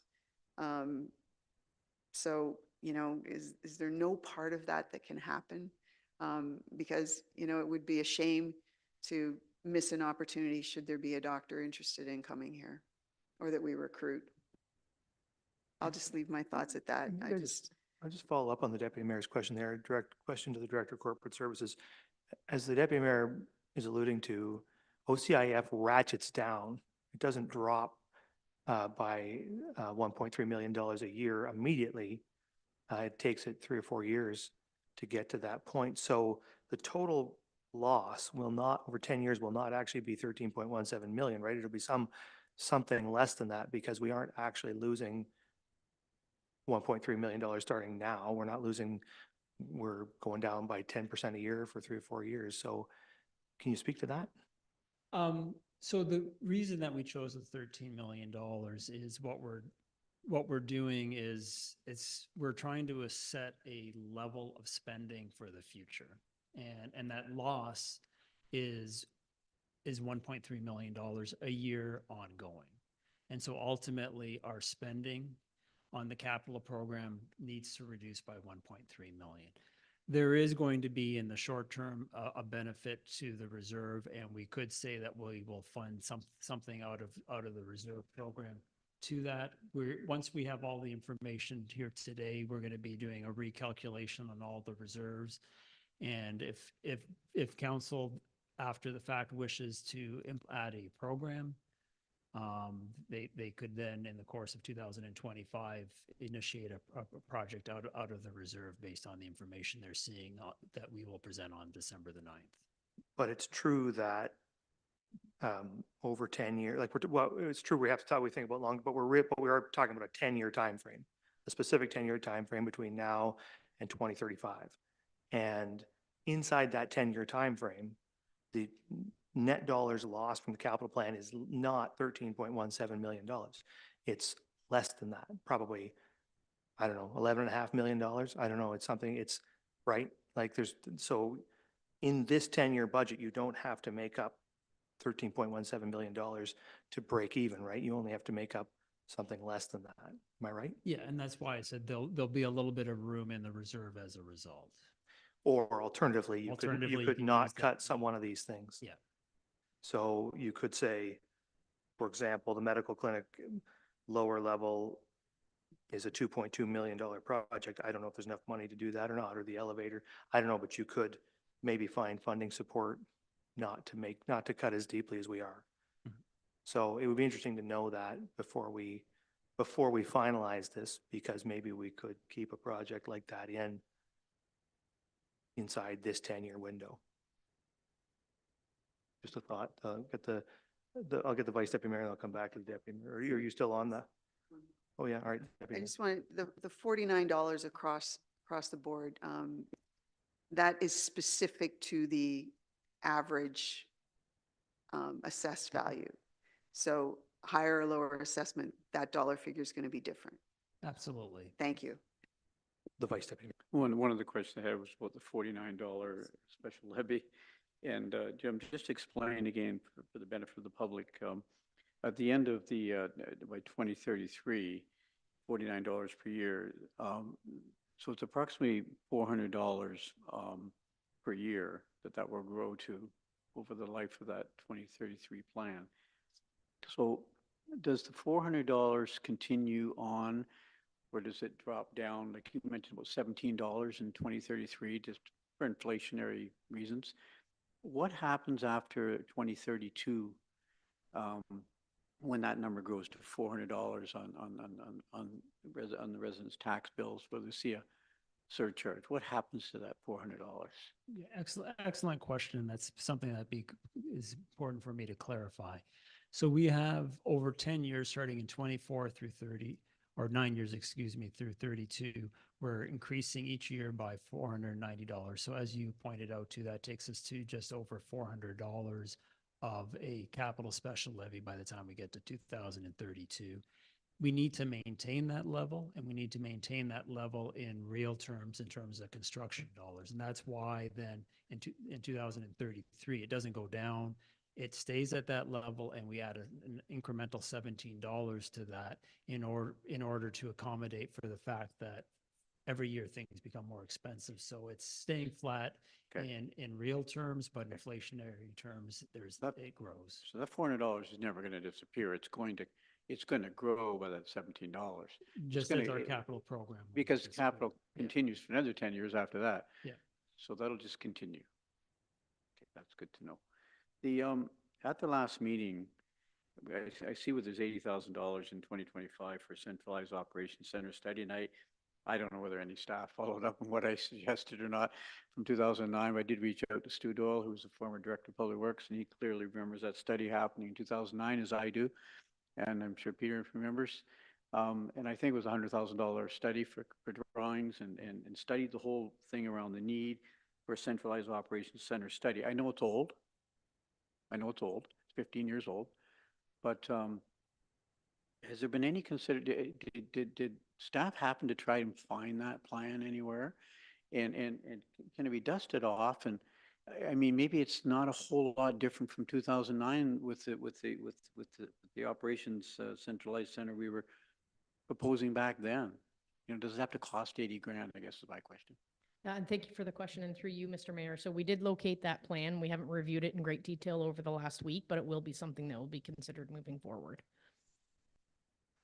Okay, that's a good answer. It's $80,000. I think we spent 100 a long time ago. So I guess my only point, Mr. Mayor, is that, and it's good to see you found it.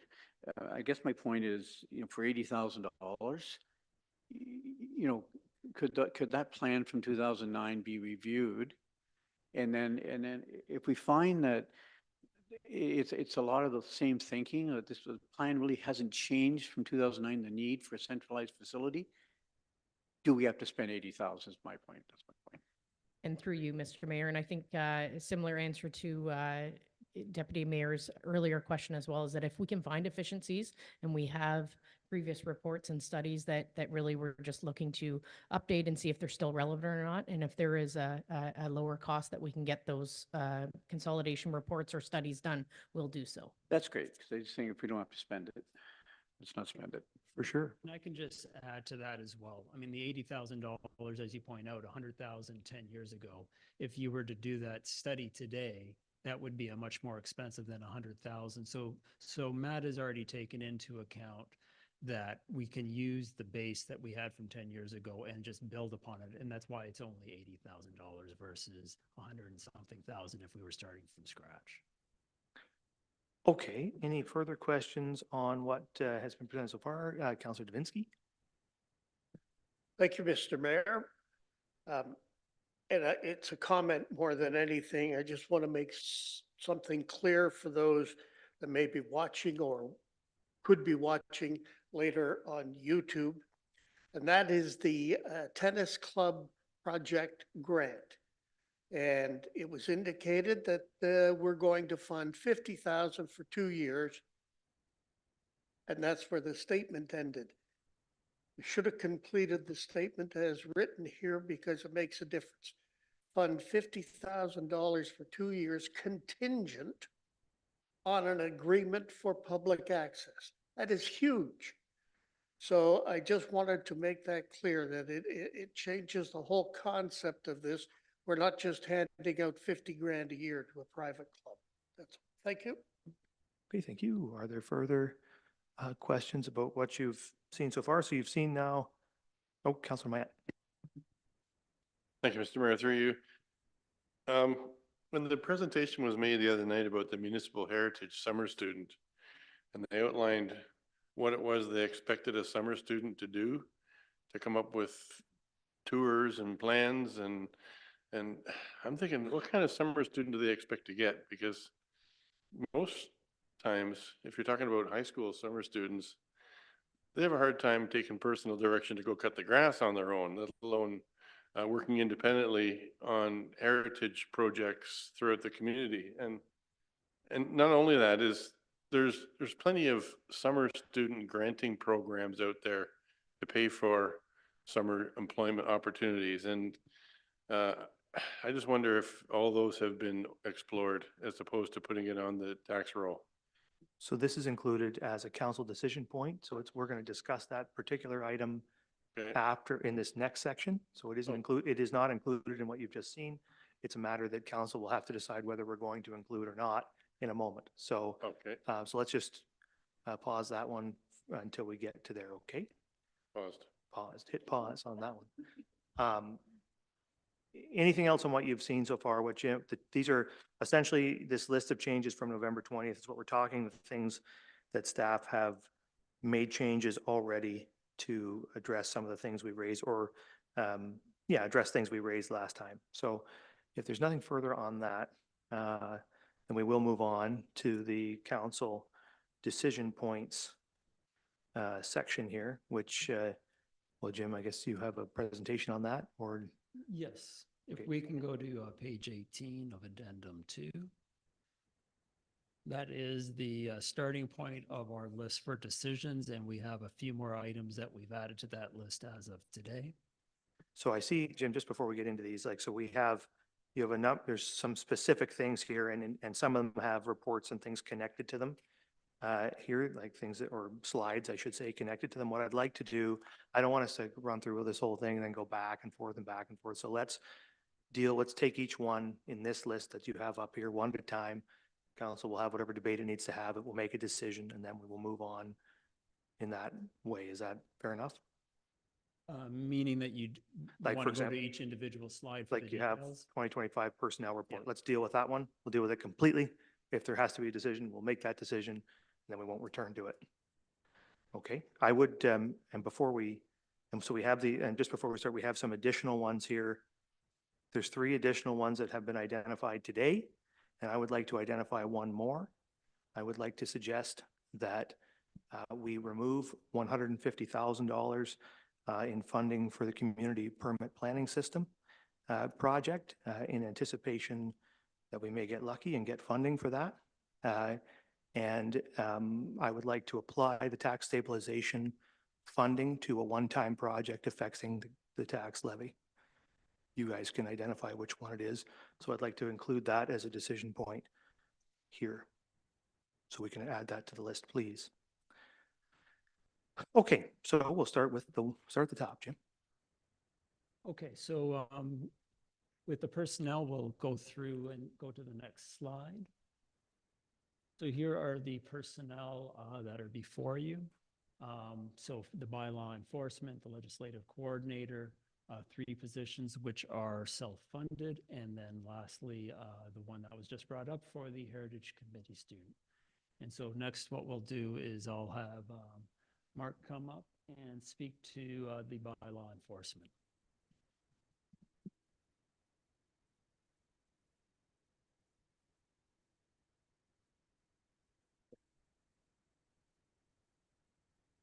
Thank you, Jim, and through you, Mr. Mayor. I think we need to go to slide 6. Oh, you're going backwards. Oh, sorry, you're right. Apologies. Thank you. You're supposed to go backwards. So the need for the recommended bylaw enforcement student positions is driven by what we've observed as a notably higher demand for bylaw enforcement services in the summertime. And the table on this slide shows that both for files in general and for the beach and waterfront related issues, all files increase substantially in the summer, and the beach and waterfront related files also increase significantly in the summer part of the year. Next slide. Other factors, in addition to the seasonal nature of the service, we note that students would be able to provide support for summer evening as well as weekend coverage, and can cover for the town officer when they, from time to time, they have court commitments or meeting obligations that they have to attend. The student positions would be able to serve in a proactive patrol type of mode, and this would expand opportunities for one-on-one, in-person, on-the-ground education conversations with residents and visitors. We also note that some municipal bylaws are not the best use of the police service who are assisting us with this, and we appreciate that. But things like property standards, zoning, signs, waste management, or encroachment files are best handled by the municipal service. The other point we wanted to bring to council's attention is that with the student capacity, this will enable the town officer to focus on the non-waterfront type files, which, as we noted, do increase in the summer as well. There's also potential, we haven't quantified it at this point, but there is some potential to offset these costs with ticket revenue. So those are the points we wanted to make available for council's consideration. Thank you. So you see here, we have, we'll take each of these personnel requests one at a time. I don't think we need to spend an awful lot of time on any one of them. I think most of us know our minds on the issue. This is the one I raised for decision. In my view, we had a big increase to policing this year. I don't want to spend more money on law enforcement. Also, we have been able last year to experience a big increase in bylaw enforcement through the police service. And I think that that actually can increase even more in 2025 based on some conversations I've had with the chief of police. So I would like to see it cut. Councillor Halpin. Thank you, Mayor, and through you. I do want to point out that a lot of citizens have said that they're really reluctant to call the police for bylaw things, even though the police themselves have said that they should. And tourism is a big thing, and the beaches are also for our own people to enjoy. And I think that having an additional bylaw enforcement officer for the summers are a good idea, and that's something that I would support for having that extra student. Thank you. Thank you. Are any other brief comments on this one before I call a vote? I don't see any. All in favor of removing the item? All opposed? It's defeated. Next, we'll move on then to Legislative and Council Coordinator. Do we have a? Was defeated. The motion, what the resolution was to remove it, and that was defeated.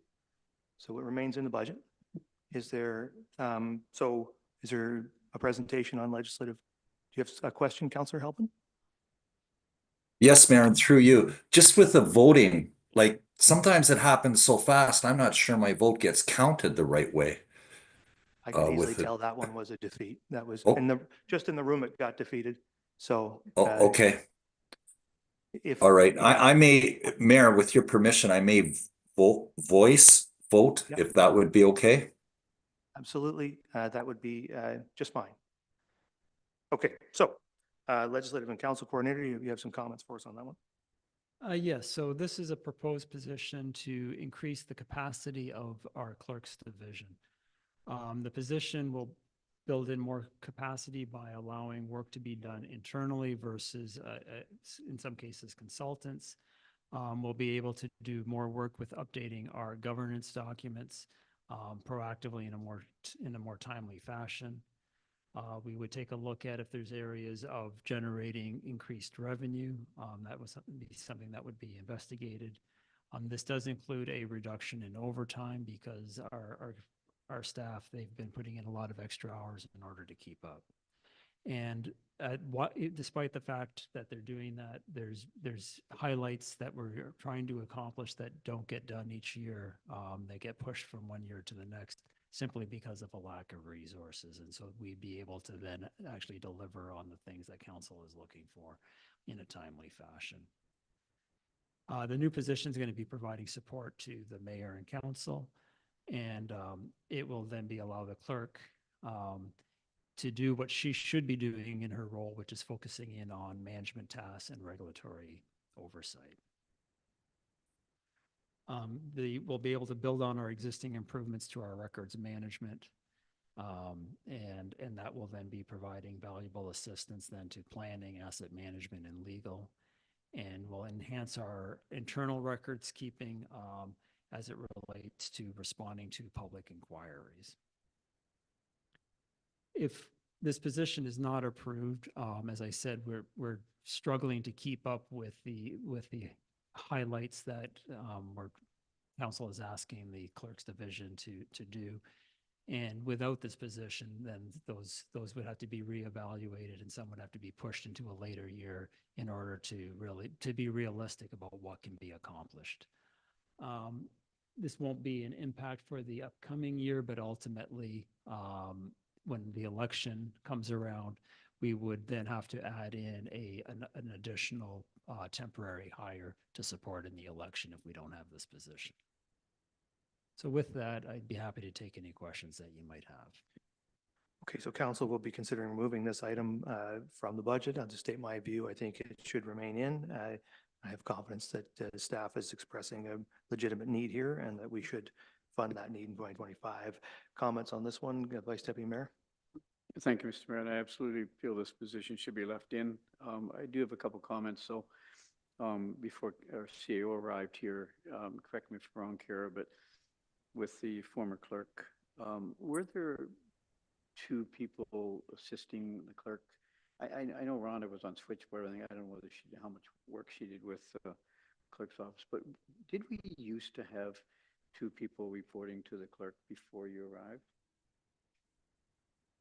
And then it went to one? Thank you for the question.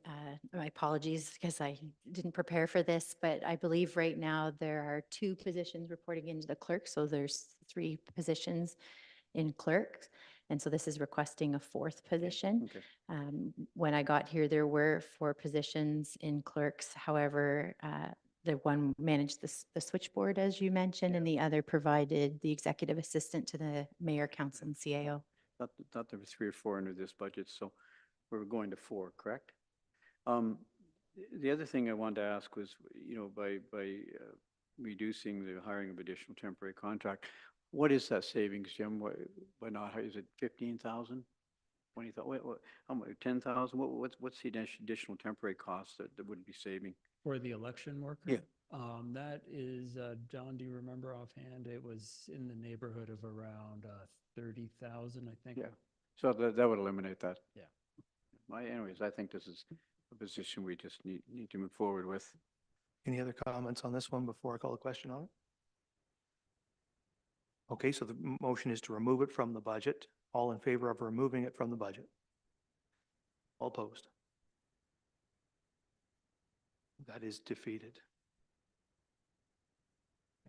It's defeated. All right, so the next three there, supervisor, harbor, tourist reprofile, permit technician, self-funded, Bruce the engagement officer. I don't think there are decision points for council on those items. As far as I know, those are there. Those are identified for our information. The only one that we need to decide on here is Heritage Committee summer student. Is there, I guess you're going to speak to that, Jim? And we have a slide that goes with that as well. And while that's coming up, I'll start talking. So you heard the presentation on Monday, and they outlined the need for the student. To Councillor Mayette's point, there's lots of money out there, and so they are fairly confident that working with the Marine Heritage Society, that the Marine Heritage Society will get 3 students, which they did last year. And there's enough capacity there that they would be able to use one of those 3 students to accomplish what they need to do. If that's the case, there is no need to put in extra money for the budget. However, what their request was on Monday is, please put that money in regardless, in case something happens and the Marine Heritage isn't successful with getting the 3 students, that they would still like to hire regardless of what the granting request is. And so that's what's before you today, is whether you put that money in just in case. Okay, Councillor Grace, I know will be eager to talk about this one. So Councillor Grace. Thank you, Mr. Mayor, and thanks, Jim. Just to give some more input in response to Councillor Mayette's comments. I don't see this as being a terribly complex task for these students to handle, or one student to handle. What precipitated this request on the part of the committee was that we had, well, I think as long as I've been on the Heritage Committee for the past 4 years and the past 2 years as chairing, trying to update the heritage tours that we have on file, Port Elgin, Southampton, and the township, has been a work action item, and it really hasn't gotten done. We just don't have time for the volunteers on the committee to do it, nor does it's not really, I think, fair to assign that to our clerks as a task. And then we had a couple of excellent presentations on heritage tourism and how we could meld that with our app, and perhaps get through Amanda Monahan, she gave us some ideas on tourism apps that could accommodate a heritage component that would also bolster economic development in a tourism way, in that, you know, you could put in information about tourism heritage sites, but also include places to go eat or other tourism destination points to visit. So what we need is content, and that would be probably the first, from my position as as chair, leaving this term. We need to update that content, and this would keep somebody very busy. I had experience 2 summers ago, I guess, with a summer student from the Strategic Initiatives Department, who was assigned to assist me in trying to come up with the Better Together tour and the Borders tour. And she was a university student, I believe, who had a lot of technological expertise that I didn't have. And so I think we see college students or university students probably being a lot more adept at having that kind of experience and expertise than than we do. So I think it could be a very productive position. And so that's why we're presenting it. Thank you. The clerk wishes to speak to it. Thank you through you, Mayor Charbonneau. Having been in a municipality with a very active heritage committee previously, they also brought in students on a summer basis, and they were typically university or college students with a getting their degrees in something related to history, perhaps communications, journalism, education, variety of areas like that, which would fit in very nicely with what it is that the Heritage Committee is looking for this student to do. Also speaking to some questions that were raised with regards to resource capacity to manage this student. The committee is going to help in formatting a part of the work program for this person, but it would be managed through the clerk in their day-to-day operations, and with the approval of the legislative and council coordinator, I feel that those that my resources can be used in supervising this student as well. Okay, Councillor Halpin. Thank you, Mayor, and through you. Another, I've been involved in the Heritage Committee, and I can assure you that Chair Grace runs an active committee. There's always lots going on. And there's a little bit of a fear, we talk about always of getting things finished. Like we're worried that a lot of the work that's been done with a big changeover of the members of the committee, a lot of that work could be lost. And we have a lot of work to do. And this isn't like we're going to get a student and dream up things for the student to do. There is a lot for that student to do. There's a full plate for them. And we are worried about the work that's done being lost. So that's why I support this position. Thank you. Thank you. Vice Deputy Mayor. Yeah, Mr. Mayor, I'll be supporting this. I think that $13,500 is relatively small amount. I take a look at the work that not only the Heritage Committee does, but the Marine Heritage Society. Hundreds, thousands of hours per summer that they put into running their volunteer operations in the summertime. But the Heritage Committee, I think the work that they're proposing here is good work. We don't really allocate a ton of money to heritage in our community, and I think this is a small amount, and we need to be supportive of it. So I'll be supporting it. Thank you. The Deputy Mayor. Thank you through you. I don't know if the conversation's gone this far, but the connection with Marine Heritage Society. So, they have a pretty good track record with grants for summer students. If they get 3, are they giving one over to the town to use for this, or is it a shared thing? And if they don't get 3, if we then do this, are we being encouraged or asked to share that student with them? Has the conversation gone that far, Councillor Grace? Councillor Grace. Yes, so I did speak with Vicky Tamori about this. So last year they got 3 students, and Vicky told me that they're very willing to share, and we would probably get a lot of time from that student. There's no expectation if we were successful and they only got 2, that they would be expecting us to share that student with them. So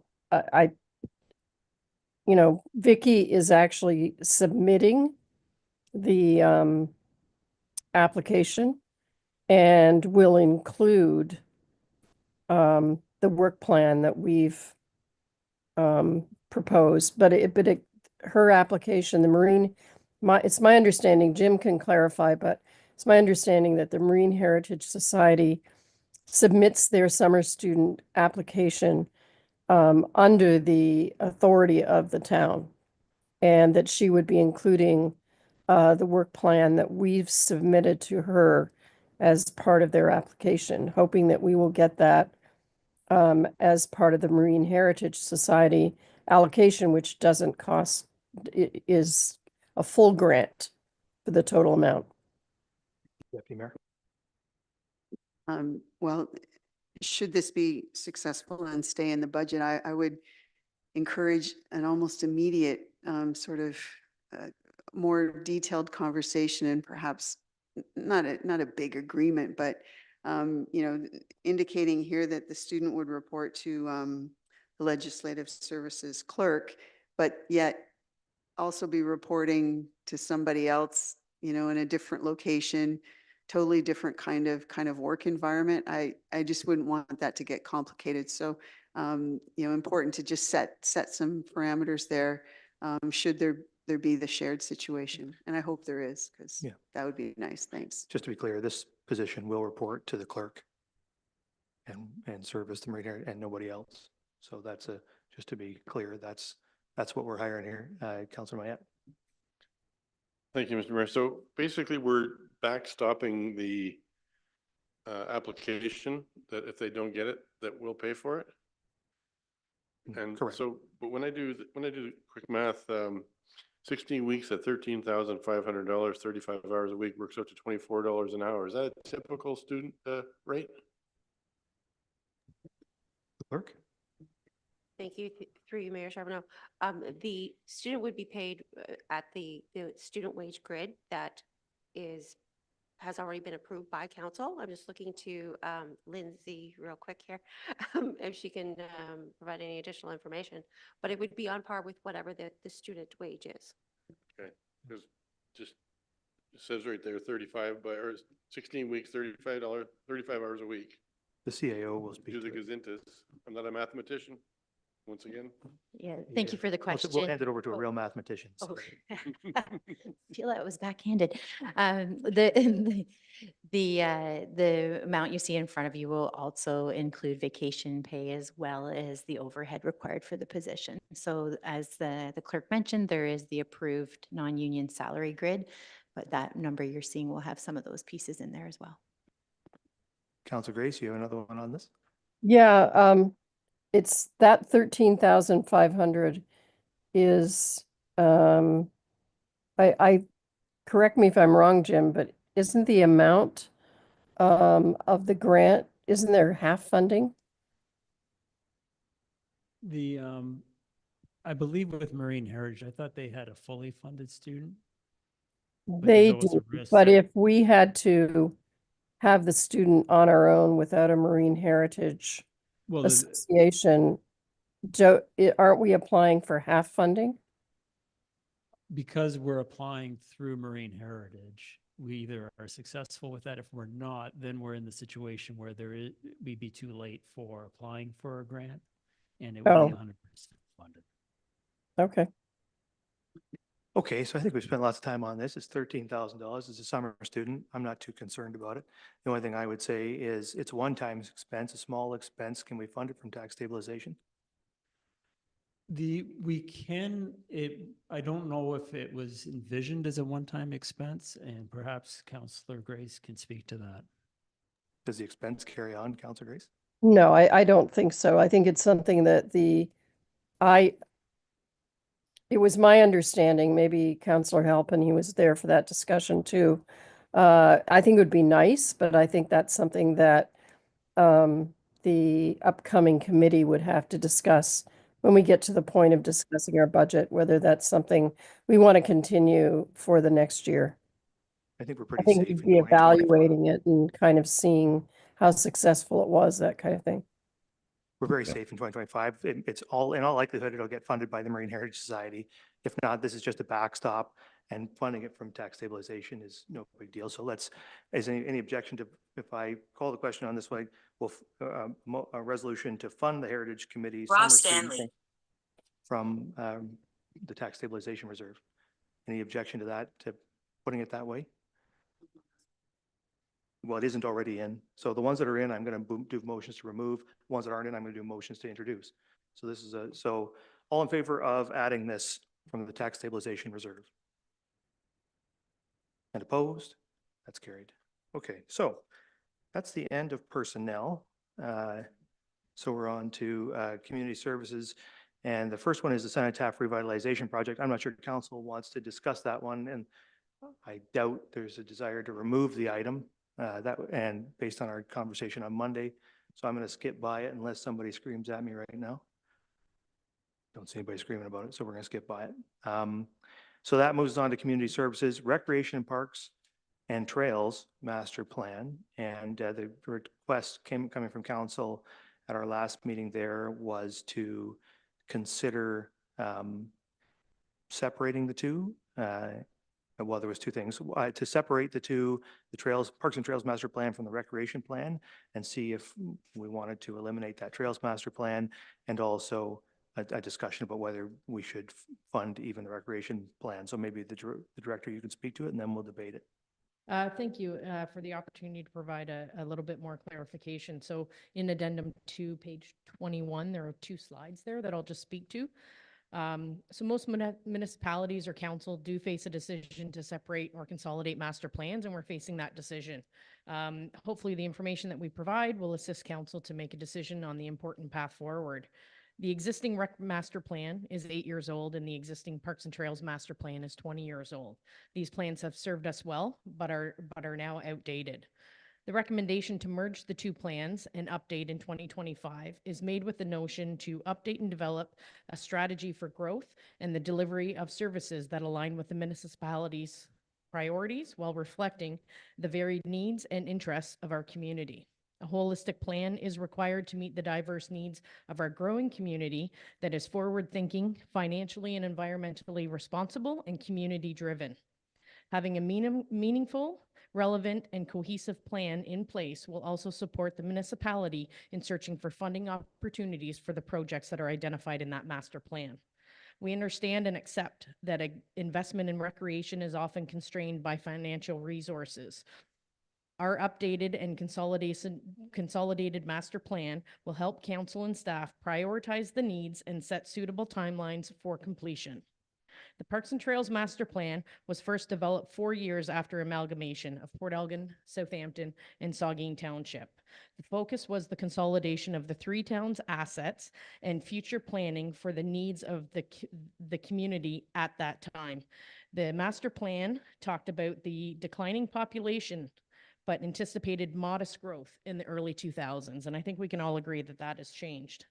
It's fair to say that our community and the needs relating to parks and trails have changed since 2004, and we have an opportunity to consolidate 2 good plans and make into one great plan that will serve us for the next 10 years. In the 2023 and 2027 strategic plan, Pillar 4, fostering a vibrant place to live and visit, Direction 9, which outlines the growing local arts, culture, and recreation, states that the town will work with residents, local artists, and cultural and recreation leadership to develop and implement plans and approaches that sustain and grow the town as a place for residents to live and tourists to visit. An action item outlined in that strat plan to achieve this direction is to update the town's recreation, parks, and trails master plan over the term of council. So hopefully that this additional information council can take into consideration. We have consulted with other municipalities. We are seeing a trend where rec master plans and parks and trails master plans are consolidated. Those municipalities that are not able to do that, that still have them separated, generally end up paying a little bit more when you're getting the second one done, whereas we can find some efficiencies when we do include them together. It will cost a little bit more down the road to separate them, but we see some efficiencies with consolidating them at this time. Do you know how much it will cost to do just a recreation master plan without doing a Parks and Trails master plan this year? At this time, I think that we would estimate that we would reduce the request. If that was direction from council, we could reduce the request to $75,000. And then we can see when we do the RFP, what the bids are submitted at. I just would be hesitant to, we don't want to jeopardize the quality of the master plan that we get. So I just cautioning with that. I understand it's not your recommendation. I just need to know the number. So we'll start with the deputy mayor and go down. Thank you, and through you. I would continue to support removing this from the budget. We have some very big investments happening right now associated with recreation. Lamont Sport Park hasn't realized its full potential and won't for a while. But the Aquatics and Wellness Center is coming on board next year. We've got some big park master plans in play right now, North Shore Park, Jubilee and Helliwell. In my opinion, it would make more sense to me to wait until those projects are finished, perhaps, or well on their way, and then think about what else does the community need, and what else is important, and what have we got, where are we going? To start a plan in the middle of some very big activity that hasn't even been finished yet, to me doesn't make sense, because why wouldn't we wait even at a minimum of 2 years, I would say, but might be longer than that, and then start talking about, where do we go from here? Because we're in the midst of just massive amounts of recreation and park spending. And we've had, over the last couple of years, massive amounts of trail spending. So, rather than set the stage for another master plan that likely will suggest a whole bunch more investment, let's finish off some investments that we've made and then go forward. That's my opinion. Thank you. Thank you. Vice Deputy Mayor. Thank you, Mr. Mayor. And along the same line, I spoke at the last meeting about this, and $125,000 is, right now with the amount of money we're spending on parks and recreation is a lot of money. And I know the old saying is, if you fail to plan, you plan to fail. And I think we need to plan. But, that 2004 Parks and Trails Master Plan, we've been implementing that plan for 20 years now. We've gone from 25, 26 kilometers of trails to 41, 42, I think. So we've added those 15, 16, 17 kilometers of trails because of the 2004 Parks and Trails Master Plan. We've followed that plan pretty closely. And I just don't think we need to spend any money on redoing that one component, the trails component of it. I think we're doing fine. We've done the Shoreline Trail. We built some wonderful trail systems. Every time a plan of subdivision comes forth, if we can link up that subdivision with our trails, we'll do that through negotiations. And staff can come with recommendations to us and say, here's where we think we need new trails in our community. I don't think the revision of the 2004 plan for 10,000 or 20,000, that component is going to tell, honestly, I don't think is going to tell us a whole lot. I really don't. I think the trails we developed have been developed. And I don't think there's room for a few more, maybe through plans of subdivision. The parks component, we know we need a park north of the Saugeen River. Staff know that. Council knows that. And as plans of subdivision come forward, let's talk about a new park north of the river.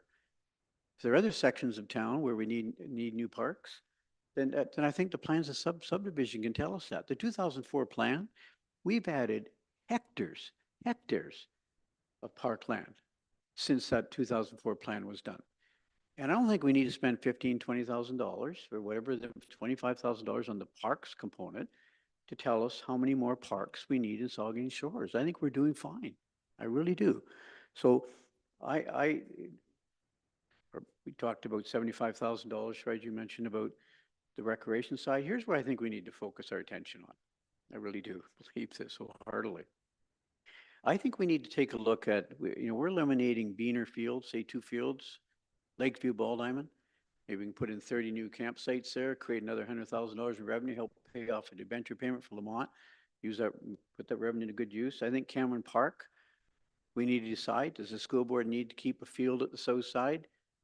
Get rid of the north side for housing or whatever we want to put in, or sell it off to help pay some of our debt. So I think that we need to really take a look at our surplus lands, what we can be deemed a surplus. Cameron Park, Beaner, Lakeview, for example. I think we need to take a look at, do we need a new cricket pitch? Do we need a third ice pad? What about pickleball? Although pickleball, there's 3 new courts going into the rec center, potentially. We could use it for that. Lakes Recreation, 6 or 8 pickleball courts. Do we really need to study that further? I'm not convinced we do. Tennis, one of the components of a recreation master plan is to study whether we need tennis in our community. I know, we got 1,100 members, we got 10, 12 courts, we just are looking at $50,000 for the tennis club. Do we really need to study tennis to a great extent? So my thought is, I can't support the 125. I don't think the trails component, the parks component belongs there right now. I think we've done enough over the last 20 years, and we spent enough money. So I'm all in favor of keeping $50,000 in there, maybe 75, for that component of taking a look at our surplus lands. We're removing 1, 2, 3, 4, 5 ball diamonds potentially could be removing and deeming them surplus. And we've added 6 at Lamont. Minor ball numbers have gone from 300 to 600 in the last 10 years. So I think we need to take a look at, before we get rid of those ball diamonds, where are the kids going to practice? If we take them all out, are we back to square one where we were before we built Lamont Sports Park? I don't think anybody wants that. That's where I think we need to focus our money and our attention on. I don't necessarily agree with our Deputy Mayor completely with taking it all out. I just think we need to really focus on those surplus lands. That's where I think we should be focusing. Yeah. Councillor Halpin. Thank you, Mayor, and through you. A lot of my points have been said, so I'll just be very quick. I'm really in favor of, let's complete what we've started. Let's complete what we've started. We have 3 park plans to build. We're still finishing Lamont's. We're doing the Aquatic and Wellness Center. The rail trail's looking after their set of the trails and everything like that.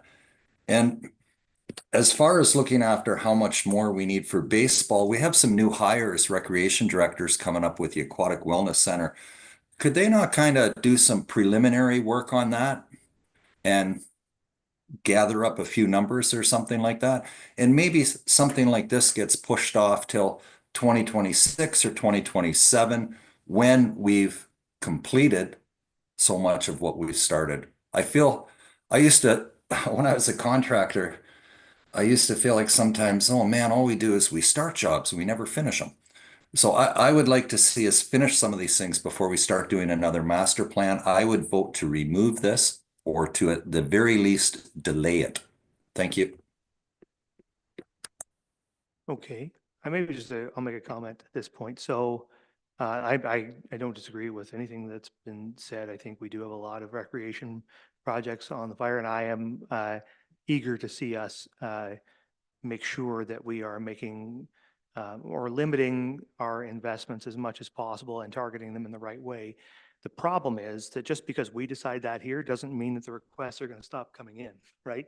Like we saw that just this year where we have a community group come and ask us to greatly increase the service level in a particular area. In that case, it was summer ice. Those kinds of requests will keep coming in from the public. You hear them out there. They want everyone talking about a 3rd ice pad, right? They will come and they will ask us for that, or they will ask us for the cricket pitch, or they'll ask us for pickleball courts, or basketball courts, or tennis courts, or you name it. And that those requests will come between now and 2027. Council has to have answers, real answers that are based on real statistical analysis of our demographics, our growth, how these sports are funded, what our level of need is, what our current service level is, all the things, if you read the 2016 plan that are in the 2016 plan, they have to be updated. 2016 plan is 10 years old. So it's deeply out of date. It doesn't answer those questions anymore. And if we don't have those answers, if we don't have a plan that's been studied and has those answers, council will get whipsawed by public requests that we cannot put in a box and say we need that or we don't need it. We'll have no idea. And then all we'll be able to do is respond to opinions and whatever the public tells us. And that's no way to do this, because that, I tell you, will cost us a lot more than the $75,000 we might spend right now on a rec master plan. So I think frankly, we need to have an updated recreation master plan now, so that we know what our projection for the next 10 years looks like, so that we can respond smartly to requests from the public to expand our recreation offerings. So I want to do the rec master plan. I agree that the trails master plan doesn't need to be done this year. I don't feel a great urgency on that one. We don't get the same level of pressure on trails. People aren't coming to us asking us to build new trails or new parks. So my suggestion, what I would like to see is us to fund the $75,000, update the entire recreation master plan, and we can defer trails to we can push it out in the plan a while. That's what I would like to see us do. That's where I stand. I guess we need to get, what I would like now is to get a resolution of some nature so that we can decide on this, the Vice Deputy Mayor. So, Mr. Mayor, I understand your reasoning on the recreation side of things. The third ice pad, the cricket pitch, the pickleball, those sorts of things, recreation programming. I have a motion I just wrote out here that $75,000 be allocated to the 2025 budget to carry out a recreation master plan and surplus lands report, because I think it's really important we put to rest what's going on with those 4 fields. And are they going to remain for practice fields? Are we going to sell them? Are we going to decommission? What are we going to do with them? And that's in the 2016 plan report, by the way. There's talk about decommissioning some of those fields, repurposing. And I just think that needs to be updated from 2016. That's my motion, that $75,000 be allocated to the 2025 budget to carry out a recreation master plan and surplus lands report. Okay, is there a seconder for that? Seconded by Councillor Mayette. Any comments on that? I see Councillor Halpin's hand up. Councillor Halpin, you have a comment on that? I would just defer that for another year myself, but I've said my piece, so thank you very much. Yep. Sorry, I'll start with the Deputy Mayor and go down. Sorry, the Deputy Mayor. The depth. The depth. We'll call you The that. depth. Your demi worship. I will vote against this because I think that there's incredible recreation spending fatigue in our community right now. And we also have a cultural and heritage master plan that's been waiting years, and we've still managed to do a few things associated with that. And, so I don't see any challenge to, we've got a pilot summer ice program that, we get through that, see how that works out. And then after that, the third ice pad conversation can happen. I just don't see the urgency to do this right now. My suggestion was, waiting a minimum of 2 years to realize just what we've got and how it's working. So I won't be supporting this. I really honestly think that there's incredible fatigue in the community about spending on recreation at the moment. And that, we should finish a couple things and then come back to the table and at that point do an assessment. Thank you. Thank you, Councillor Davinsky. Thank you very much, Mr. Mayor. I too will not support going ahead with this. We have a recreation master plan that's 8 years old, and the Parks and Trails master plan is 20 years old, and we're doing just fine right now in both departments as far as I'm concerned. You just look around, and I think council and particularly staff have kept ahead of this and have done the job so well that we are in a comfortable position right now. Right now, I would like to see this deferred for 2 years and then do a combo or even just a recreation master plan. It will make that 10 years old, and the Parks and Trails master plan will be 22.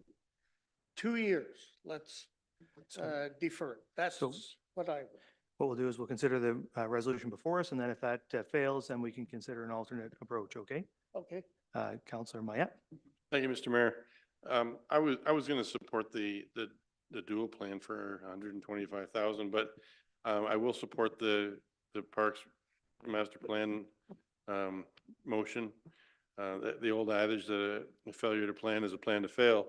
And if we don't get ahead of the fact that we have surplus properties, we have things unfolding, we have a bright future in our community for recreation, and I think it needs to be updated so we have a clear vision where we're going.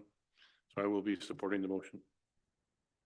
Okay, very good. Further comments on this one, Councillor Stack, and then Halpin.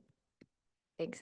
Just on I think in my other life, I speak often about the importance of strategic planning and some of the challenges when you don't have it. So I think I would support continuing this just on the basis that given the age of the plans and we're coming towards the end of them, I'm not sure how we get to the next 10 years if we're not planning now for when the initial activities are finished. That's my only caution about removing it from the budget, is then we get to the end of the plans and we don't have a next plan. Thank you. Councillor Halpin? Thank you, Mayor, and through you. So we're going to be making a master plan when we don't even have the projects were completed, finished. I want to second that. Like, I like sports. I personally do a lot of sports, but there are a lot of people who have fatigue about all the spending on sports, and they see the things that they would like to support not happening.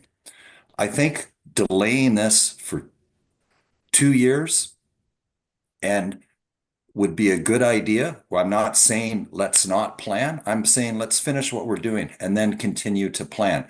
The other thing is, can staff, or we're hiring new people for aquatic and wellness center. Can they not kind of work in the plan about what we need for baseball?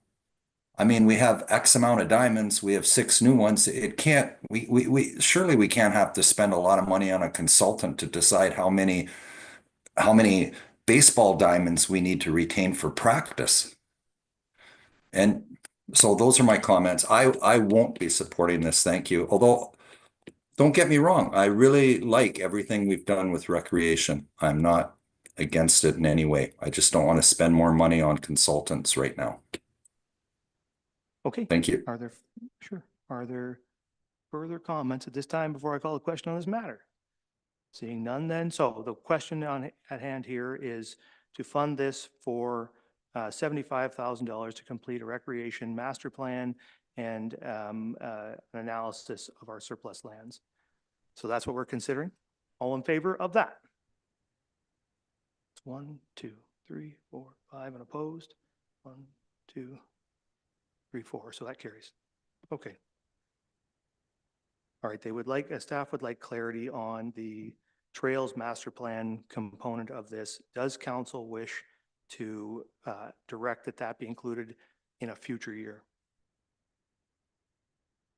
Councillor Davinsky. But what do we? Well, so there's $50,000 park at this point, Trails Master Plan that we just cut in this year. But do you want to direct staff to include that in a later year in the 10-year operating plan? Like to say, because what we've done right now is just pulled it completely, it's gone. Do we want to have them include it, say, included it in 2027, or we could let them sort of plug it in, but we could tell them that they can put it in a future year when they come back to us. Is that, so like, maybe I could ask, maybe I can just put that question to council. I'm sorry. Yeah. So I'll ask the question, and I'm just going to ask all in favor of this. All in favor of directing staff to include a Trails Master Plan in a future year in the 10-year operating plan. All in favor of that? And opposed? That's carried. Okay. So is that clear enough direction? Okay. So now we're on to,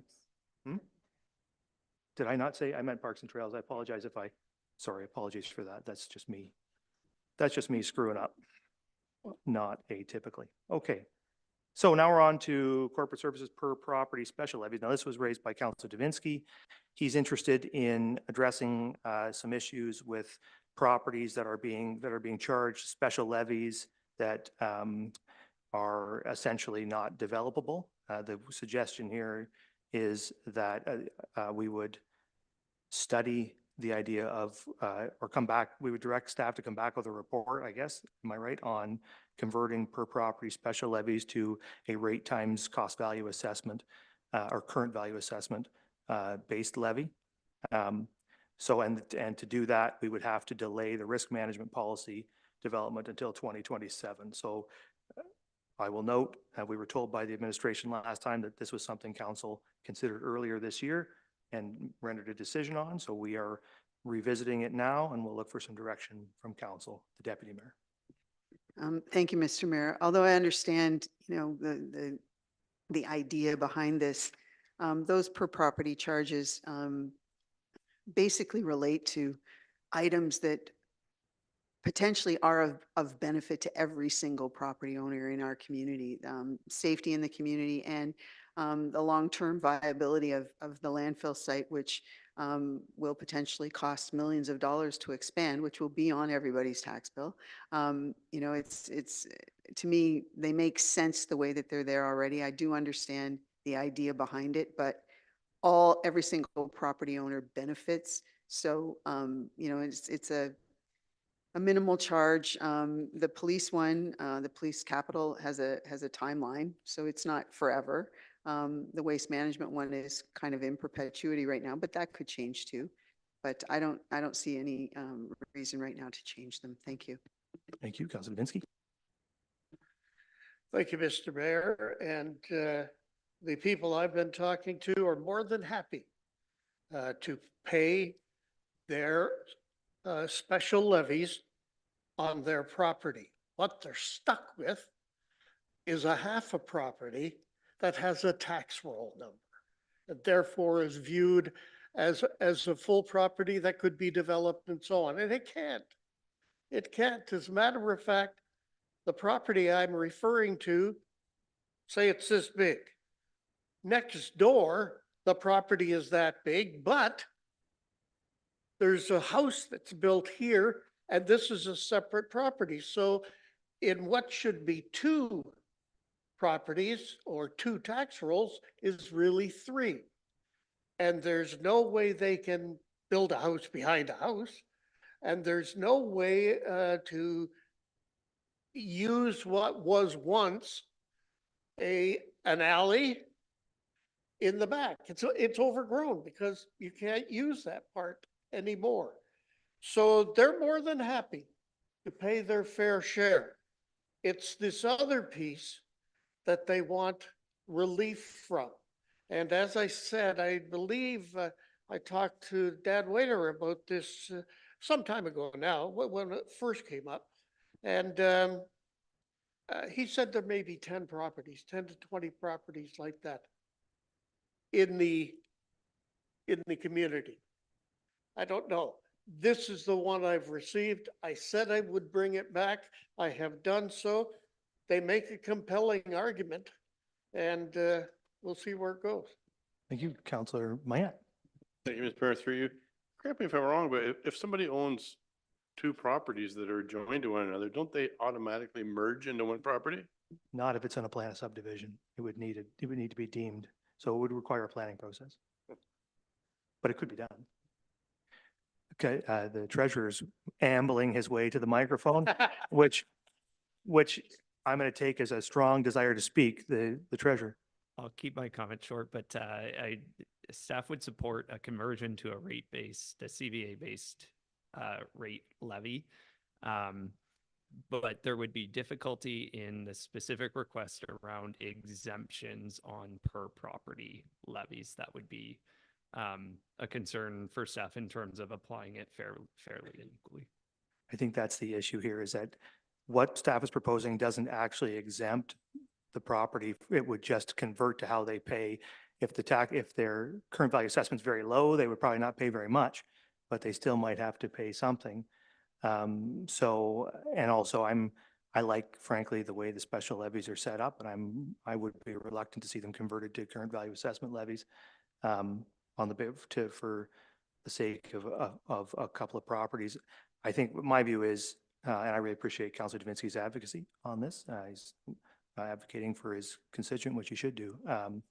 But my view is that I don't want to spend staff's time on this. We already spent a bunch of staff time on it. Council made a decision on it. That was this council's decision. It was only a year ago. I think that's the answer that you're going to get. From my perspective, that should be the answer. And I just don't want to send staff away to work on it again. I'd rather work on the risk management policy, honestly. So I will vote against this, although I do once again appreciate Councilor Divinsky's advocacy on the point. Councilor Divinsky. I'm sorry. What was the other option? The option is to stay where you are. But Dan brought up an option as well. What was that option?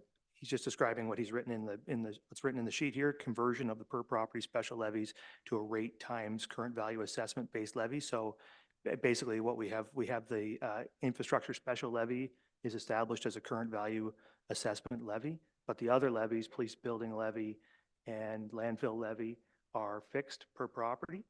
So what we're talking about is converting the fixed per property levies to current value assessment levies. So if those properties that you're referencing were very low value, according to MPAC, then their contribution to these special levies would drop, but might not go to zero. Like, I mean, they would still probably contribute something because they still have a value. So staff is saying that that's how they'd like, that's the only way they could support addressing this. They couldn't support specific property by property exemptions because they don't think that would conform with the Tax Act. And in relation to that, can I get someone to write a letter to this constituent explaining that? Is that possible? I don't want to create more work either. I think, Councilor Dominski, you could handle it the way you would handle any other situation as a councillor. You could put the question in an email format to the treasurer and copy your constituent, and then they would respond and give an explanation to the constituent via an email, if that's okay. Okay, thank you very much. The Deputy Mayor. Thank you, and through you. If there are 10 potential properties, is there something going forward, a piece of property, the size required to build on now has changed over the last few years, but if there's an unopened road there, somebody can develop it if they build the road. So if there's 10 properties we're talking about, is there some way that we could, take some kind of look at those specific properties?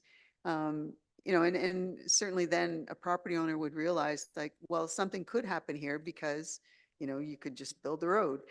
Or alternatively, if there really is nothing that could happen there, they could get that information too and make decisions appropriately for their future. The CAO.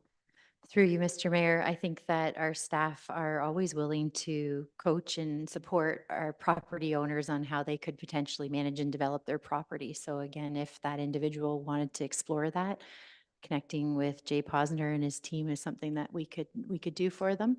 There's probably a couple options for the property owner. I don't know if any of them would be appealing or not.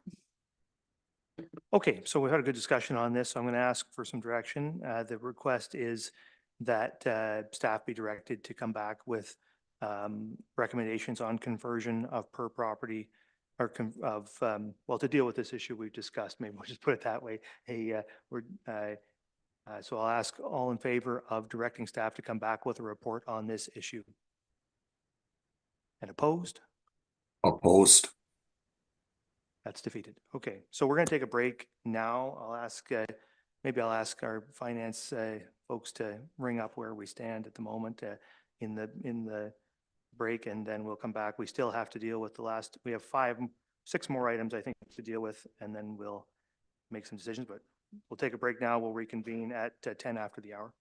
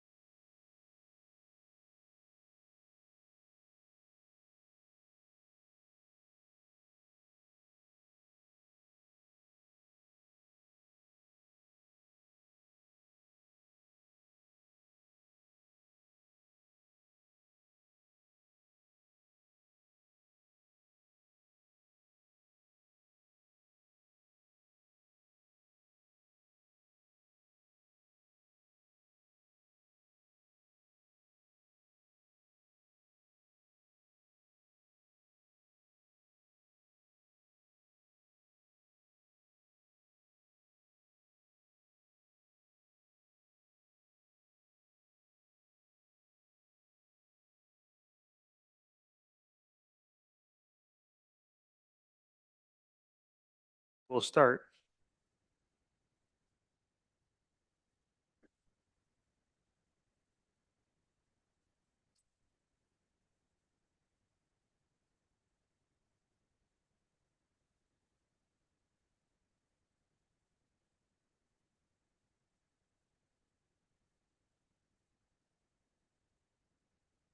We're removing them all.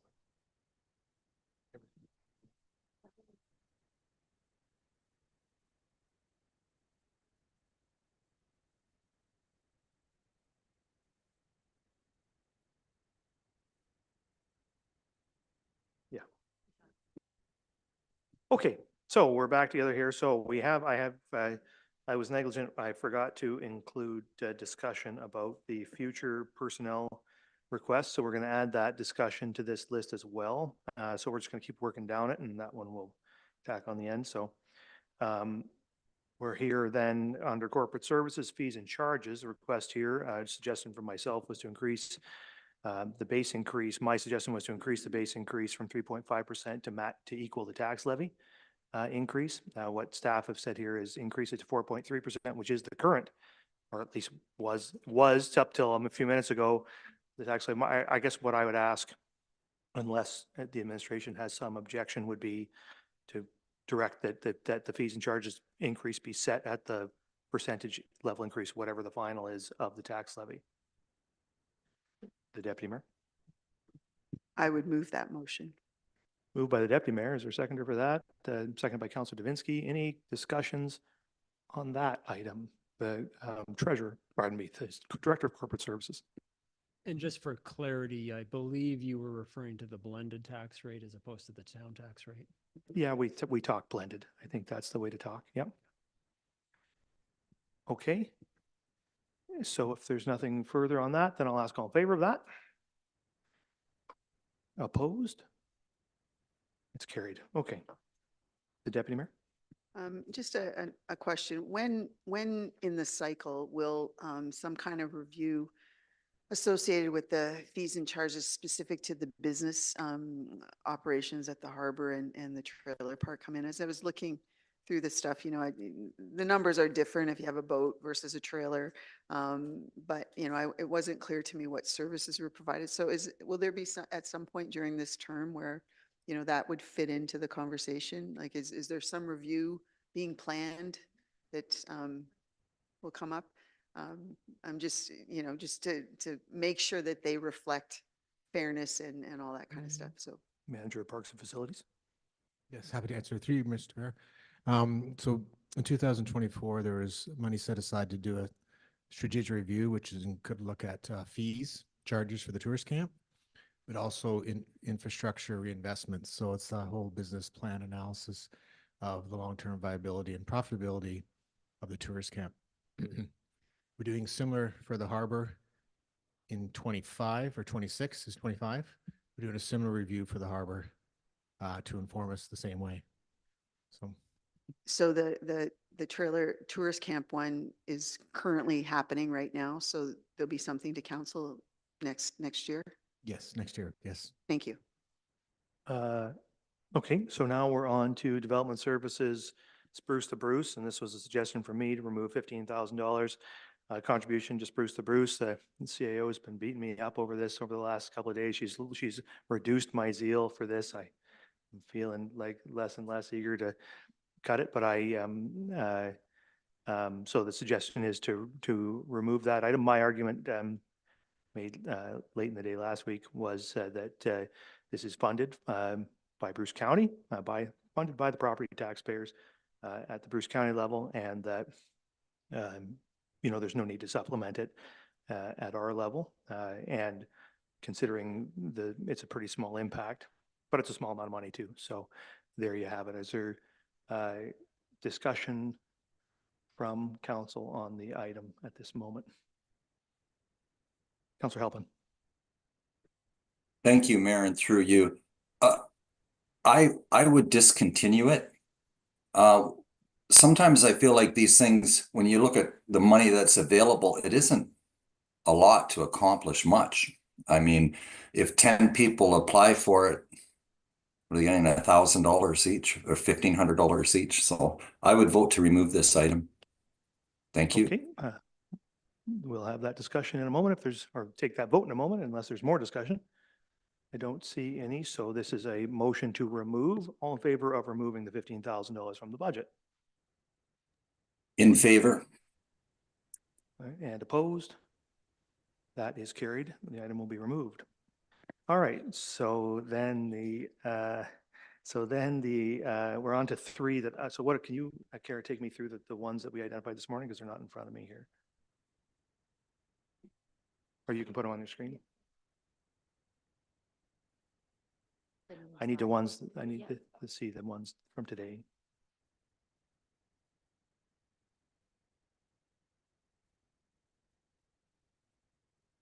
Okay, thank you. So the first one there, yeah, is the municipal accommodation fee short-term rental licensing program, and the request that came from the deputy mayor was to develop a municipal accommodation fee and short-term rental licensing program. I think what the deputy mayor suggested was that a short-term rental licensing program be developed. Unless I'm wrong, that's what I heard the deputy mayor said. So the municipal accommodation fee would not be part of that review, just the short-term rental licensing program is what we're considering. So One clerical issue. yeah, sure. There should not say impact on taxation. It'll be funded out of tax stabilization reserve. Fair enough. Thank you. Okay, so we'll take some comments. We'll start with Councillor Grace and then Councillor Mayette. Thank you, Mr. Mayor. I'm recusing myself from this, so I'll be turning off my video for the duration of that. Thank you for that. Conflict of interest. Yep, thank you for that. Councillor Mayette. For clarification, short term, I think we defined it once before as 1 month or less. I think I think that would be part of the work that would be done on developing this, a definition. I think it would be early to say what that definition might be. It would be part of this work if approved. Okay, because that depends on whether I have a pecuniary or not. Typically my guests stay for many months. So I'm going to stay in. Okay, very good. Fair enough. Any discussion on the item then? I guess I'll just express my view. I think my view is the addition of additional regulation in this area isn't necessary. That the issue with we've had short-term rentals in the community forever. The reason why it has become a problem is because of the housing shortage, which we need to resolve by building more housing. You can't regulate your way out of that problem. No amount of regulation will reduce the amount of short-term rentals in the community or the amount of problems that we may or may not have with those short-term rentals. The only way to overcome a short-term rental issue is to get short-term accommodation, i.e. hotels, as well as more housing in that sort of condominium space, that kind of apartment buildings, those things. So I oppose it. I'm not interested in opposing more regulation. I don't think it will achieve the outcome that we're desiring here. My view. The Deputy Mayor. Thank you, and through you. Yes, we've had short-term rentals in this community and these communities since the beginning of these communities. However, the situation is that short-term rentals historically have generally been in an area of the community closer to the lake. They're now all over the community in areas where the expectation in residential neighborhoods, generally speaking, when you're away from the lake quite a few blocks, is that you're in an area where people are living, not people are in and out on weekends. So things have changed with the short-term rental situation. Yes, it's been historical, but it's different now. I also think that we have people who live here who are responsible. They don't always necessarily follow the bylaws, but they understand that we have some rules in place related to things that you can and cannot do in town.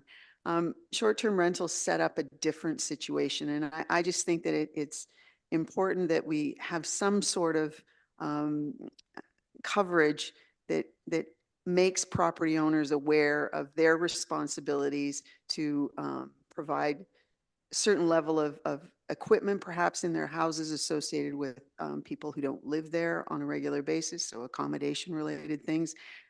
Also to provide, they have a responsibility to ensure that their guests understand some other aspects of the community. And quite frankly, we have signage all over the community now that is in places that it's never been before. And short-term rentals, most of it is associated with short-term rentals. So I don't see this as being an awful lot of regulation. I see it as being us taking a really good look at what's going on in our community and responding responsibly to make sure that the whole community is staying safe and that people who are here on a short-term basis, that there's at least a little bit of oversight to recognize that they're in an accommodation situation, not unlike a hotel, which has some rules and regulations and, requirements as to their participation in the community. And it just would set up that opportunity. So I don't see it as an onerous level of regulation. I see it as an appropriate way to manage growth in our community. Thank you. Thank you, Councillor Halpin. Thank you, Mayor, and through you. Is this proposed just for Airbnbs, or would it be for all forms of short-term rentals, including cottage parks, the traditional type of rental here? I honestly think Council, we're kind of getting ahead of ourselves. I mean, that would be the work that would be identified if you did the plan. It could be for all, or it may be for something less. I think you'd have to do the study, and Council would have to have that debate at the time. We just don't have the answers yet. Councillor Stack.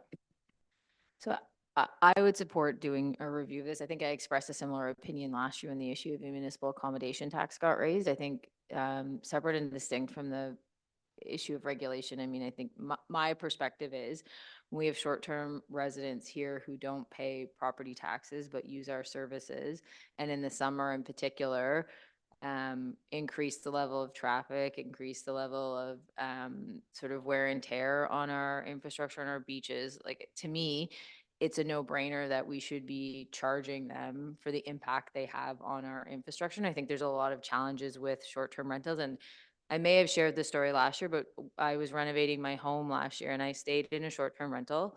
It was the top floor of a small house. We had the top floor. It was $3,500 a month.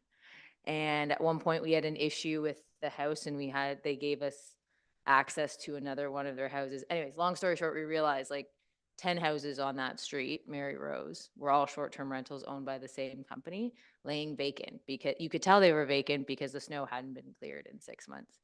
So if we think there isn't a problem here, we would be misleading ourselves, or potential issue. And I think my point is they should be charged. There should be some charge for either the people who decide to rent them. Like, I paid that price, I grinned and bared it, but fortunately I'd planned for it, but we should be yielding some sort of benefit from that, or at least being more aware of the consequences of what this industry is doing. So, I mean, that whole street, like I said, 6 or 10 houses were clearly owned by this company, and it was a company, I can't remember the name of it. And they were laying vacant. And if you've bought a home on a street where 6 to 10 houses are laying vacant, but for the occasional hockey team or family renovating their house, it's a problem. We should be aware of it, and we should, whether we can stop it or not is a different discussion, but we should certainly look at what we can do to at least get some benefit from this. That's my view on it. Thank you. Are there further comments before I call the question on the matter? I don't see any. So the question is then to include the developing of a short-term rental licensing program. I guess that's it. That's the whole thing. Well, that's did we have a mover and seconder for that on that resolution? Do I have a mover and seconder? No, there's no. Okay, so a mover and seconder on the short-term rental licensing program, on including that in this thing. The deputy mayor, is there a seconder? Councillor Mayette? Sure. So I thought the way the conversation was leading here that we were going to do a study and have staff come back with a recommendation. So they're going to come up with a proposed plan And at that time, we'll have a chance to modify, add it in, and, or vote it out all the right together. Yeah, the way I should have put that maybe is to fund a short-term rental licensing program study. There you go. Study. That's what I was looking for. Study, that's the word. Okay. Sorry, Study. that's me. So that's moved and seconded. Questions or comments? Counselor Stack? Sorry, when we were looking at the item, did it not have the municipal accommodation fee as well as part of that? I just want to make sure whether it's part of the same study or not. It was an error because the deputy mayor's suggestion was only to do the short-term rental accommodation item, not that was the request that the deputy mayor had put earlier in the day. So that was just an error that staff had, I think, probably just cut and pasted the whole item that was in the budget. Okay, so just so I'm clear, so we're not, municipal accommodation fee is not on the table for exploration? Not as part of this resolution, no. Okay, okay.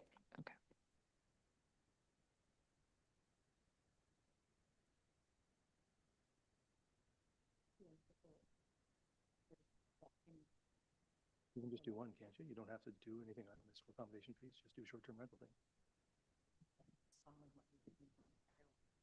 Yeah. No, it's been bifurcated, and the short-term rental is the only item we're considering.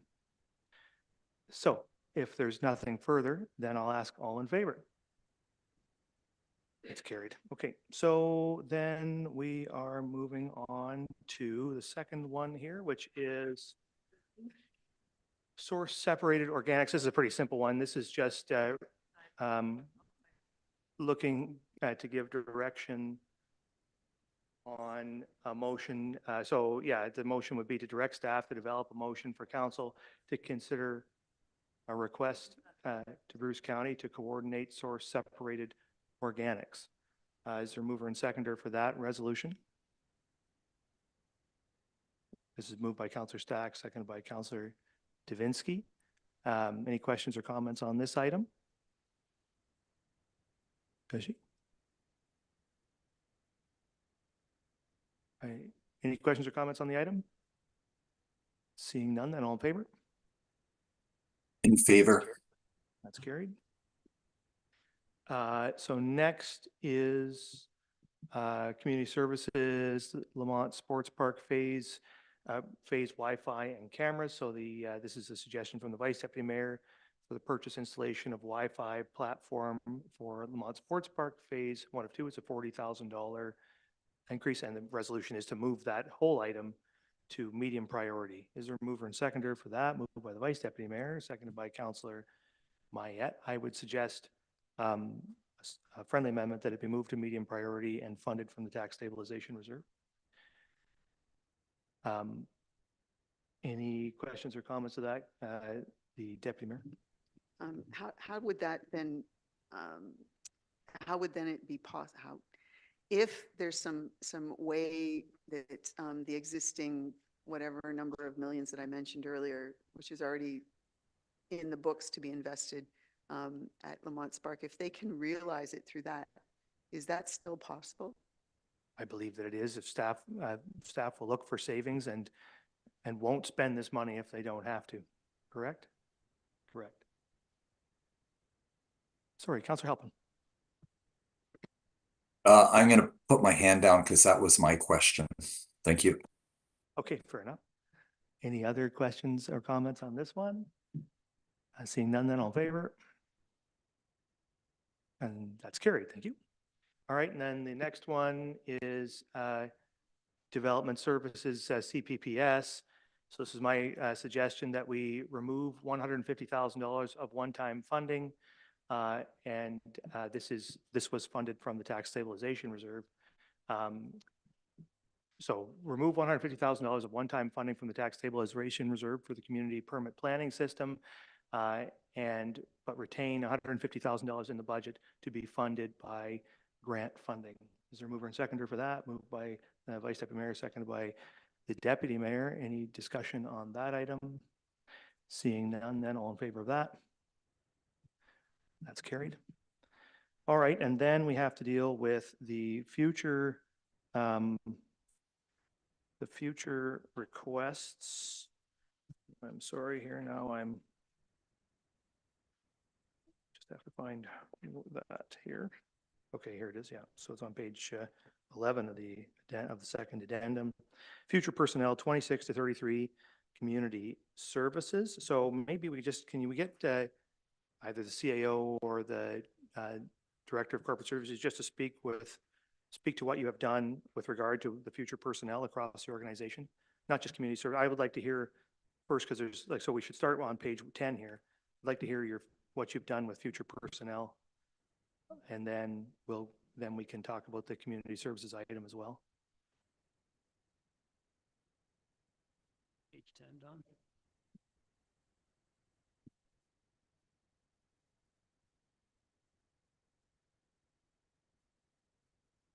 Here's the slide we'll be presenting relative to the future personnel.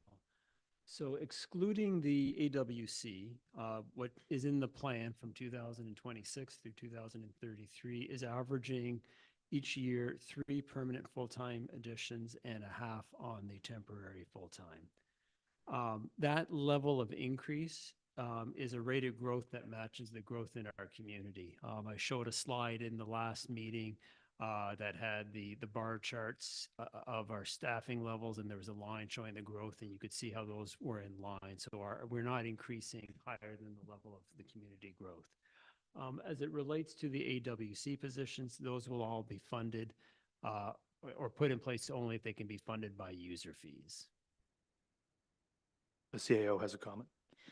Through you, Mr. Mayor. On the first day of council deliberation, there was some comments and questions around these future positions and whether or not council was approving them and council's comfort level with those positions. So what I would offer for clarity is that council is not approving any of the future proposed personnel at this time. They were outlined to give you a snapshot of what things could look like in 2026 to 2033. I will confirm that the detail of those will not be in the business plan. So again, they're in there for your consideration and thought as we move through this. But in the business plan that is finally produced, the 2025 business plan, those details will not be included, which I hope would mitigate against those concerns that approval was being given around this table at this time for those future positions. So just so I'm clear then, when you say that the personnel will not be formalized, does that mean it won't be in the 2025 business plan? That's correct. It will not show in the 2025 business plan outside of the ones that are approved for 2025. So the only thing that we'll see in the business plan beyond 2025 is the number of positions, but no specific titles in those positions. Is that right?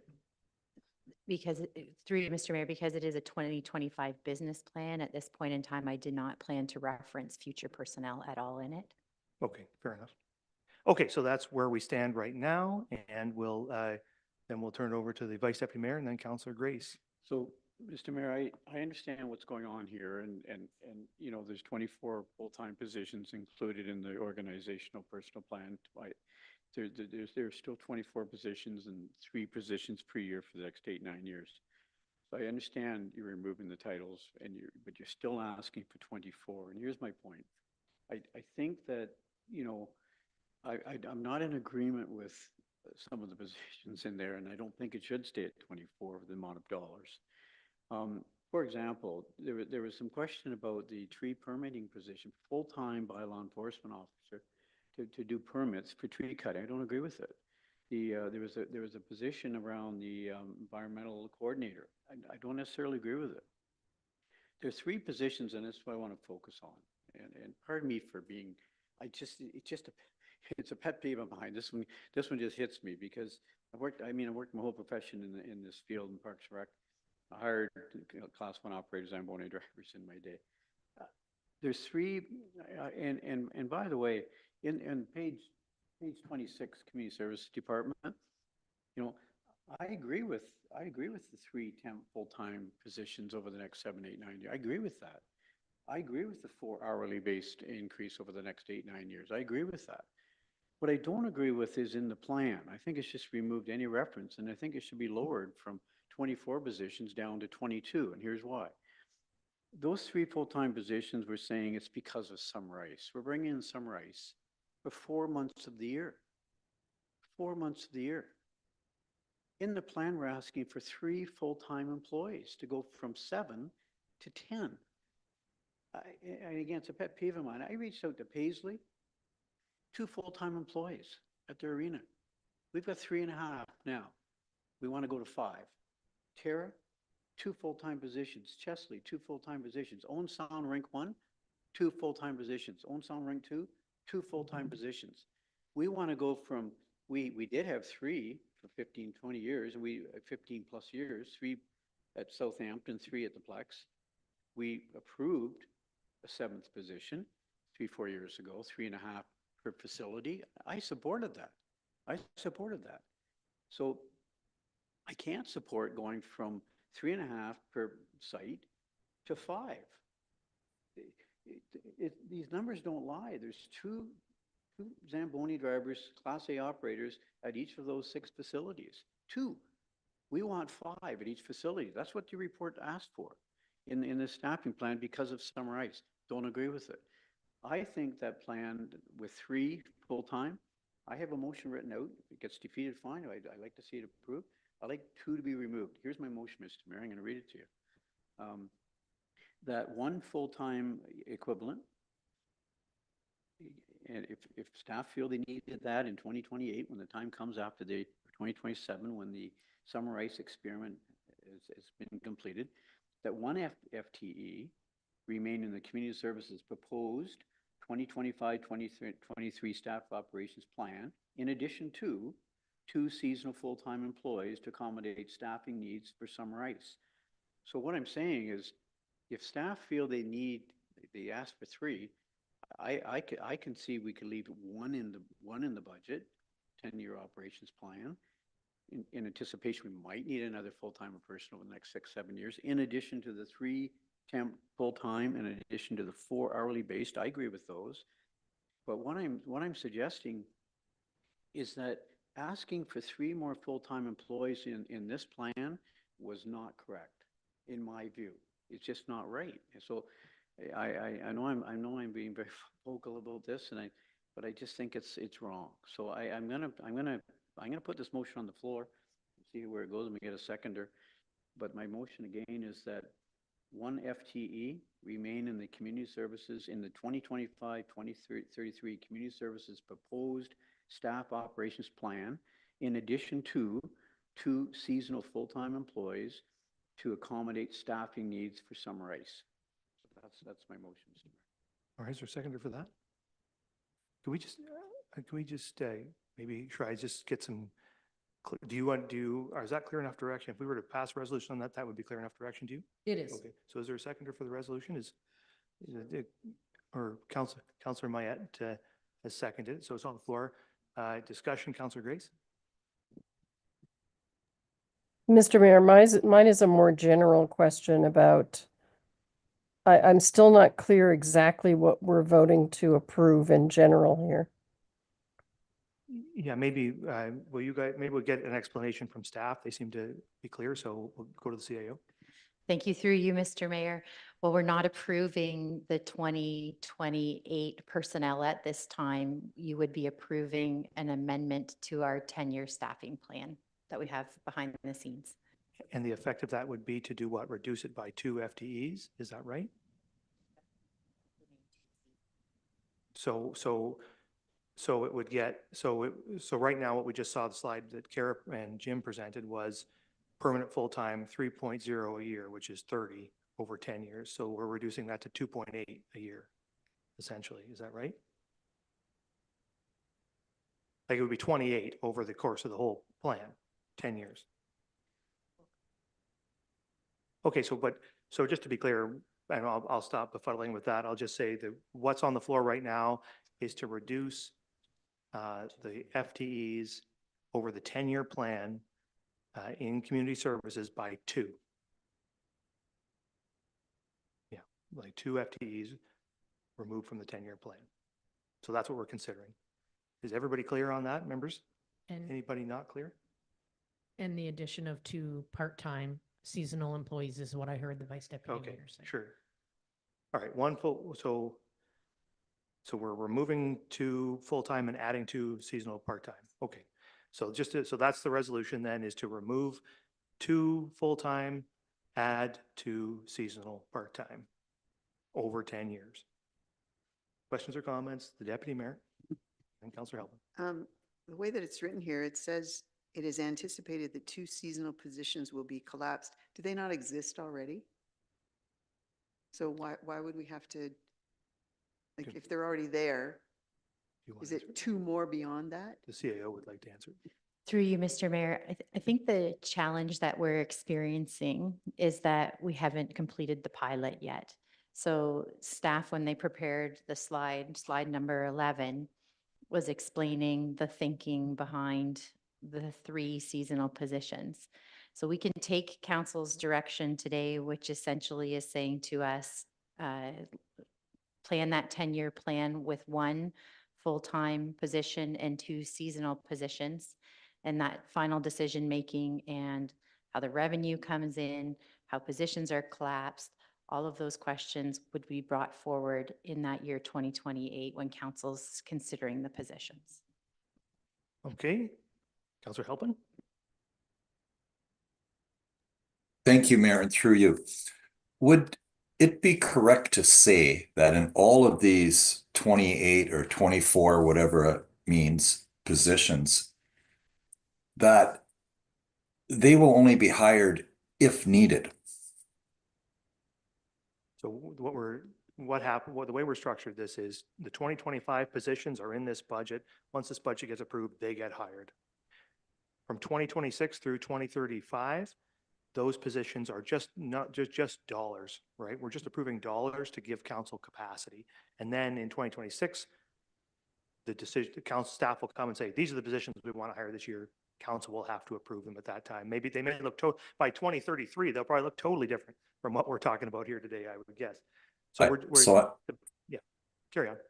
Councillor Halpin. Okay, thank you. So that means that if someone has 3 people for the tree bylaw, but the tree bylaw comes in really different, we only need 1 person, they're not necessarily going to go and hire 3 people anyways, and council will have that decision to make in that year.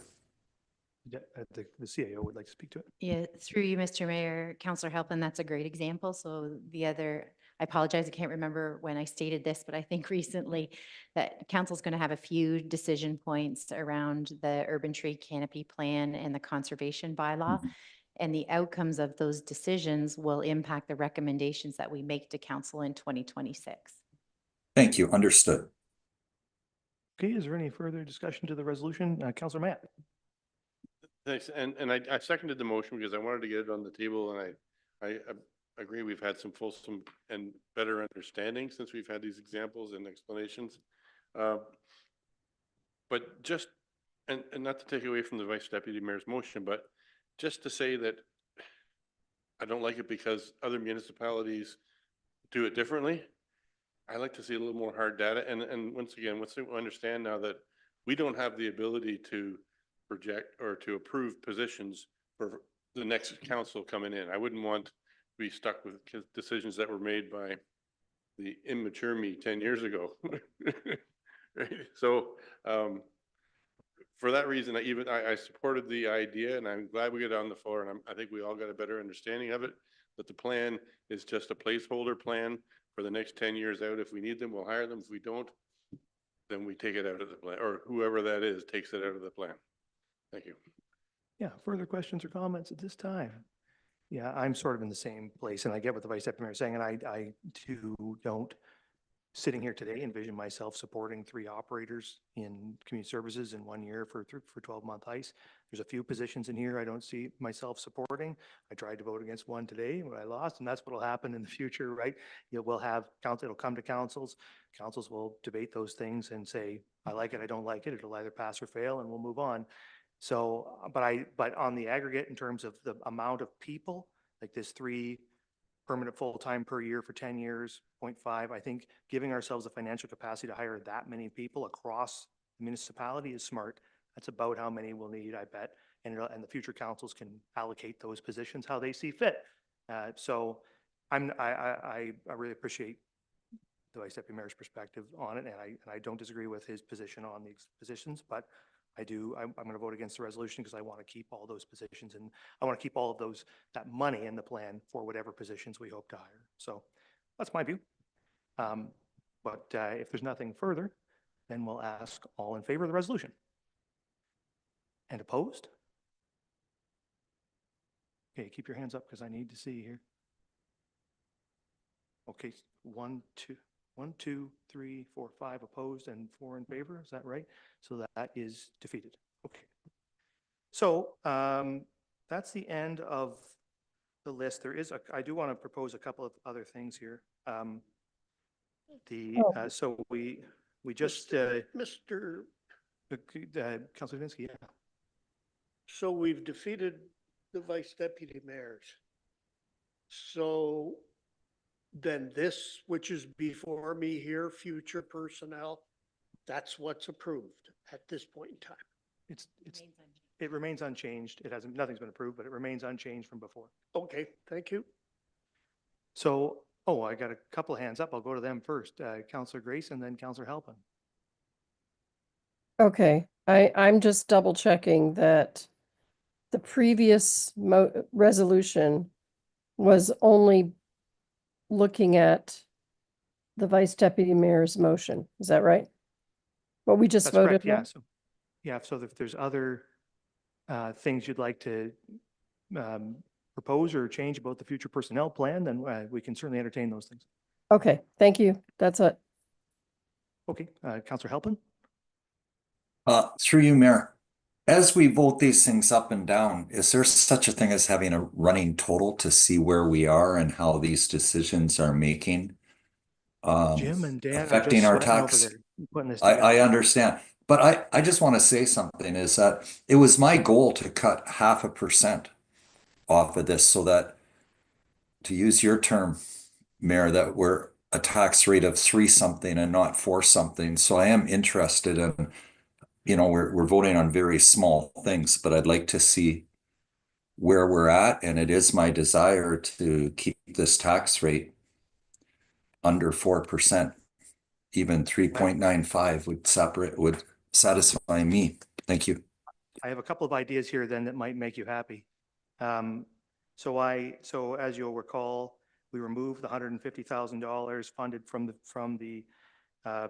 the tax stabilization reserve for the CPPS. We also cut the Parks and Trails master plan by $50,000, which was also funded by the tax stabilization reserve. So that's $200,000 we have removed from spending in the tax stabilization reserve.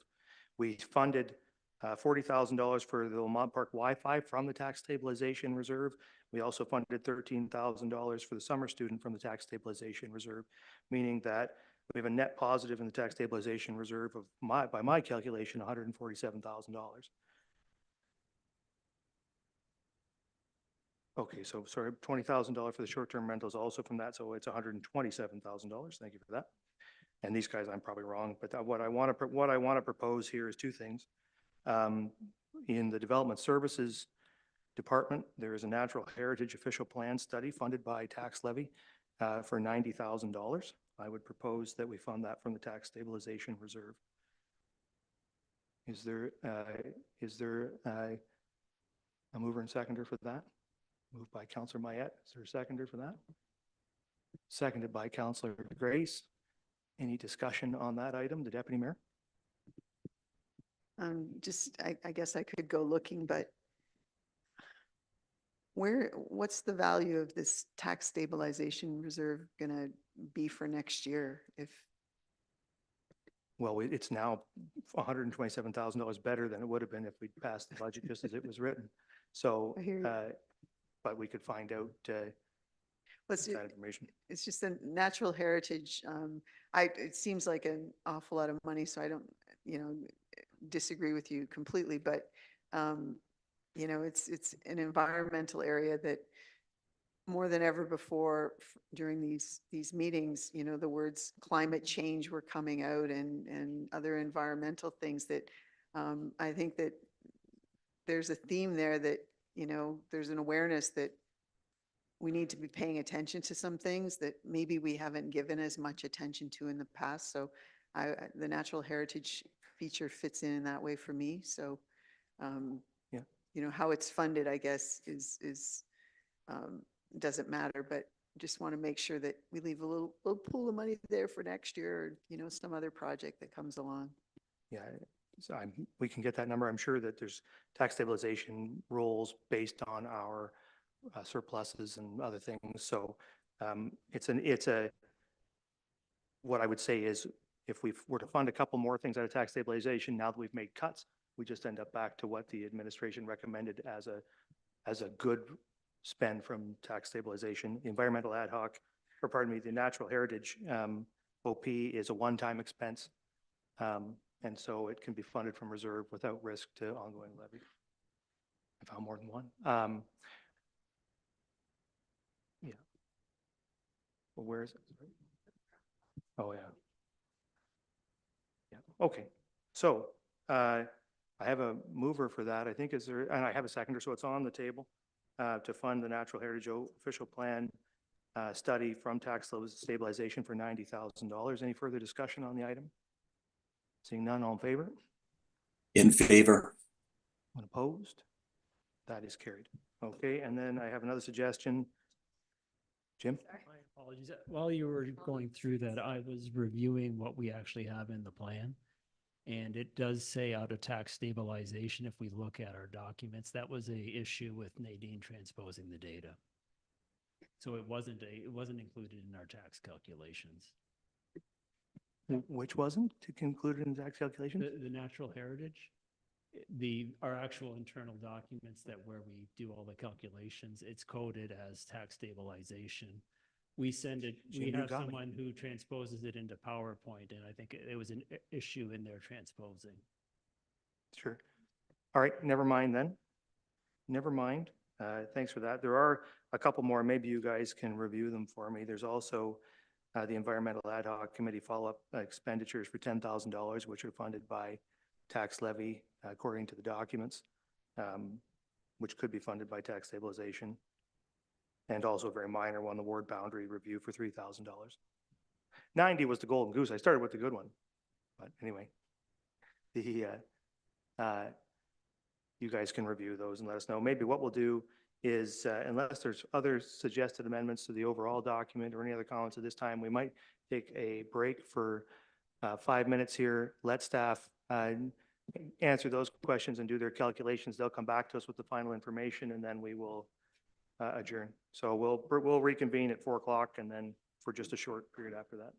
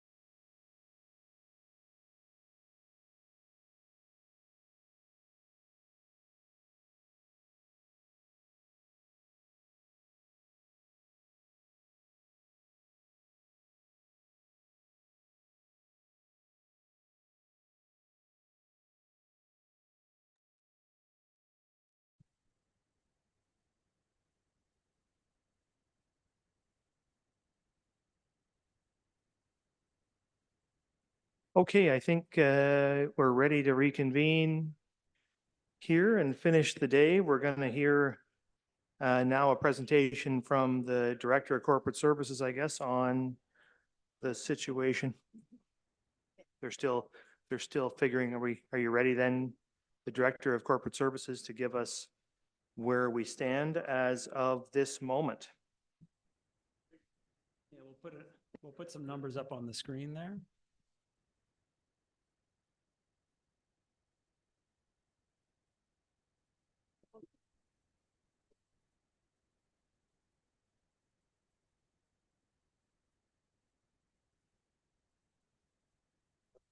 So last night, we sent out an update that included the SVCA. That took us to 5.1%. With what we have done today, there's two changes that have improved that number. One is the fees and charges. We are increasing what the rate of increase. That's delivering a 0.1% improvement on the levy. We've eliminated the spruce the Bruce, and that is delivering another 0.1% improvement on the levy. That brings us down then to 4.9% on the town's portion of the levy. And that works out to a 4.4% on our blended tax levy. So the blended as a result is down to 4.9%, or it's, which would be, so 4.4% on the blended, which is a $195 increase on the average home. So the blended increase stands at 4.4%, is that Yes. correct? So that's just not, that's 1.1 up from where we started the day. The point, 0.1 better, because we started the day at 4.5. Oh, you're right. Sorry, that I was forgetting the addendum to be. All right. So, or not to be. Are there questions then on this at this point? Councilor Dubinsky? Not so much a question, but can we ask staff to go back and find another however much so that it reduces to 4.3, which was our last year's total, was it not? The CAO. Through you, Mr. Mayor, I'll let Jim answer what last year's total is, but what I would offer is if you look at those numbers, what the administration has presented to you today is 2.7% increase. We just agreed with the fees and charges that we would set that at inflation, and we have an estimate of that being 4.3. So I'll offer that if council wants, they can direct us to go back and find additional funding, but at this point in time, your senior leadership team would be talking about service level reductions. Fair enough. Councilor Dubinsky, any other comments? No further comment. That was my ask. Yep. And you're saying it's not my ask, so. No, your council can give that direction. It's just that what the CAO is telling us is what you would get back would be recommendations on service level reductions, just so you know. Yeah. So, but the council can give whatever direction it sees fit. Okay, thank you. The Deputy Mayor? I'm okay with 4.4. To make it 4.3 basically takes $4 off the number, I think, if I look at the way you're doing the math, or maybe it's a little bit more.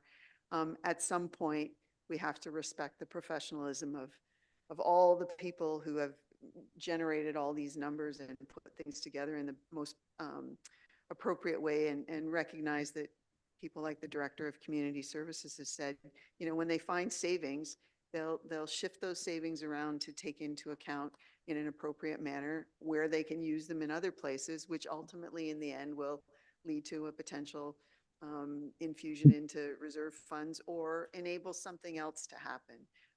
I don't think we should nickel and dime just to move the number a little bit further, because I think a lot of the people sitting over there and up here have already done all the nickel and diming.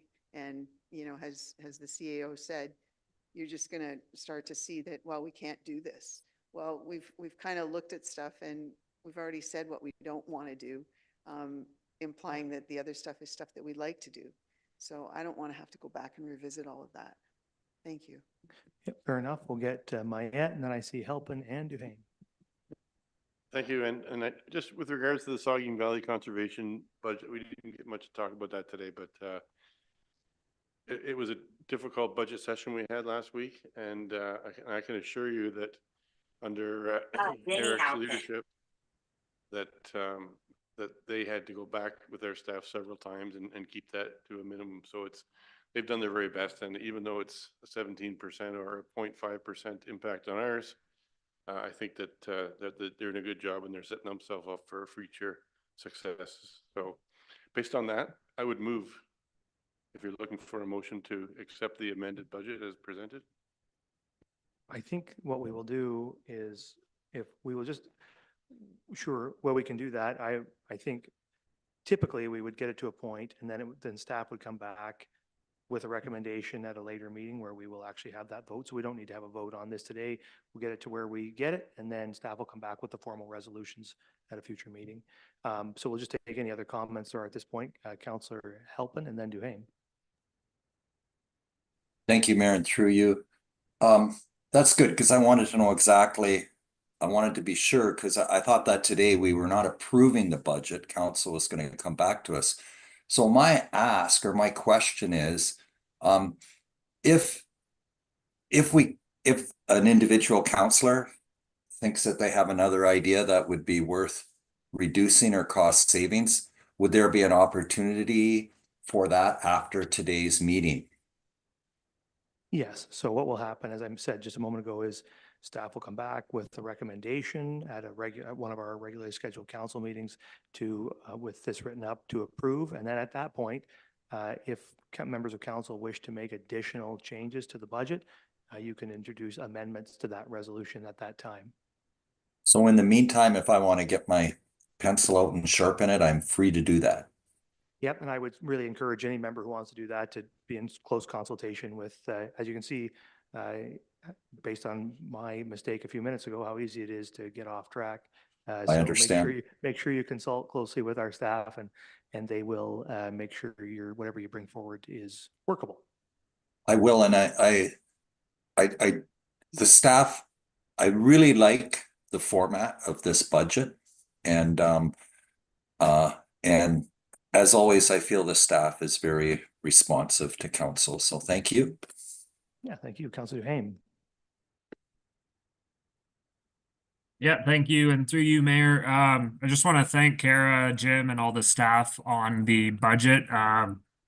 Very good layout here on the current slide to see what's, causing for the citizens, seeing their taxes go up, and a few areas where we are getting money back from Ontario, which is good to get that dividend back. I did a quick little search here. Concardin's looking at, or they're hoping to stay at 8% for 2025 with their OPP costs. Brockton 6.4% with OPP costs. So we're 2.7 plus 1.7 plus the 0.5. So, well, I guess it's 4.4. So I think we did a really good job. I do agree with Bud Halpin. I would like to see it under the 4%. But hopefully these police and Saugeen Valley Conservation numbers are more one-time costs, and then they can get back to predictable increases in line with inflation. That's all. Thanks. Thank you very much. The Vice Deputy Mayor.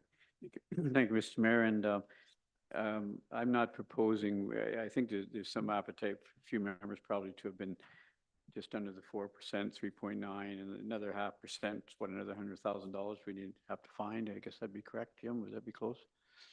If we were to, I'm not proposing we do this, but if we were to get down to the 3.9%, what does that mean from 4.4, a 0.5 percentage point? What does that mean in terms of having to find other savings? I mean, it's approximately 200,000, $250,000, something For of that magnitude. for 0.5%? For a 0.5% on the blended. So it's about how much? It'd be somewhere in the neighborhood of $250,000. That's fine. And then I do have a couple of questions though. In former years, Mayor and Council, I'm not proposing we do this. That's just a question I have, but the tax stabilization reserve. What is the balance in the tax stabilization reserve, Jim? Do we know that? After all these changes we're proposing today. So if you, what page you on there, Don? Yeah, John, if you want to pull up that Well, attachment. I just thought you could bring it up. The, right in front of you. it's attachment for reserves in the initial package. Attachment number 4. I just can't remember it. So, so here you can see the tax stabilization reserve. At the start of this year, we're sitting at $1.5 million. It's projected to close, that's without any surpluses to budget. It'd be closing at a slight deficit. Dan presented on Monday that we do have a $1.1 million surplus at this point in time, so that 300,000 negative would then become an $800,000 positive if that holds steady. And you can see we are going into a stronger negative in the outlying years. By the time we get to the end of the plan, though, we bring that back to a reasonable amount of around $7 million. That's fine, I appreciate that. I know in former years, we have used the tax stabilization reserve to reduce the tax rate slightly. I'm not proposing we do it. I'm happy with the 4.4. But the other question I have is with supplementary taxation. All of the numbers we past the third quarter, I think, any new revenues from the third quarter up to the end of the year, did we project that at all with our supplementary income in taxation? Have we factored that into our 4.4? Our regular process, which we followed again this year, is that the supplementals that we're seeing in the current year are baked into the base taxation for the upcoming year. So what we've learned this year, what we're seeing this year in supplementals is included in the base taxation for 2025. Great, thank you. Yeah.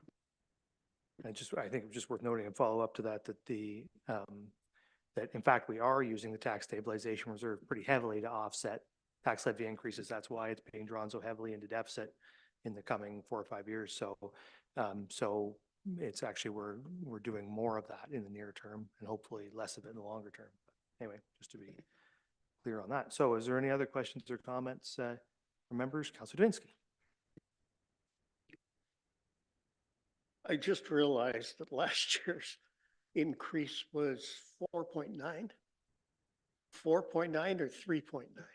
I suspect it was 4.9, but I can't recall. Might have even been 4.99. 4.9? 4.9. That's right, yeah, because we didn't want to be 5. Yeah. And this year we're sitting right now at 4.3. Love you all. 4.4. Okay, so we're doing just fine. Thank you very much and look forward to the final document. Positive trend. Thank you. Anything else? I'll just reiterate that. I mean, I'll support the budget at 4.4%, and I think blended, and I just reiterate what folks have said. A huge thank you to everybody in the room here, all the members of staff, the senior leadership's here, but I know this involves everybody in your departments up and down the organization. So huge amount of work has gone into this. We appreciate you sitting with us for 2 days and answering all of our questions and getting us through this thing. And I think we've ended up in a really good place, and that's in great measure because of your work. So thank you to all of you. Thank you to all members of council. And with that, I will entertain a motion to adjourn this meeting. The Deputy Mayor, Councillor Stack, all in favor. Council stands adjourned. Have a good evening, everybody. Good evening, everyone.